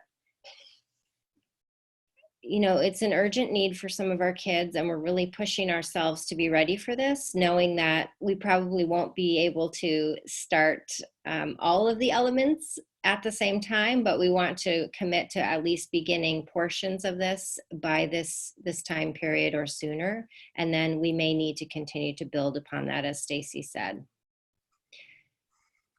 So we are working with our negotiations team to firm up the conversations around how staff will be supported and kept safe. And as Stacy mentioned, and as Kate mentioned earlier, we're just really grateful for the collaborative nature of those conversations. And it's just so clear that everybody is on the same page about wanting to make sure that we do the very best we can for our students who have high needs. And with that, I think the other piece to add on that, and Allison did hit on it, we are in the stages of surveying staff, trying to solicit who is ready to come back, who wants to do the volunteering, but we also know that we need to do a survey with our parents. So we will be working on getting a survey out to our parents to assess where they are with their thoughts and feelings as far as their children returning to school. So open to any questions, comments? Okay. Who wants to go first? Okay. Go Same for it. order? Sure, Satish, go ahead. Oh, okay. So one is, I think I have a few questions actually. I don't know. You can stop me, maybe a couple or two or three. Please, with 3, how's that? Okay. And then we'll do a second round if we need to. Go ahead. Yeah, that's fine. So one is the safety arrangements, right? Like now we are venturing into that. Really, truly, kids will be coming in now, and the teachers also physically going to be there. How well you are prepared for all these things now, like in terms of, or going to be prepared in next 2-3 weeks? You are okay, or you are finding it as a challenge, or? Well, I think that is the important piece. We are only moving forward with the phase 2 because we feel like we have those safety features in place. We know that we can bring in individual students. We have our PPE equipment. We have our plexiglass shields. So we have all of those elements in place. Where we'll really need to continue to monitor is as we look at some of those small groups. We have not had our small groups of students on campus yet. So when we say we're starting small, we are going to start very small, probably a few designated campus or school sites that we bring the students in, so that we can ensure that our protocols are in place and monitor as we go through. So to your question, are we ready? We believe we're ready. And we wouldn't move forward if we truly didn't feel like we have all those precautions according to our guidelines in place. Okay. The second question, I think partially you answered. It will be in certain campus, certain locations. That means a kid goes to, let's say, school A, doesn't mean that he will be going to school A for this. It could be a school B. Is it so? Yeah. Allison, do you want to talk a little bit about some of the discussion and talks about school sites? Yes, we're hoping to finalize the sites next week, and I'll keep you updated on that. We have to look at a variety of things, including the layout of the campus, the ease of access if we're going to have groups coming in different entrances and exits as it specifies in the safety guidance, for example. We need to make sure that if we place the kids on the campus, that we can accommodate the other aspects of the safety plan, such as restroom use or isolation areas if they are needed, those types of things. So we're looking at the sites, and Jeff has been my partner in that piece and figuring out which sites would be most well suited for this. And also we're intending to limit the number of classrooms used for this purpose on a site. So we're thinking at this point a max of 4 or 5 classrooms on any site, so we can really spread people out and make sure that things are safe and we're able to address all of those features on the checklist. So we're also looking at different regions and where traditionally some of our higher needs students populations are in the district. So wanting to make ease of access when possible, and also looking at different quadrants of the district so that that supports transportation for parents. Okay, my third question is, so how is this communication? Like you inform parents and they have a choice to decide, like they have a choice whether to send the kid or not. What I understand is we identify a set of students and we contact them, right? So is it a mandatory, or parents can decide that, no, I'm not going to send the kid? Right, it would be totally up to the parents. We will be maintaining a centralized district list. The sites will give us the list, but we'll maintain that centralized list, so we'll be able to go down. You know, I anticipate we may not be able to bring every student to campus immediately. We may need to prioritize based on the staff that we do have. So, you know, if one parent declines, we'll know who to go to in terms of being next on the list. Okay. Thank you. I'll wait for my next round. Love it. Great, thanks, Satish. Who's next? You guys want me to go? I can go, Lori. Go ahead, Jim. Okay, so I'll do 3 also. First of all, thank you, Allison. It's your usual meticulous planning, and I know it's a lot of work to kind of get to this step. So I want to express my gratitude for this. First question, you earlier in the presentation, you talked about our safety preparations as a combination of county requirements and our local definitions. Does our employee organization support sort of our local definitions, or where are we on the sort of the discussions on that? And I think you're muted. Oh, there we go. Yeah, so we all are using those guidelines that are posted in the deck, but then also safety is one of the pieces that is part of the negotiations process. So we spell out what our agreements are through that process regarding safety. So that part's going along very well, and we're working through those pieces. Got it. Great. Thanks. The second question then is, do we have a sort of an estimate of how many children you think can participate in phase 2? I know it's dependent on parent volunteering and staff availability and all that, but do we have a rough target or sort of a rough estimate right now? I would hesitate to give a firm number, but I think based on what we're hearing from principals, we really think it will be, in some cases, a very small number of kids that are referred from a campus, maybe less than 5 kids from some campuses, all the way up to 10 or maybe more than 10 at a middle school level. Got it. So what we're talking about based on principal interest is, would it be possible to host what we're calling the learning lab at each of the middle schools? That's an interest of our middle school teams, is to have the kids be able to go to their home neighborhood middle school. And then for the elementary schools, depending on the referrals, we think it may be 3 to 5 elementary schools, depending on what comes in, and then just seeing what makes sense based on the kids who are referred. And as I think I mentioned earlier, probably no more than 4 to 5 classes per campus. And of course, we're using that cohort model, so it would be no more than 14 students in a cohort. So it may be less than that, but that's kind of what we're thinking about as a rough estimate before the actual numbers come in. Sure, no, I certainly understand that. Now that helps a lot. And then my third question this round then is, on this slide, you talked about inform parents and encourage them to reach out if they believe their child will meet the criteria. When I look at the criteria back a couple of pages on basically the 2 at-risk pillars, these are fairly objective, it seems. So I just want to confirm, I guess the bottom right one, there's some subjectivity, but the rest of these, right? Either you're in K1 or you're not, either you're I already read or whatever that means or not. So are most of these objective measures, or is there some subjectivity here in terms of whether or not the children meet these criteria?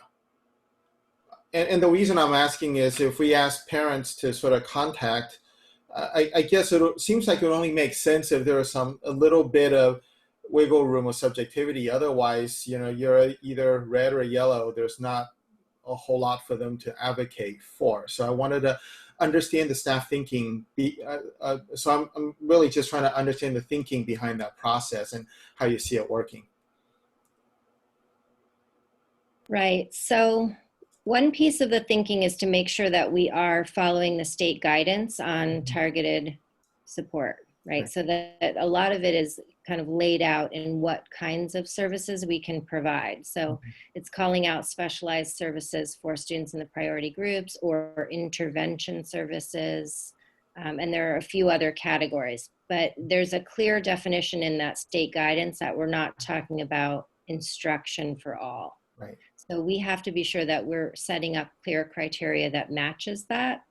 And then another piece of it that I know is important to all of us is to really have a clear and equitable set of criteria that doesn't, that ensures all kids who need this and meet the criteria have an opportunity to access it, rather than only parents who happen to see our message and asked about it, for example. So we're really trying to have that data-based approach where we'll ask for the site referrals and we will kind of double check the district data that we have to see, you know, is everything kind of meshing? Is there any student who is in this red category of iReady? That means they're significantly below grade level. So principals can access that. We can access it at the district level.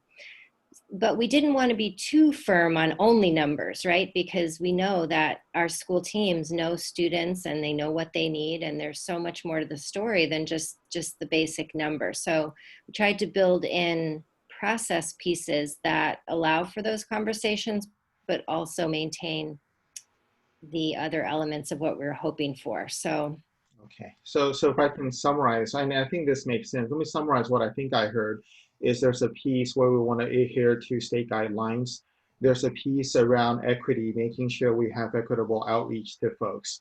But then you want to have sort of a piece in there where the local site teams can use their own judgment because they know the students. And that's how we're going to form these the population of the students for phase 2. Is that accurate?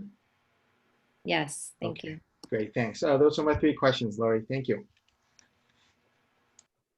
Phyllis or Sylvia? I can go. So I've had a chance to go visit about a dozen classes over the last 2-3 weeks, and it's been amazing.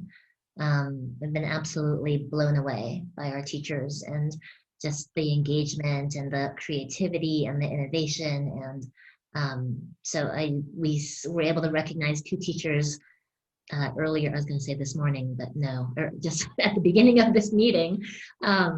But I mean, really, all of our teachers need to be recognized because they're doing an amazing job.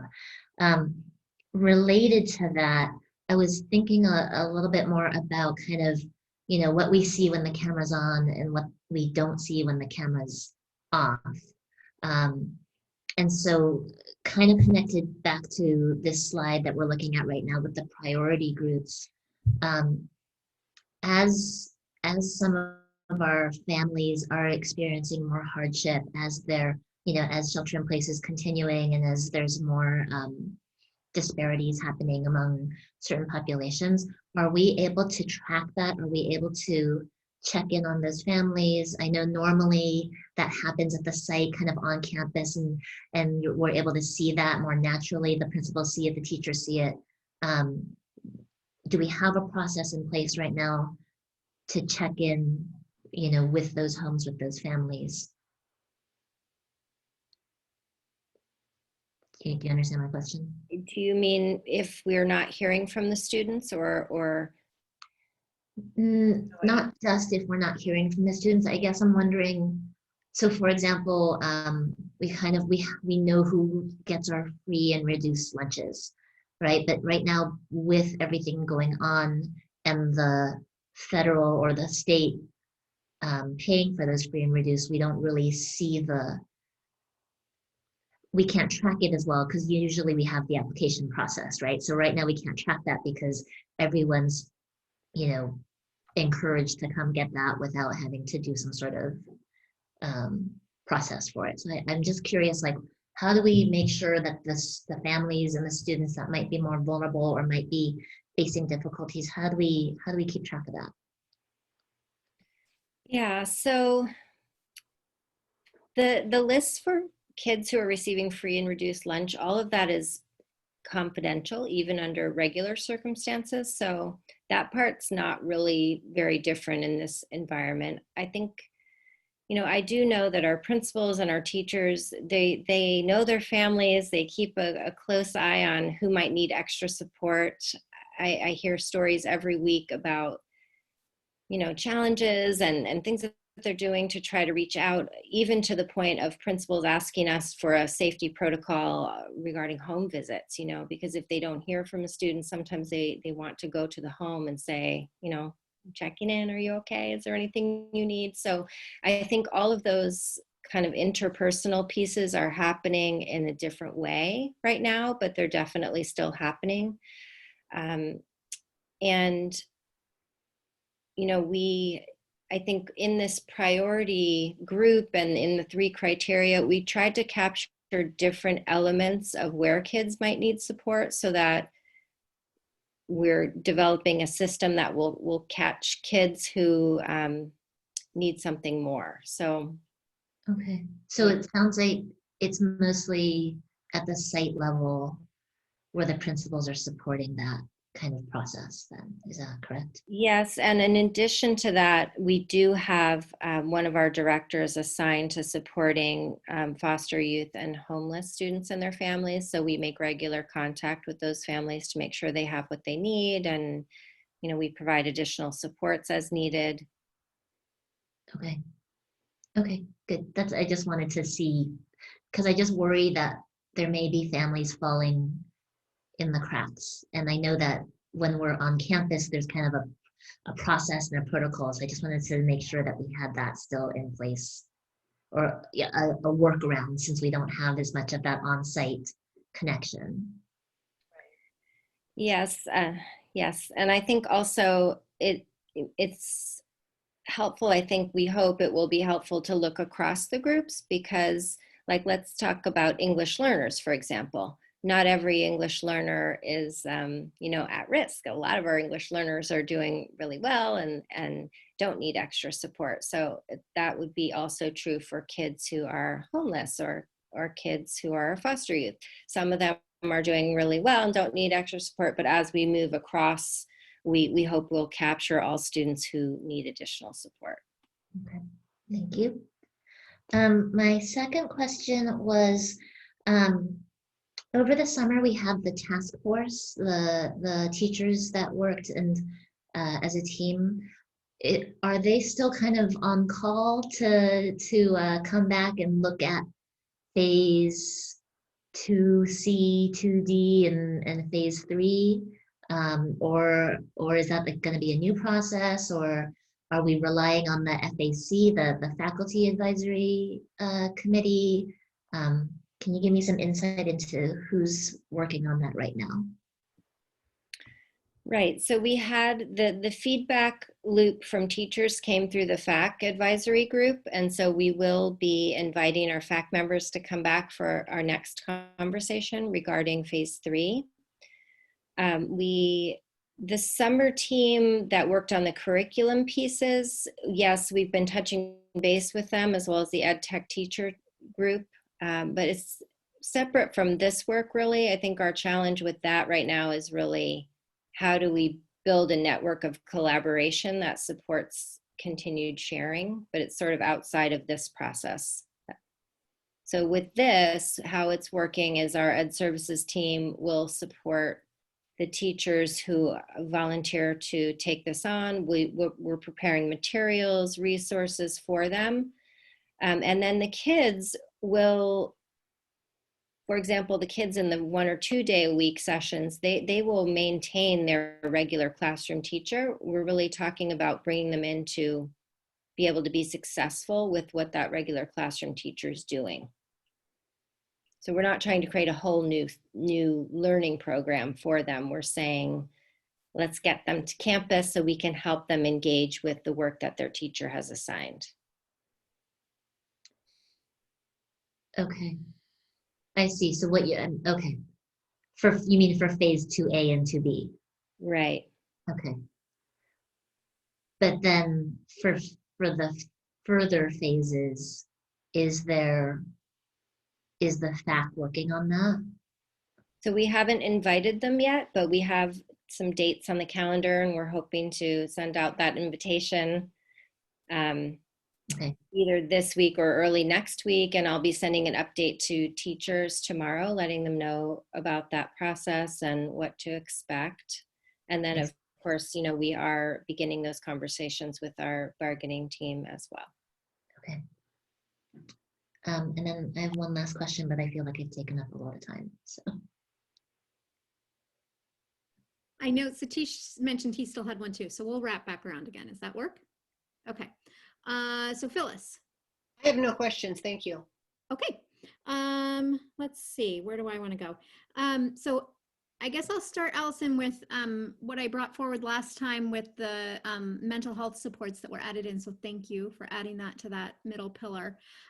So can you tell me a little bit more about Tier 3 being identified? And like, I know we're rolling out with the panorama system, and we're constantly reassessing our kiddos to look at who does need additional tiered support. So if new students are being identified and being added to Tier 3 and there's a change in that status, do we have a mechanism in place to revisit whether or not they get pulled into this phase? So what I anticipate is that we'll do a round of referrals with the information that we have. And then surprisingly, the days are going to go by here pretty quickly. So we're really talking about 6 or 7 sessions, a chunk of time that will be their intervention cycle for that targeted support. And then when we get to winter break, we'll have a break point where we can look at data again. We don't know yet which phase we'll be in at that point. So we'll have to see where things land, but that will be a moment where we can reassess where the kids are, if the kids in this group still need support, or maybe new kids need to be brought in. I think when we do these kinds of things, it's best to kind of go in batches of time so we can provide that intervention and then get the next group of kids who need it. And again, it might need to look different if we're in phase 3 at that point. We'll have to see where we are. Right. Okay. So that makes sense to me. I mean, the whole concept of stable cohorts isn't really conducive with rolling referrals. So like, I want to acknowledge that. I get that. But I guess I'm just looking to see,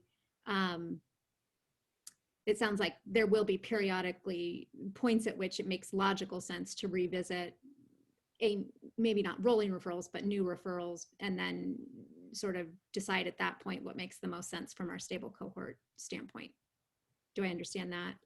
Yes, and I think it's also helpful maybe to acknowledge that all of it's new. We have to see how it works. We want to evaluate, did it go well? You know, would we want to repeat this kind of thing for the next round, or would we want to make changes? So we'll do all of that and then see where we are. Okay.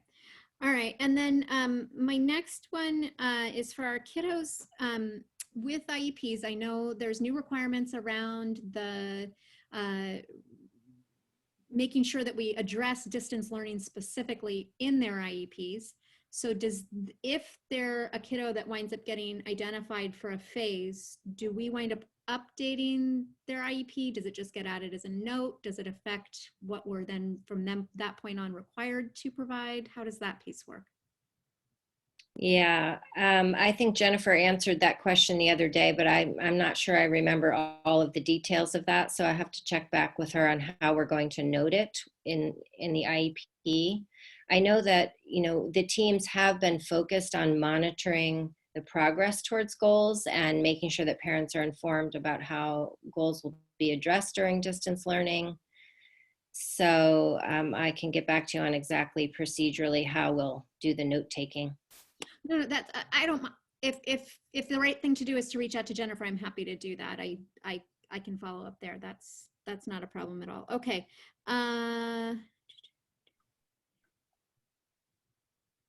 That one. Okay, so for the parent survey, Stacy, you mentioned, you know, a staff survey is in progress. We're considering a parent survey. Are we still thinking, I guess it sounds to me here like we have kind of 2 different components. One is a survey of the parents whose kiddos have been identified to see if they are interested in our phase 2 supports, if they're qualified. The other sounds like more like a broad survey of all parents and that's separate from this? Yeah, I think there's the importance as we're beginning that discussion on the phase 3 or the January. We do need to gather some information. We haven't done a survey on our parents just to assess where they are with the returning of their children. We did one back, I think the last one was in August when we were initially talking about providing the different strands of distance learning or hybrid model. And so as we're beginning that conversation as that phase 3, we really do need to reassess and see, is there still the interest of families to continue in distance learning no matter what? When we come back in January, you know, in the fall, we were committed to offering that ongoing distance learning strand no matter what. So we really do need to start taking a look to see what those numbers might be and where we're at as we're planning. Okay, so potentially kiddos who are in this identified group for 2B, they'll still get that all call survey in addition to whatever we're learning lab wise we might be offering. Yeah, yes. So what we're assessing for phase 2 will be very different from phase 3. Phase 2 is really that very targeted, but under phase 3, we really need to know what the entire every student and parent enrollment. Yeah. Okay. All right. So that's my 3, I think. So it's fair to wrap back around. Satish, did you have? Yeah, so I think some already addressed, but I think I heard Stacy saying that we will talk a little bit about phase 3. I'm interested in, I know that phase 3 probably could be hard because phase 2 itself we are not completed yet, but could we, again, I'm coming back, I think last time I said about this 2C also, like, you know, because having some more, you know, expanding it a little bit more, right? Like, because I don't know how to categorize that group of people who really needs help, because this may not be falling in slide 7. They may not be falling in the slide 7, whatever we are talking, but there could be, I don't know what definition we would give them, but there would be desperately looking for. They may not fall in any of this, but they will be needing some additional support kind of. So would we be able to look into that as well, right? So that's what, it will be hard for you to call it as a 3, because 3 probably will be opening up for much bigger group of people, but a smaller group between 2B and 3 kind of, if you can, based on parents' request or something, if you can look into that, will be great, because we are keep getting a lot of requests from parents, different parents saying that when is it going to be open, or when can we get it, kind of thing. So if it's truly they need it, like, you know, due to whatever the constraint what they are facing, probably if we can provide a room there around, just putting that. Okay, that is one. And second question here is, you don't have to answer that. Okay, that's what I just put a suggestion probably, and maybe you'll be needing more time for answering that. Why this slide is still a draft? Any reason why it is called it's a draft? The slide 7 criteria. Yes, because we feel confident in the idea, but we haven't tried it out yet. So we're about to send out the referral form, and you know, we may find that something needs to be tweaked there along the way. So I want to allow room for that. I don't anticipate that we'll be having any big shifts in the ideas, but as the principals actually start filling in the information, we might realize that we need to make some minor adjustments potentially. But our referral form that will be going to principals tomorrow reflects exactly what you see here. Okay. I think that's it. Actually like to jump in and answer that, the first one, Satish, because I think it is really important to keep that door open to talk about the phase 2 and expanding. And so as phase 2A and 2B go well, we really do need to look at some opportunities. Could we expand and add a 2C or a 2D before we get to phase 3? Because phase 3 is really very different from phase 2, and you know, it takes a lot more work. So the more we can begin to continue expanding and add more students in, I think is really important. Yeah, I think that's a good thing. And I know it is only clarification questions I should be asking, but I'll just probably conclude also, Laurie, I will just say. So I think my thing here is probably we have to keep looking into, you know, I know that from now to January is not that far, but I think we should see that opportunities. I know, you know, there are challenges from the staff and other things. We have to definitely make sure that they are also happy enough in terms of safety and everything. And all the stakeholders are, you know, comfortable with that. But we have to continuously, we have to see that whether smaller group can be added, whatever phase you call it. Thank you. That's it. I have, Lori. Okay. Anybody else for clarifying questions? Sylvia, I think you said you still had some more, but I want to, sorry, Jerry, I didn't mean to skip you. Did Oh you? no, it's fine. Yeah, I think Satish may have hit on some of this, but Stacy, you had made a reference to a survey, right, going out. I guess with both staff and parents. So is this primarily sort of, and you had talked about the need to plan for January. So is this survey primarily for sort of planning for January, or what's the intent of the survey? I understand it's to understand where people are, but is it to be used to plan additional 2 phases? Is it a phase 3? Is it January? Could you speak a bit about the thinking? Yeah, I think primarily with the survey of our parents now is really in preparation for January, because with our phase 2, those are coming along. It's going to be incremental. We know we'll be able to start here in the end of October. We really are focusing now on that January date, because we've said we're in distance learning until January 8th, but what does that mean for January 9th? And we really begin that planning. So just gathering some of the input back from parents, I think will help, because regardless if we move into a phase 3, we may still have some families that still determine they want to stay in that full distance learning, and we really do need to start planning now for that, if that's going to happen in January or sometime after that. Your volume is faded there. I don't know if it's just me or everybody, but I think I made out what you said. So another question I had is, if the county moves into orange tier next week, is there any sort of impact or implications on our current plans, or are those independent events? I think there's interconnected in the sense that guidelines continue to be adjusted from the county when they change their tiers, but they typically will release some new modification. I think for us, we'll still remain in distance learning. It's not meaning we're going to switch out of distance learning when the county moves into orange. We're still in distance learning till January. But if they do reduce or lessen some of the restrictions that may affect our guidelines that we're following that allow us to do something more, then it could adjust how quickly or what we're looking at for phase 2. So it really is just depends on what the county comes back and adjusts when or if we go into the orange. Okay, great, thanks. Lori, those are my questions. Thank you. Sylvia. My question was related to the survey as well, so I think we're all having the same question about it. I guess, and I think that's it's slightly connected to my earlier question about the FAQ and about the planning, because I don't know how. I guess I don't know what the survey would look like if we haven't provided scenarios of what the next phase looks like. So that's where I'm kind of trying to figure out, we kind of have to do both at the same time. We want to get the parent input, but at the same time, we need to be planning something, because I think if as a parent, I don't know how I would answer the survey. It would be, it depends, right, on whether or not it's going to be this, or this. So that's where I'm trying to wrap my head around what the survey would actually be asking. And same for the teachers too. That's kind of what I'm thinking. So, from the families and what they're envisioning, and from the staff, what they're envisioning. So, do you have an idea of what that is right now, or is that still kind of,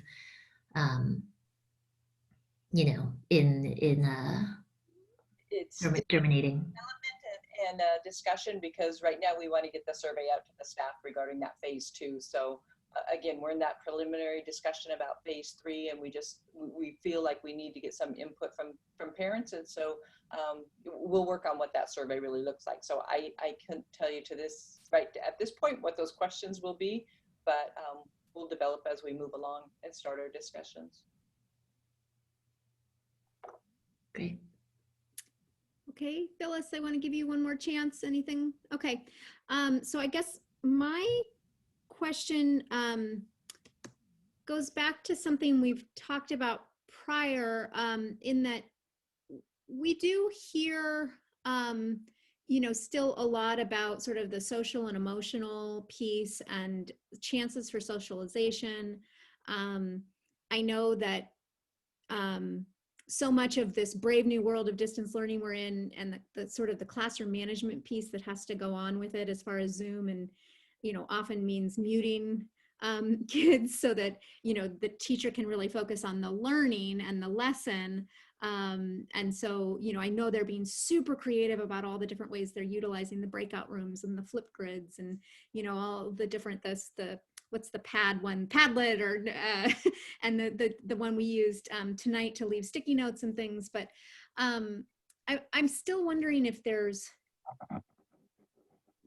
now that we're settled into the distance learning, if there's an opportunity for us to do anything more to create opportunities for sort of those social connections, and still recognizing that where we're at right now in terms of in person is not entirely compatible with that. And so, like, my mind goes to, in a normal school year, we have so many volunteers that are on our campuses all the time and who are already fingerprinted and checked. And I know I hear from friends in the high school districts that we have so many high schoolers that normally would be meeting their volunteer service club hours in person somewhere, and are actively looking for hours. And I guess my mind just goes to, do we have any opportunities for creating a system by which people could be creative with that, and maybe create opportunities for small social groups where it's outside of our box in terms of what we'd normally do. But I think to all of my years doing Cornerstone and Funvisor Thursdays, and just those opportunities to create social and bonding opportunities for kids. So I don't know if we have any room there. I know we've already asked you guys to be stretched so thin in terms of meeting the academic needs of kids. And so if that's just not where we're at, I can also accept that. But I guess I'm wondering if there's anything else that we haven't tapped that there's room for us to explore capacity wise there. I could add that for phase 2, we are working with our program managers who are leading our mental health efforts for the district, and they are preparing a set of materials so that we can make sure that part of our targeted support addresses social and emotional learning and positive behavior as part of phase 2. And one thing we could consider in response to that, I wonder, is maybe we could do some highlighting coming up on what we are doing for social emotional learning. So then that will help us have a shared understanding of what's happening. And that way, when we go into the next phase, we'll start from where we are, because I think it's so true what you said. So many teachers are bringing so much creativity, and our principals too, to that need. And if everyone thought it would be a good idea, I could follow up with that at another meeting as one of our highlights potentially. Yeah, and I would love to see that item. I also am very mindful of not, I guess that's where I'm going with the idea of the volunteers, in terms of not adding more to what is already, I know, a very full plate in terms of just trying to meet the classroom needs, right? Which often is social emotional too. And I'm not discounting that at all. And I hope that my question doesn't come across that way at all. I think it's just looking for, do we have any additional ways in which maybe it's the Wednesday time? I guess, and you may have a fair point too, in that I know what the clubs, for example, look like, and some of the activities that are going on in the middle schools, I feel a little bit less connected to what those similar opportunities are at the elementary schools. So it may be, I don't want to discount at all that where you would go with bringing that item forward wouldn't address some of that as well. So yeah, I'd be interested in knowing what the scope is of what's going on in the whole district, and then also, just challenging us, pushing us to think about if we have, anything untapped, like, for example, our volunteer resources, and if there's anything else we can do.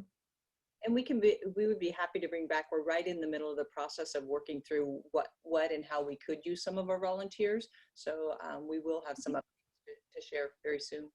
Great, thank you. All right, anybody else? Lori, could I just add on to what you just talked about there?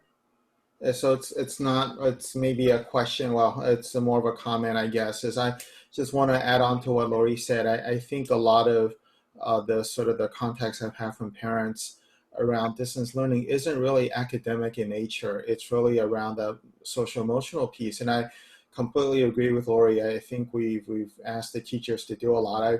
I'm actually surprised, not surprised, but I'm impressed. That's the word. It's getting late with all the different. I'll just give you some examples. I have a friend whose daughter I think is in first grade, and there was some kind of a cooking activity which normally you wouldn't even get to do in regular school, but somehow the teacher had made it so they could make something. It was something edible. And then there was another one where there was actually an activity Saturday morning. The teacher had gotten the kids together and they did something on Saturday morning. And so I'm actually seeing that a lot of these activities, we're getting a lot of these activities through the creativity of our teachers that you wouldn't even have had we had regular school, right? And so I know something Lori said reminded me of when Satish and I had the 2x2s with the Cupertino Council, and talking to, we didn't really finish this thread, we'll have to pick it up next time, is they had, at least I talked to 2 of the council members, and they had offered that they had folks that were staffing their teen center that are not really there anymore because they're not running the teen center. And so, and what I've seen with my own kids, Lori, I think also in middle school, is some of these online clubs actually do a lot to help bring them together.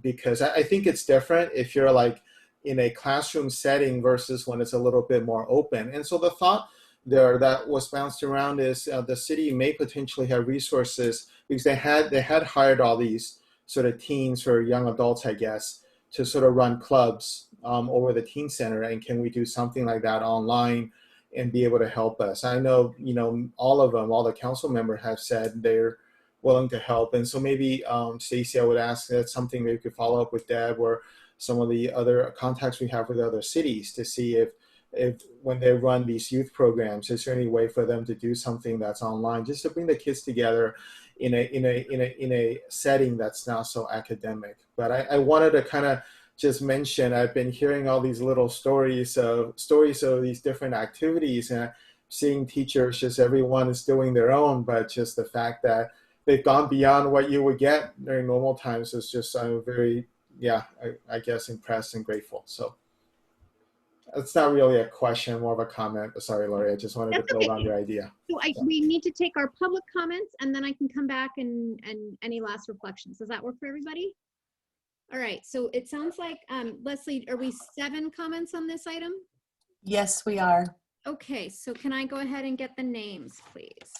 The first name is Asaf Ari. The second name is Dan Barak.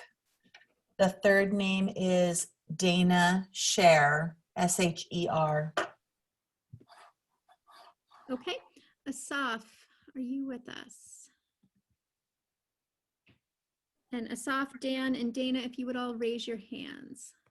And it looks like Asaf is ready. Great. Hi, can you hear me? We can, welcome. Hi, thank you. I'd like to again address the same thing I'm addressing every week, which is the lack of transparency by the board. I really don't understand what the criteria are, how they were defined, and why, if we've collected data, it's impossible to see the data that was collected. If principals had surveys sent to them, what were the responses? What can we get? What insight can we gain from these things? If we're talking about opening 14 kids per class and we're not sure how we do it, but while at the same time schools only allow only say 5 kids would meet the criteria, I don't even understand what the discussion is. All the decisions are completely opaque. There is no understanding of what's going on and why we're moving there and how we move from one place to the other. Thanks, Jerry, for being some sort of voice of sanity and at least asking the questions. I don't see how we move forward from this point. And frankly, I don't see how this helps us reopen schools in a way that is safe for the parents, for the kids, or even for the teachers. And I mean, I don't really know what more I can add on this subject. I would want to see a plan that is properly defined and well executed. I don't understand why we have criteria which is so restrictive that only allows groups which are minuscule in size. If you want to see what happens in these groups, if you want to learn from them, what is it that we're trying to learn? If it's just that they're safe, we already have groups operating in Nimitz, we already have groups operating in Stockemeyer, we already have YMCA, Santa Clara Learning Centers. All of them are already operating, some for over 4 weeks with no cases of COVID. So I'm not entirely sure what it is that we're trying to learn from having groups of 5 kids that meet some criteria in a single school. Those kind of groups you can open outside in a park. Those are all my comments. Thank you, Asaf. Next, we have Dan. Hi, everyone. Thanks for allowing me to talk. I'd like to talk about anti-maskers. When I talk to anti-maskers, I tell them, dude, please trust the experts. You risk your own health and the health of people around you by ignoring health professionals' science-based guidelines and instead acting based on your own personal opinions as if those opinions carry the same weight. Now, the problem is that you are also anti-maskers, slightly different, but still anti-maskers. So I'm going to tell you exactly the same thing. Across the board, health and education professionals are encouraging the safe opening of schools. California health officials have provided guidelines for safely reopening and determined that Santa Clara County can safely reopen. Health and education experts across the country, the CDC, the OECD, Dr. Fauci, Dr. Cody, are all encouraging the safe reopening of schools. On the other side of the arguments, we have feelings and thoughts of individuals with no relevant education or training. What we hear is, we don't feel like we can safely reopen yet. We need to evaluate with some opaque criteria. And for some reason, these feelings determine public policy instead of science and facts. Teachers express their concerns and fears. I truly empathize. These are uncertain times, and I would have been anxious as well if I were a teacher. I would also expect to have a choice, as I do as a parent. But I would expect the school district to act rationally and follow experts' guidelines instead of being guided by personal psychology. This is not a conversation where we say, we think we should open as quickly as possible, and you say, we think we should open slowly, and those two opinions are negotiated. This is a conversation where we say, please follow the experts' guidelines that are based on facts and science, and you say nothing and do nothing. And yes, the plan that was presented today qualifies as absolutely nothing. The school district here is here to serve our children and should set a policy to achieve that's based on facts and science, not opinions and thoughts. Unless you can form a coherent, fact-based, scientific argument to contradict the state's health officials, the rational thing and the right thing to do is follow their guidelines. You are not risking your own health, you're risking the well-being and future of our kids. Please follow the science and the facts. Thank you. Thank you, Dan. Next, we have Dana Scher. Thank you. I want to know, I'll jump right into the point. Thank you for letting me speak today.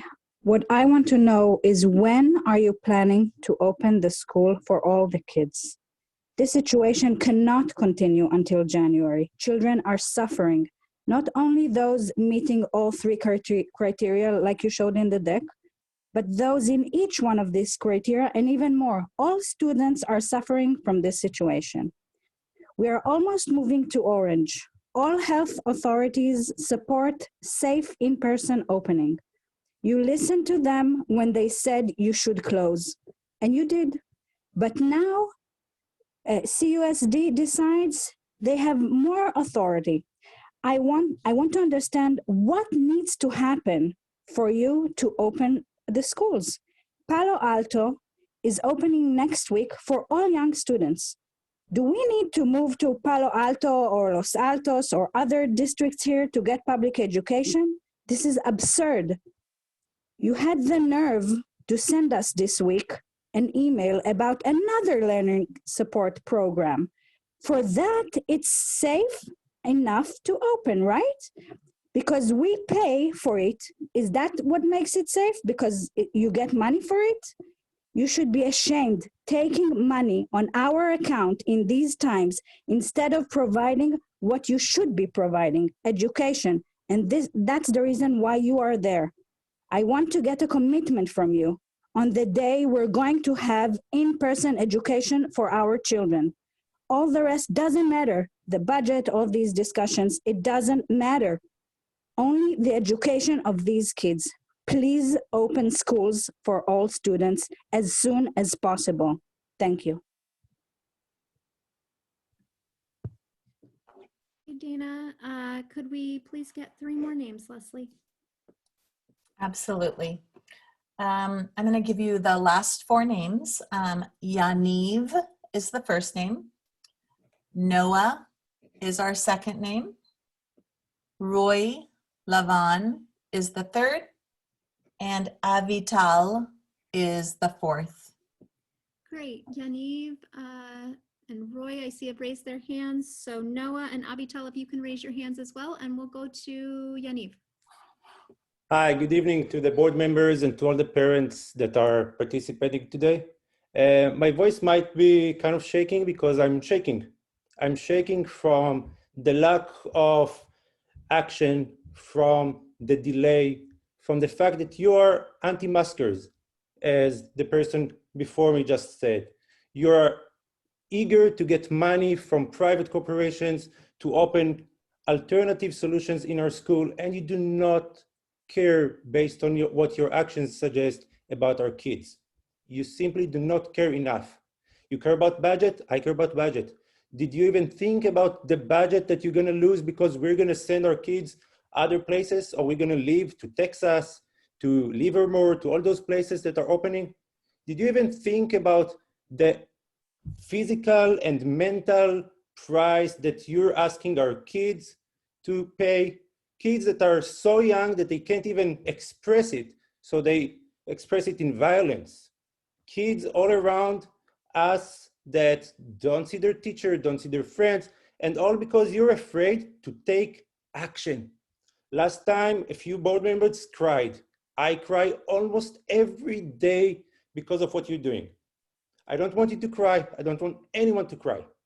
I want to get the public service that you are committed to provide as sooner we can in the safest way possible. I don't want you to give us all those excuses and plans that you had 6 freaking months to plan for, and you're only now thinking about speeding things up for next week for a tiny, tiny, tiny, tiny group of people.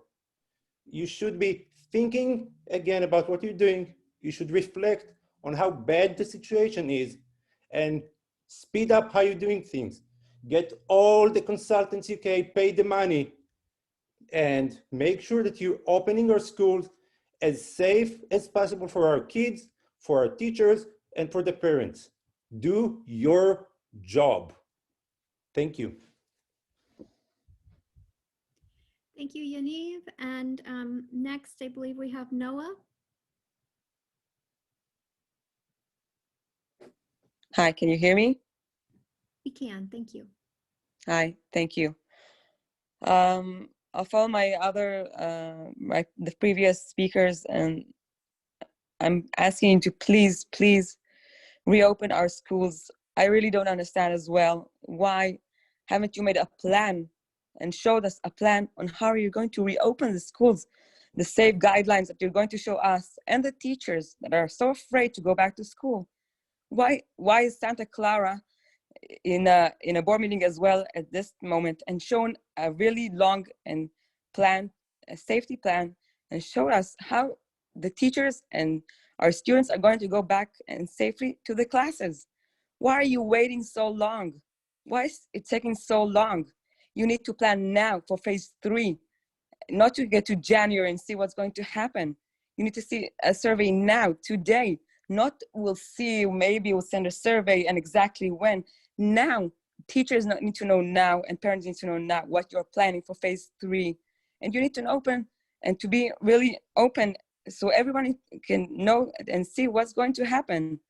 And you think, yes, our staff is creative. The teachers are doing great and doing their best. And we really do applaud them. But we're here at home and we're supporting our children. My child is an English learner and she's doing her best because I'm supporting her from home. Not also a teacher is a great teacher, but you wouldn't do it, can't do it by herself. I'm here to support her. And that's not fair, not for me, because I'm at home and I can help my kid. But there are their parents that are not home and can't help their kids. You're ignoring your community. The board members are supposed to lead the community, not let the superintendent say that it's supposed to be conservative. Who is supposed to say you need to take a conservative steps or not? You're our board members. You need to tell us what's going to happen. You need to tell the superintendent what she needs to do. You need to ask, yes, a survey needs to be done by the following week. You need to give her guidelines. You need to give her times. I really don't understand why you are asking questions that don't get us anywhere and don't get us timetables. Really, this is so frustrating to get to 11 p.m.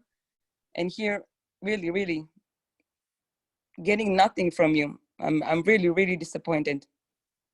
I'm so sorry, really. Thank you. Thank you, Noah. Next, we have Roy. Hey, good evening. Can you hear me? Yes. Thanks for taking my comment. I think that what you heard today represents the public sentiment that I hear around me. I want to tell you about my children, 7.5 and 6 years old. They were basically depressed during the spring. They regressed back to wetting their beds. They didn't want to eat. And I want to say that you are responsible for them and their mental and health and physical health. We keep talking about reopening safely, but we're not closed safely right now. Don't think that the current situation is safe for everyone. Kids are suffering, families are suffering. This dichotomy, closed equals safe, open is risky, is a false dichotomy. Do you think that parents that are for opening schools don't want their children safe? Do they want to risk their health? No, they just acknowledge that this current situation is bad. And I want to clarify, our family isn't sitting in restaurants. We're not meeting friends. We are very conscious of COVID and health. Our children's health is at risk at home right now. Schools are reopening across the world with no increase in COVID cases. Private schools in our area have opened, and they've been open for more than a month, and there is no increase in COVID cases. There is no longer justification to not reopen faster. We're moving to orange next week. The disease is slowing down. Let's stop this madness where educators think that they are more knowledgeable than health officials. I listened to the reopening plan. This is a very conservative reopening plan. The pace almost guarantees that there will be no phase 4 this academic year. To me, this is to drag our feet and hope that something will happen and COVID will go away. It's not going to happen. COVID will not go away in the next few months. This plan is detached from science. We're at the heart of Silicon Valley, and if startups here operated at this pace, they would be out of business, and we wouldn't be the capital of the world's tech and innovation. I'm going to say strong words, but someone should stand here and tell you, you abandoned many parents, your elected reps, and I hope that you all consider that you're elected in the upcoming elections and future elections. I think you heard the large disappointment here, and I think there are implications for the future that you are not taking. Taking our kids to private, the district will lose the budget for them. Next year is going to have serious implications. We are killing this school district with our bare hands. I hope something changes soon. Thanks. Thank you, Roy. And last we have Avital. Hi, can you hear me? We can, thank you. Hi, thank you for taking my, let me speak. Um, so first of all, I agree with everybody that has spoken before me. I don't want to repeat what they said, but um, in the beginning of this meeting, we saw this beautiful video showing distant learning as this ideal thing that that works so wonderfully, and we saw teachers being creative, and teachers are being creative. Teachers have been put in a place where I know that they work much harder than they did before. But I could show you a different video. I could show you a video of my teenager that doesn't want to get out of bed. She's pale because she doesn't want to leave the house. She's so depressed.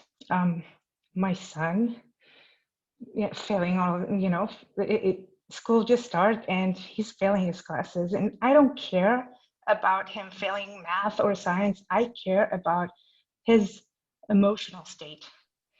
I could send you a video of my fourth grader losing confidence in herself, being sad because she can't stay glued to a screen, staying focused, listening to her teacher, jumping from one Padlet to Clever to iReady to whatever.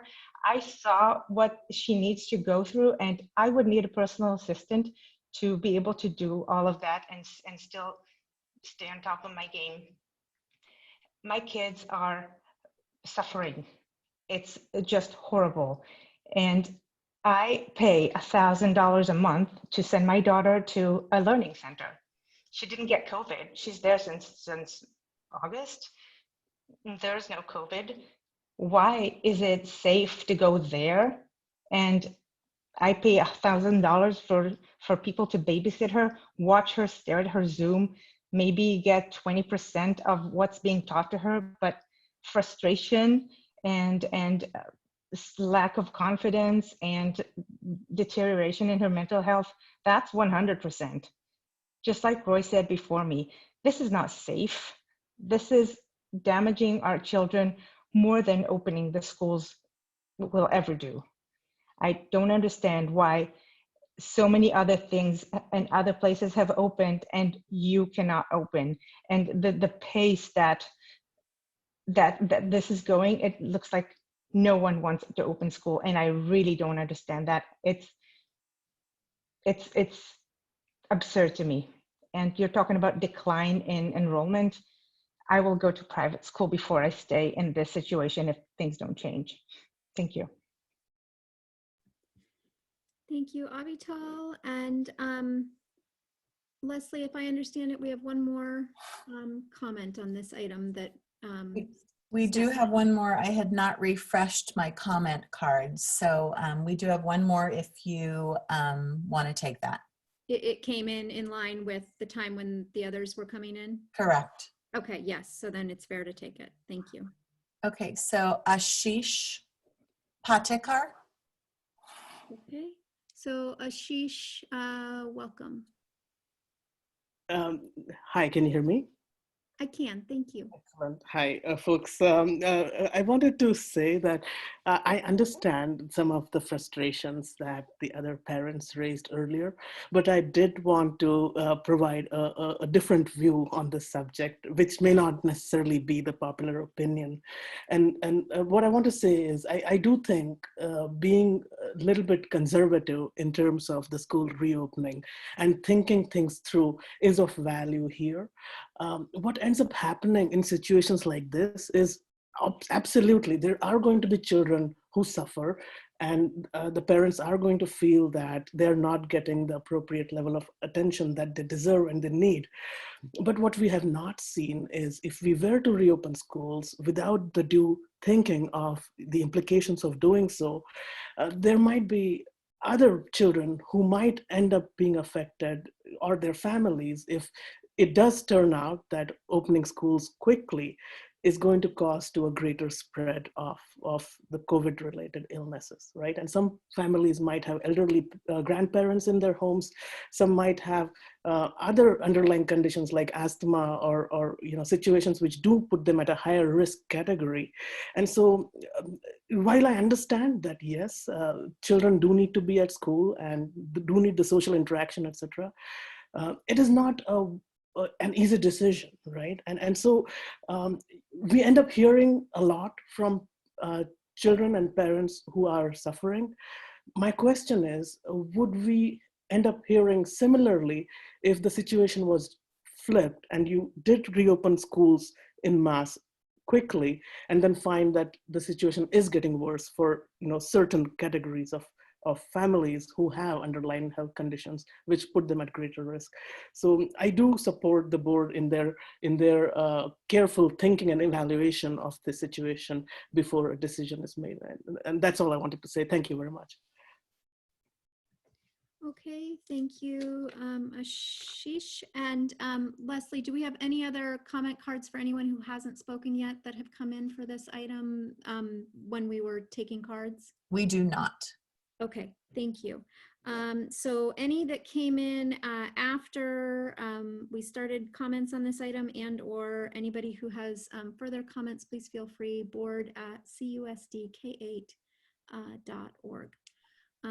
Okay, so let's see. I guess final round of comments on this item. But before I do that, Stacy, is there anything else you need from us as we make those comments tonight? Yeah. Okay, so nothing else specific we need to reflect on. Okay, all right. So any of my board members have any final thoughts on this item? I think everybody's indicating they maybe said their piece earlier. So, all right. So with that, I will move us along. Thank you to all of our community who stayed up late with us tonight. As I mentioned earlier in the meeting, we do try to rotate the order we do the items in so that different members of the community who have different issues have a chance for the first part of the meeting versus the second part of the meeting versus the third part, and so on. So thank you for sticking it out late with us. Actually, Lori, could I just speak a bit sure. before we move on? Yeah, no, I want to reflect a bit on what we heard, and I certainly understand where a lot of these, the comments about social emotional. I think you heard Lori earlier before the public comments express her concern for that as well. And so I guess I said my piece earlier in terms of, I guess that would be my request to Stacy. Is that please give some thought to what we can do in this space. Some of the suggestions that Lori had made around you better utilizing our volunteers. Can we get, I think, I don't know if we're in any position, to be honest, to sort of, I would like to, but I don't think we are in a position to be able to offer sort of physical gatherings and all that. But I think to the extent that there are opportunities, I'll just share that, I have two girls, and I see them in these online clubs, and one of them told me, I don't know anybody here 2 weeks ago, and I kind of forced her into it because I said you have to make some friends and all this. And I think, it's not the perfect thing, and I think she's made some, I don't, these sort of Zoom friends that she texts with. It's not a substitute for getting together and all that. I know that, but so I would just ask, to the extent that we can do something to sort of connect kids or the children so they have some, until things get back to a sort of a better state, it will be an ask, just building on what Lori had started earlier. So my 2 cents, thanks. Okay, anything else on this one? All right, so thank you, everybody. So moving us on from 11 into 12, that is discussion action for the adoption of the resolution 2021-9, resolution authorizing the issuance of the Cupertino Union School District, Santa Clara County, California, 2020 general obligation refunding bonds and action related thereto. And this is Jeff. Thank you. I don't have too much to add tonight, other than, when we bring these forward, it's really the opportunity to thank the community for their support and also to acknowledge that we do look for opportunities where we can go through a refinance that the board approves. So we can capture any dollars. And so with that being said, the documents here tonight are what Tim Carty shared previously with you when we refinanced last year, very similar in format. And then it just talks about the point of sales. So I'll take any questions at this point. I don't have any more to share. Okay, so we are itemized for discussion action. I do want to allow any clarifying questions before I call to at least get the motion on the table, and then we can discuss further. Does anybody have any clarifying questions that they need to get out of the way? Okay, so then I'll go ahead and call for the motion, please. I move to approve resolution 20-21-9. Thanks, Jerry. In a second. Second. Yeah. Okay, so now I can open it up. Any further discussion needed on this item? I know we talked about it with Tim. Was that last meeting before? It's a blur, but I know it's quick turnaround. So thank you to staff and Tim for the quick turnaround on that. Anybody? Okay. So are we ready for me to call for the vote? All right. So all in favor, please say aye. Aye. Aye. Any opposed? Any abstentions? Hearing none, motion carries 5-0. Thank you. And Jeff, please extend our thanks to Tim for his work on this as well and supporting us. All right, so then that moves us on to 13. Oh, this is an exciting one, guys. Approval of the resolution 20-21-8, adoption of the GAN limits. We might need a sad trombone there. Sorry, my own school funding poor humor, I guess, with pre-Prop 13 GAN limits. So, all right, so this one is just action, so we need a motion and a second. I move. All right, I heard Phyllis in a second. I'll second. Okay, great. And I heard Sylvia. I think I heard you guys both at the same time, but I couldn't quite make it out. So, all right. Motion from Phyllis, second from Sylvia. So assuming we don't need any discussion on this one, so I'm going to call for the vote. All in favor, please say aye. Aye. Aye. Aye. Any opposed? Hearing none. Sorry, any abstentions? Hearing none, motion carries 5-0. All right, so moving us right along to board and superintendent activity and committee reports. Anybody have anything they need to bring forward this time? So I and Jerry had a board office hours actually. It went pretty well. I think really last week actually. Okay. Did you guys have an itemized topic for that one, or were you just hearing general community comments? We didn't have a topic, and I think we ran through about 65, 70 minutes of questions, primarily around CAC and then a reopening of the schools update. So I guess mapping to our item 10.3 and 11.1 today. So. All right, great. Okay. Anything else, Satish? No, I completed this MIG5. So I was just gonna say you have news there. I'm a graduate. Yeah, that's good. All right. So Satish and I both finished our master's in governance training and finished course 5. So congratulations. Congratulations. Thank you. And let's see. So, oh goodness gracious, my computer keeps pushing updates at me. Sorry, guys. Okay, let's see. So Satish, you're wrapped. Anybody else? I just want to mention that, look, am I muted? No. No, you did. Lori and I serve, as you know, on the campaign committee for future ballot measures, and we're meeting regularly on Fridays with Dan Hallaby, who's our chair, and we're beginning to think about how a campaign might look if the board decides to put a measure on the ballot in the spring. So that those discussions are beginning. That's it. Yeah, okay. I would just add to what Phyllis is saying that, you know, I think our goal at this point as your subcommittee is really to just bring forward as many options as possible, sort of the idea that we continue to say in all of this, which is no stone unturned, and really exploring every possible pathway that we have for opportunities to change trajectory, knowing that we still have really hard conversations about planning that still have to happen sort of in tandem with that. So that's all I would add to that one. I had the same announcement as Satish as far as MIG goes. For County School Boards Association, you've all seen the updates regarding that annual conference AEC for our continuing education will be entirely remote this year.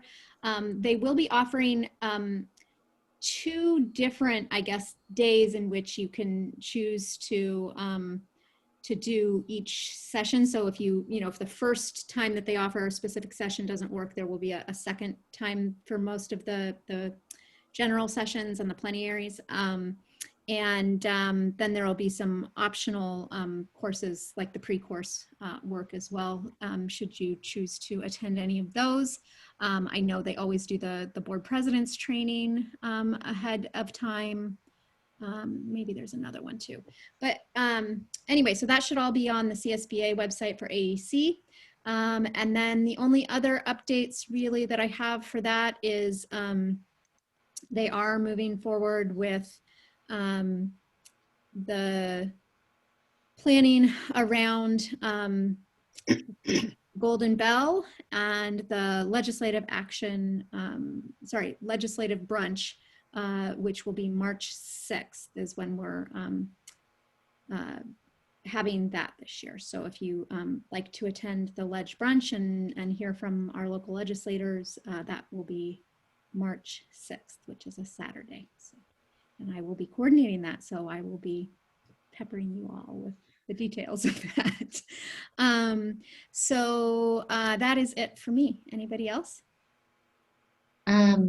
Phyllis and I and Stacy went to the joint meeting of schools for Saratoga. That was a few days ago. And so just we're able to give an update. Each of the districts, there's 7 districts that serve the city of Saratoga, and just hearing from the mayor and city council was there. And then each of the districts kind of gave an update on where everyone is. Pretty much we're all tracking similarly in terms of phases and reopening, pretty similar patterns. Great, thank you. And I realized I forgot for Phyllis and I for ballot action, we've also been continuing the sort of education piece of the budget roadshow, which goes along with that. We are more than halfway through the 25 sites now, and maybe even past 60%. Jeff would have to confirm for me exactly how many we've done, but we still have several to go. We are also working with our CLIP staff to make a version available with a Mandarin translation. And I think that's it for the updates for Budget Roadshow, right? Anybody else has anything they can jump in? I'll just also mention Sylvia and I and Stacy went to the CUSD United meeting last Friday, I think. So they're making good progress. So the intent, the goal is to, have a group of parents basically looking to raise funds at the district level for district use, as opposed to the PTAs and the PTOs that are operating more at sort of a site level. So it was just sort of getting us caught up on the progress, and yeah, they're making good progress there. So great. Okay, anybody else? Stacy, do you have anything tonight? I know all you're doing right now is attending all the county meetings. I have a question here. Can I ask that? So some of this, where can I see a calendar? Like for example, United, right? So this kind of thing, like when is a meeting and those things, we have to go to their site and get it, or is there something in general it's available? because many things we are just knowing and just picking up and going kind of. So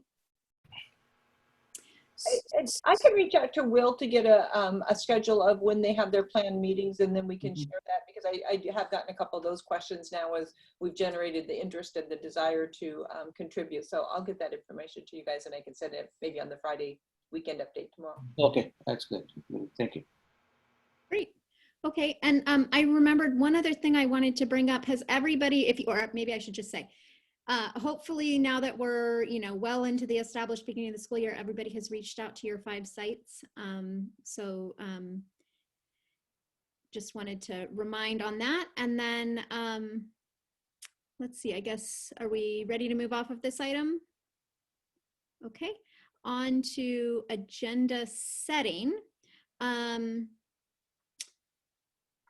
I am getting a little bit nervous about the volume of things we're trying to tackle between now and the end of the year. And I don't know if, we want to consider, if anybody, I don't think it's outside the realm of possibility that we may need to look at adding a meeting, for example, in November. And I don't know if people want to talk about setting a date aside now, knowing that we might not need it, or we might need it, or if people would rather wait until we decide we need it. I'm okay with adding a meeting. What were the topics you were thinking we cover in the extra meetings? I just think with the volume of what's coming in terms of CAC recommendations, continuing the conversations around school reopening and some of the planning and logistics around that Stacy was bringing up with Allison and team. We also have to do a discussion about ballot measures, because we've got some deadlines coming up for the county, depending on when we're going to do a ballot measure, if we are. And I think that's a pretty big discussion. I don't know that we want to add that to another meeting where we're going till midnight. Right. One of our meetings in November is in advance. So we do have at the moment, I believe, the whole day blocked. But I know we also haven't been choosing to use our whole day blocked at some of our other advances. So, for sure, please hold your whole day for the day that's blocked for the advance. And then maybe we can float another date or two around to see if people could agree on a time that we could maybe hold on our calendar in addition.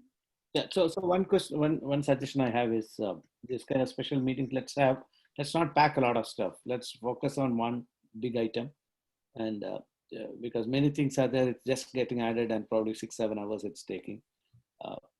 It's better to, what's highest priority, probably that's what we should, special meetings, we should just focus 1 or 2 items on. Okay. Well, maybe for agenda planning for next week, Stacy and I can talk about if it makes sense to float a date out to people then. And just so that everybody is reminded, on the 19th of November is the board advance. So at the moment we have that blocked 9 to 4. So, okay, that's all I had. Does anybody else have anything for agenda setting?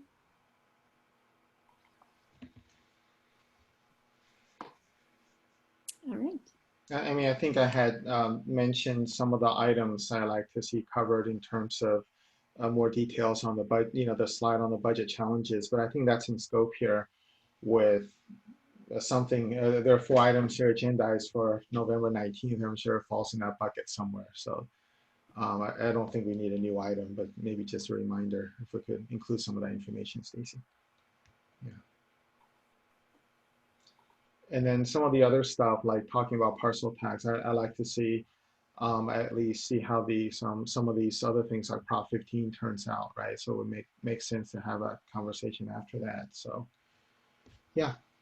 But thanks for thinking of this, Lori. I think, yeah, sure. I'm up for another meeting. Sure. I mean, if we don't need it, great. That's but right. I I know sometimes it helps to get something on the calendar, Yes. ahead in terms of our family lives too. Right. Right. So, I'm good with putting something on the calendar. Okay. So I'll work with Stacy and team on that then with the next round of agenda planning. All right. Anything else for this one? Well, now that you've got me looking at the forward, so we have like approval of SIPSAS for some of the schools, it's okay. I'll follow up. It's late. Nobody wants to talk about this. It's all right. I have nothing, Lori. Okay. All right. If you do, go ahead and just, of course, let Stacey know, and she'll bring it up with me too in agenda planning. So, okay. Yeah. Anything else, guys? All right. And we don't need to return to closed session tonight. So with that, unless anybody else has any other closing comments, I will go ahead and thank everybody, the board, the staff, the members of the public who stuck it out. I know we still have even some online now, and for all of the public comments we received. And otherwise, everybody be safe and be well. And I will go ahead and close the meeting here.